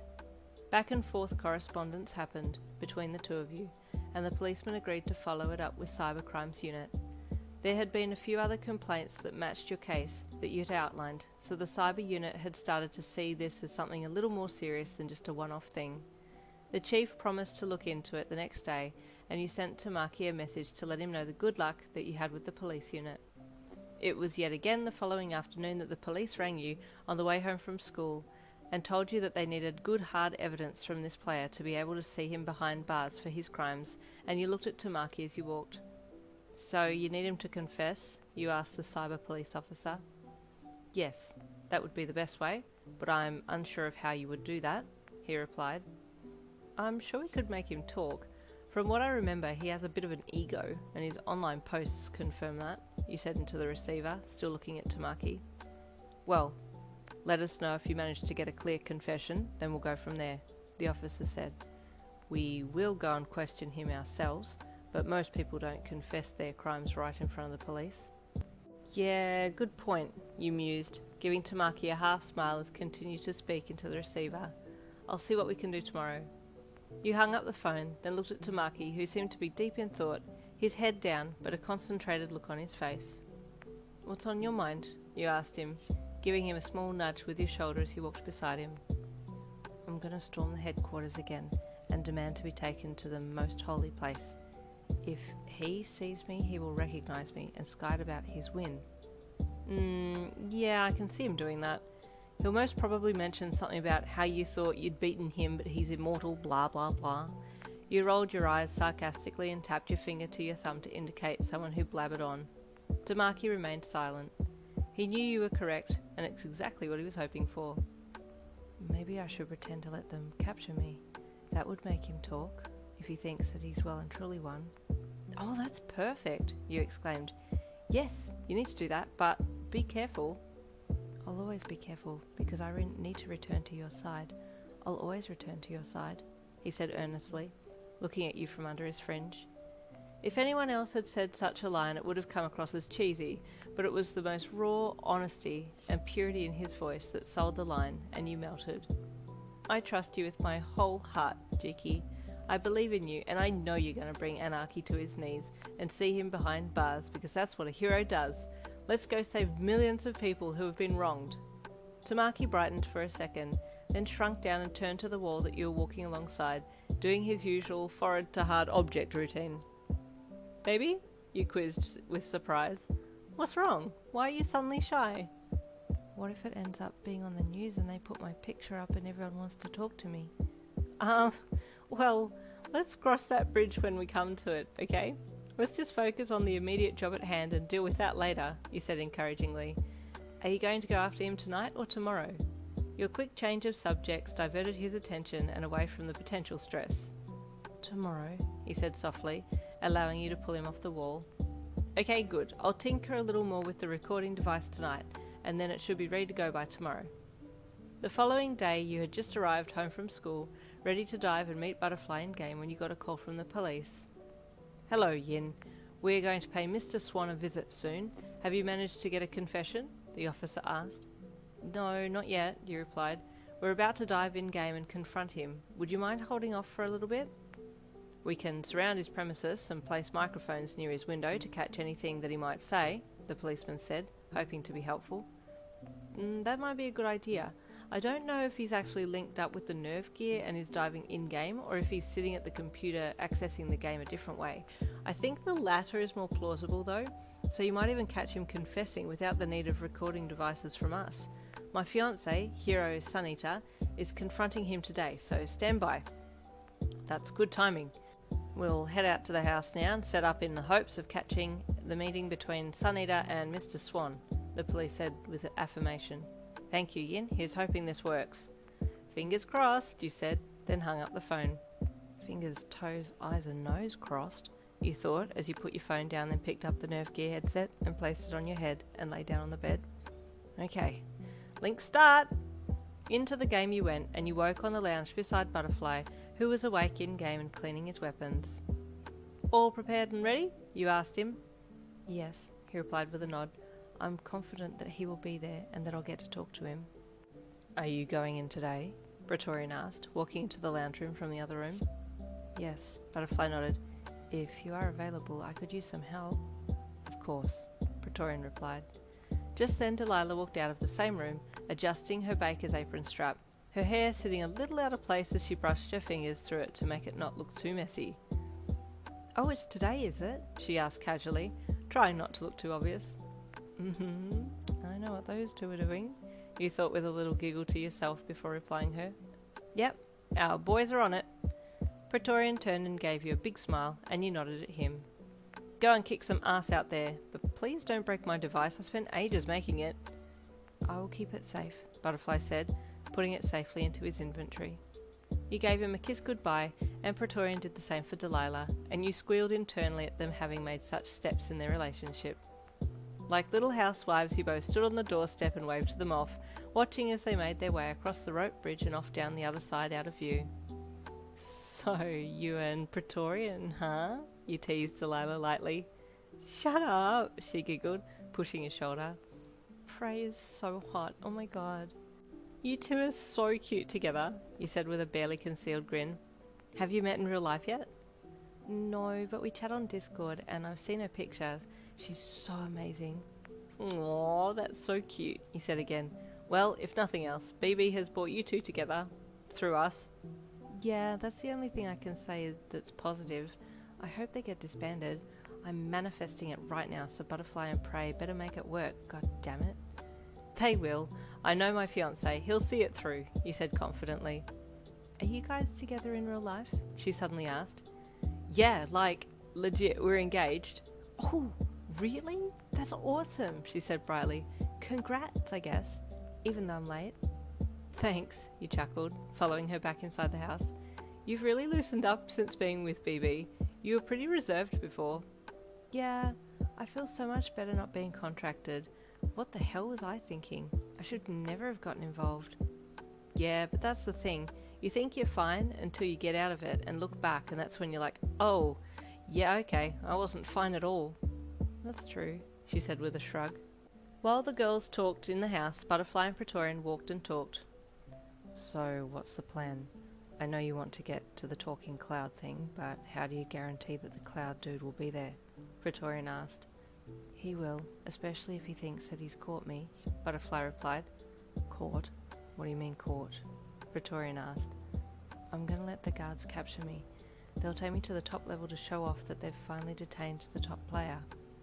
Ah, yeah, this guy sounds like a real ego trip. I hate that. So what do you need from me then? He asked. I need you to help me get in, then make it look like you've become overwhelmed and then abandon me. That will make the guards think they've won. Okay, I can do that. Are you sure you'll be okay? He asked, jumping down into one of the smaller islands. I'll be fine. The guards are not strong. I had a chance to fight them all one by one, and they're weak, Butterfly said, jumping down after Praetorian. Okay, I'll take your word for it then, he said, walking to the next part. They continued to chat as they walked, and finally both stepped up onto the teleport platform. Level 45, Butterfly called, and off they went. It was a little harder to get to the building this time, as the guards on that level were well and truly spooked by the happenings of late. Rumours had spread about the small group that had been sent to try and capture Butterfly and his team that had never returned, and a small amount of people had heard that the top player was somebody able to control the beasts on that level despite not being a beast tamer. After going the long way around through the bush, Praetorian and Butterfly got to the outskirts of the wall and looked for the best way in. The water tunnels that they had used before were now guarded with 5 guards per tunnel, and 3 guards patrolled the outside line as well. They're really kicking it up a notch, aren't they? Praetorian whispered to Butterfly as they scoped it out. Yes, it's a shame that you can't use your gun. It would have come in handy right now, Butterfly said. All the more reason to take this syndicate down. That's cheating. You can't block the use of another person's weapon, he said angrily. Don't worry, we'll get him. We will have everything disbanded. Let's do this. Praetorian nodded, and the two shook hands before Butterfly took the lead, and they skirted closer to one of the corners of the brick fencing. If I scale the wall, can you follow? Butterfly asked the bulky guard. If I'm being honest, no. Okay. What if you make it look like you're helping me get up the wall and then you run away? Butterfly asked. I can do that, but that's not helping you very much, is it? He asked. It'll be plenty. I can easily jump that wall as my stats are quite high for agility, but if I make it look like I'm struggling, then that will make them think they have a chance. I see. That's smart. Okay, when you're ready. Butterfly crouched, ready for a bit, and waited, sensing where the guards were on the other side. Then when he felt like it was the best time to make a move, he sprang forward and ran to the wall. Praetorian followed behind and quickly dropped to one knee and linked his fingers together so that Butterfly could step into the palm of his hand, and then he could hoist him up, which he did quite easily. He was quite a muscular build, and lifting lithe Butterfly was easy peasy. The movement of the two caught the attention of the guards at the tunnel nearby, and they looked over to see the pair trying to breach the wall. Hey, intruders! One shouted, grabbing his sword and running towards them. You okay? Praetorian called to Butterfly as he jumped to the top of the wall and balanced on it. Yes, go, he called, dropping down on the other side and leaving Praetorian to turn and run back into the bush. The guards split up, and 2 went after Praetorian, while the other 3 blew their whistles to attract attention while running back around to get inside the wall and find Butterfly. Guards on the inside were alerted to the intruder the second that they heard the shouting and whistles, but no one had seen Butterfly drop down and hide behind the hedge. A few came running close, but a shout from inside the building called them back, and they ran there to check and see if he'd gotten inside already. There was pandemonium as guards raced all over the place looking for the intruder, some guards fighting each other in the confusion, so Butterfly waited until he felt like everyone was at the height of their panic before making his move. After waiting a bit, he finally crept out from behind the hedge and grabbed one of the guards nearby, holding the tip of his sword to the petrified soldier's neck. Don't move, he whispered in a deep voice as he held the man captive. It only took another second before a different guard turned around and saw his comrade being held captive and shrieked, raising a gun at Butterfly. Don't shoot, don't shoot! The guard begged his fellow guard, who had a massive case of the shakes and couldn't keep the gun steady. Where is your leader? Butterfly called loudly, attracting far more attention than he had hoped for, and in a second he was mobbed by guards. He managed to dodge a number of them at first, then pretended to make a few mistakes, and finally ended up being caught and detained by weak ropes that he could have easily broken through, but decided against it. Where do we put him? Guys, where do we put him? The guard holding Butterfly asked urgently. It was evident that they hadn't thought this part through. Dungeon, one called. We can't put him there. The Holy One will be pissed if we put the top player down there. Take him to the priest, another called. Are they upstairs? Another one yelled. Yeah, up! Take him up! The mob slowly moved Butterfly along to the stairs, then up to the main room that he had fought in last time. With a lot of pushing and shoving, Butterfly was escorted heavily into the room, and the priests were called forwards and asked what to do.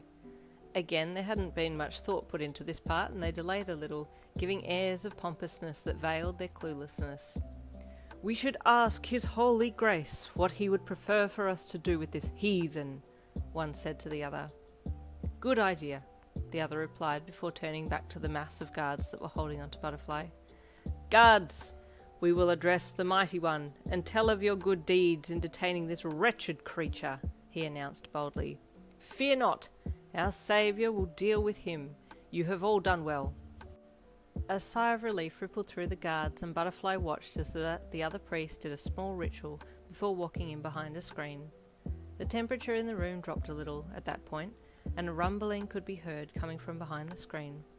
The guards all seemed terrified, and some even dropped to the floor on hands and knees and bowed towards the screen. After a few minutes of this, the priest appeared and walked to Butterfly.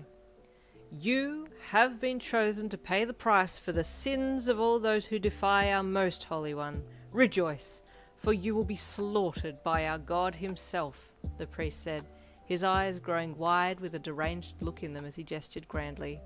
Your man didn't flinch. He knew who the God was, and it certainly wasn't anyone to be feared. While this was all happening, Butterfly had managed to open his menu behind his back and pull the recording device from his inventory and place it in his pocket, switched on, and ready to catch the next part of the event. Without resisting, he was handed to the priest, who stepped in behind him and pushed him towards the screen, then beyond it, but the priest didn't follow. The second Butterfly had entered the most holy place, a wall of fire engulfed the area, blocking it off from the guards and priests on the other side. Talk, Anarchy, Butterfly said in a strong voice. I know it's you. You promised you wouldn't do anything like this again. The room was quiet, except for the crackling of the fire behind Butterfly. Then a deep, sadistic cackle started, echoing around him and making him look left and right to see where the laugh was originating from. As the laugh continued, a brilliant blue cloud formed in front of Butterfly that flickered and twisted with the laugh, acting like the embodiment of the voice. So you come to challenge me again, the unmistakable voice of Anarchy asked. Except this time, I'm not a player. I am not a boss, but a god. People fear me, and rightly so, for I have built an empire based off greed and power, and within a few more months I will have monopolized 90% of the game's weaponry and mahi. Then I will own the game. Everything will be owned by me. You know this is illegal, Butterfly stated calmly, making sure that he was speaking clearly for the recording. This is the divine plan. There's no such thing as illegalities when I am a god. What I say goes. He let out another unhinged laugh. And now I get to do away with the top player. Oh, what news that will be when BB comes up in the next announcement as the number one player in RFO. I will be worshipped by all. You will stop this right now, or you will face the consequences, Butterfly replied. No one can stop me, he snapped back. I am undefeatable. Now, please, beg for your life as I take everything from you. The fire around Butterfly raged hotter, and the flames themselves grew. Anarchy, Butterfly called. Anarchy? But the deranged player just kept laughing as the flames moved in. Feeling a little panicked, Butterfly quickly broke the ties around his wrists and grabbed for his sword, moving into the centre of the flames more and lifting his sword above his head so he could swing it around to create some kind of wind barrier. As he started doing this, he heard voices in the background behind Anarchy, and all of a sudden the flames stopped and someone could be heard shouting about being under arrest. He stopped swinging his sword and looked towards the blue cloud. "No, wait," Anarchy cried from inside the cloud. "No, I'm innocent. You can't arrest me." "We have everything recorded," a voice said. "I suggest you remain silent until you can talk to your lawyer." The cloud flickered as the voices grew distant, then all of a sudden everything cut out and the flames evaporated. Butterfly stood there stunned for a moment, then let out a shaky, shallow breath. His heart was racing, and he stood stone still to catch his breath before walking out from behind the screen to the guards who were on the other side on their hands and knees on the floor. It was deathly silent as they all raised their heads and stared at Butterfly, who looked a little singed, but aside from that was unharmed. "You are free to go," he announced to everyone present, and at that exact moment all the slave contracts were removed and the emblems on their arms vanished. Surprised gasps rushed through everyone present, and they looked at each other in disbelief. We're free? Are we no longer contracted? What? I can do what I want now? Holy hell, this is a dream? Queries, exclamations, and excited chatter filled the room as the weight lifted from everyone present. Back inside the house on level 44, you and Delilah were having a good chat at the kitchen table when an RFO-wide message popped up on your screen. "Greetings, players. Due to some changes in the system, the contracting feature has been removed for software updating. We apologise for any inconvenience caused and hope to reinstate this feature once it's been approved in its new form. Thank you, RFO team." "Hold up," you screeched. "He did it! He did it! Is it finished?" You jumped up from your chair and screeched with excitement as Delilah jumped up and clapped her hands excitedly, spinning in a circle. "Oh my god, wait, I have something I need to do. Where's my bat?" You ran into the bedroom and grabbed the bat from the cupboard in there, then raced for the front door. "Wait, where are you going?" Delilah yelled as you ran from the house.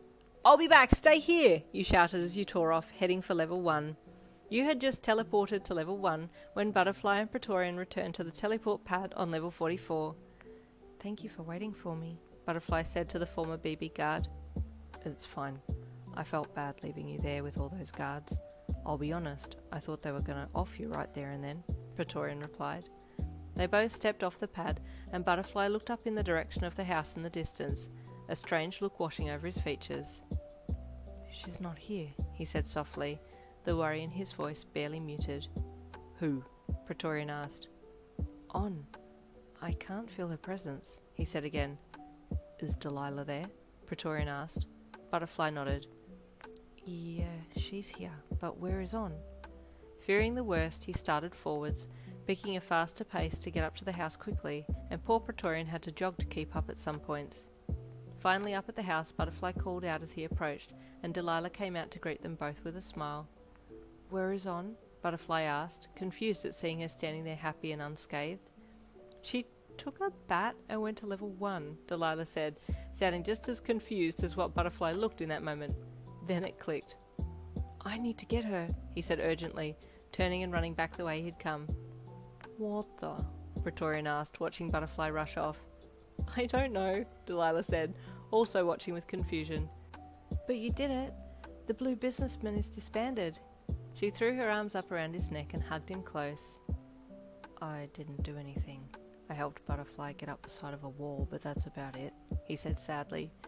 "I kind of wanted to be involved in the brawl, but I'm pretty sure I'd have gotten a smackdown if I did. There were heaps of guards." "I think you would have smashed all of them, babes. You're amazing," Delilah gushed as she glanced at Praetorian's lips. "You give me too much credit," he said, seeing her looking at his lips, and so initiated the kiss that he knew she wanted. Butterfly arrived on level 1 and started running to the wall gates, aiming to get to the inn just on the outside of town where you and he had been recruited, as he remembered you saying you wanted to hit the guy who had taken a swing at you. He could hear the bedlam from outside the inn as he ran to it, and as he got inside he heard you screaming and yelling at someone, or some people, your yells interspersed with the sounds of someone being hit. "You!" Smack. "Don't!" Smack. "Hit innocent people for no reason!" Smack. "You cowards!" He raced into the room to see you swinging wildly at the two men who he recognised as the men you two had met that first day you got recruited. You weren't holding back either, giving them a good whack with the bat every chance you got. "Calm down, man, calm down," one guy said, trying to placate you, while the other one was ducking around behind pieces of furniture, trying to escape your wild swinging. "On," Butterfly called. "It's okay now, let them go." "They hit you for no reason," you shouted at him, the heavy breathing from being exerted making you sound even more angrier. "Sorry, bro. I'm sorry, it was my job," the guy who had whacked Butterfly apologized. "I don't even remember hitting that guy." He pointed at Butterfly. "We were undercover," Butterfly said. "See? That's what I was trying to prevent," the guy said. "But obviously it didn't work, because you got through." "Apologize on your hands and knees," you demanded, taking another swing in his direction and shattering the chair he was hiding behind. "Okay, man, okay." The poor guy ran out from behind a chair and slid to a halt on his knees in front of Butterfly. "I'm sorry, man. I'm sorry. Tell her I'm sorry, please." "On," Butterfly called. "Come, let's go. I have no hard feelings towards this man. Let him be." Somewhat angered that Butterfly was being so gracious, you huffed and let the bat fall to your side. "Okay, fine. But if I ever hear about you hitting anyone again, I'll hit you twice as hard as I did now," you said, pointing the bat at the guy. He nodded rapidly from where he was still on his knees in front of Butterfly, and you conceded. "Let's go," you said, marching past Butterfly. "I need to find Spear 19. It's okay, I'm not going to hit him." Butterfly did one final bow to the two terrified players, then followed you out the back to the streets. "How are you going to find Spear 19? he asked, catching up beside you. "I'm going back to where I had my first shop. His sister's there, she'll be able to contact him," you said, focused on your next task, finding the guy who had begged you to take out the BB syndicate. Back towards your shop on level 1 you went, and entered in the most aggressively happy way you could. "We did it!" you said, as you smashed the door open. The young girl behind the counter looked up at you, surprised and bewildered as to who this person was who had just burst through her doors with a bat slung over her shoulder and a triumphant grin on her face. She looked at you, then Butterfly behind her, then she recognised and remembered you both. "It's done!" you said again, grinning as you stepped across the threshold. "Did you get the notification?" "Yes, I did. Wait, you did it?" she gasped, running around the counter to hug the two of you. You chuckled as she embraced you. "Well, it was Butterfly, but I'll take partial credit for it," you laughed. "But I wanted to ask, do you know where your brother is, Spear 19? He was the one who asked us to take them down, and I wanted to see him." The RFO gods must have been listening, because who should burst through the door with a dumbfounded look on his face but Spear 19. "Sis, it's over! It's over!" he stated with a disbelieving look on his face, unable to believe that the team who had caused him so much trouble had been disbanded and the slave contracting removed temporarily from RFO. A very happy reunion commenced, and you all chatted about what had happened. You were most excited to hear about the events from Butterfly, as you hadn't had a chance to hear how it had all panned out, and you grinned when you heard that the police had been there when Bevan was doing his ego speech. "Serves his egotistical ass right," you said proudly. Spear 19 and his sister thanked you and Butterfly over and over, and after spending ample time there, you and your man left to go back to your level. "We need to return the mahi to the players who lost everything on the slave ship that went down on our honeymoon level," you said, holding Butterfly's hand in yours and swinging it back and forth with glee. The streets on level 1 were filled with a lot more happiness than you'd ever seen them, and you realised just how many people had been affected by the veins of BB. "We did it," you said proudly to Butterfly. "All the people are free now because of you." He smiled happily and you squeezed his hand. Mirio was right to call you a sun-eater. Your ability to outshine the sun grows every day. He hung his head bashfully and you giggled and nudged his shoulder with yours. "Come on, let's get back to our home." The rest of the afternoon was spent quite lazily in-game, but outside the game on the following morning was crazy busy. You had police reports to write up, witness reports to sign, and court dates to put down in your diary to attend. On top of that, the start of your internship was fast approaching, and you still needed to track down those who had lost all their mahi when the ship went down. 2 weeks later, the madness still remained, and you and Butterfly hadn't had a chance to go back in-game. But that was fine, because you were spending a hell of a lot of time together in real life, looking for an apartment together. It was a Wednesday morning when your phone rang with an unknown number and you picked it up, expecting it to be a call back from one of the apartment blocks. "Hello, Yin speaking," you said politely. Damn, bestie, you forgot me already? The voice of your best friend lilted down the line, and you let out a loud scream of excitement. Bestie! Oh my god, how are you? She laughed happily on the other end while you screeched in her ear. I'm fine, I've only just really gotten the chance to call you. How's things? Man, where do I start? You said, smacking your hand to your forehead and flopping down on your bed. It's been a crazy month. More than a month. Babe, it's been like 3 months. Seriously? You said with shock.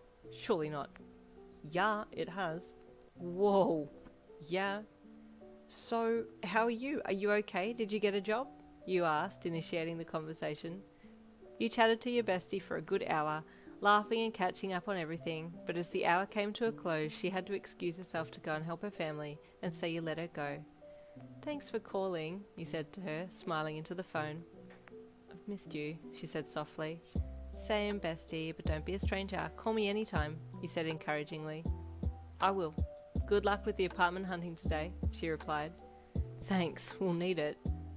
After saying your goodbyes, you hung up, then pulled your phone from your ear and looked at it. While you had been talking on the phone, someone else from an unknown number had tried to call you, so you listened to the voice message. Hello, Yin. This is Mark from Expense Real Estate. Your application for the apartment on Hero Street has been successful, and I would like to first of all extend my congratulations, and secondly, talk about next steps. Mark did have more to say in the message, but you got so excited you closed the voicemail before he had a chance to finish and quickly rang Tamaki. We got the place! We got the place! You screeched into the phone. The apartment on Hero Street! Oh, we did? He asked with soft excitement. Yes! Let me call Mark back. Do you want to go over now? Let's go together. 3 weeks later. Is that everything? You called to Tamaki. One more bag, he replied, dragging one last suitcase into the apartment that was littered with boxes, papers, and every other piece of moving equipment. When is the truck getting here? You asked. In about an hour, he replied, putting the suitcase down and walking over to you. You grabbed him in a hug and squealed with delight. We have our own place now, and we have 4 weeks of internship coming up. Look at us! We're really making it somewhere in life. He took your hand and raised it to his lips, kissing the back of it before putting it down and looking fondly at the engagement ring on your finger. As long as I have you, I've already made it in life, he said softly, the gentle blush on his cheeks making him look even cuter. I love you, butterfly of Rapid Fate Online, you said with a loving adoration in your eyes. I've always loved you, on of my heart, he said softly, before gently leaning his head down to kiss your lips, embracing you in the middle of the brand new apartment that you had together, filled with boxes and junk, the look of perfection for a young couple ready to start their lives together. And there ends Rapid Fate Online.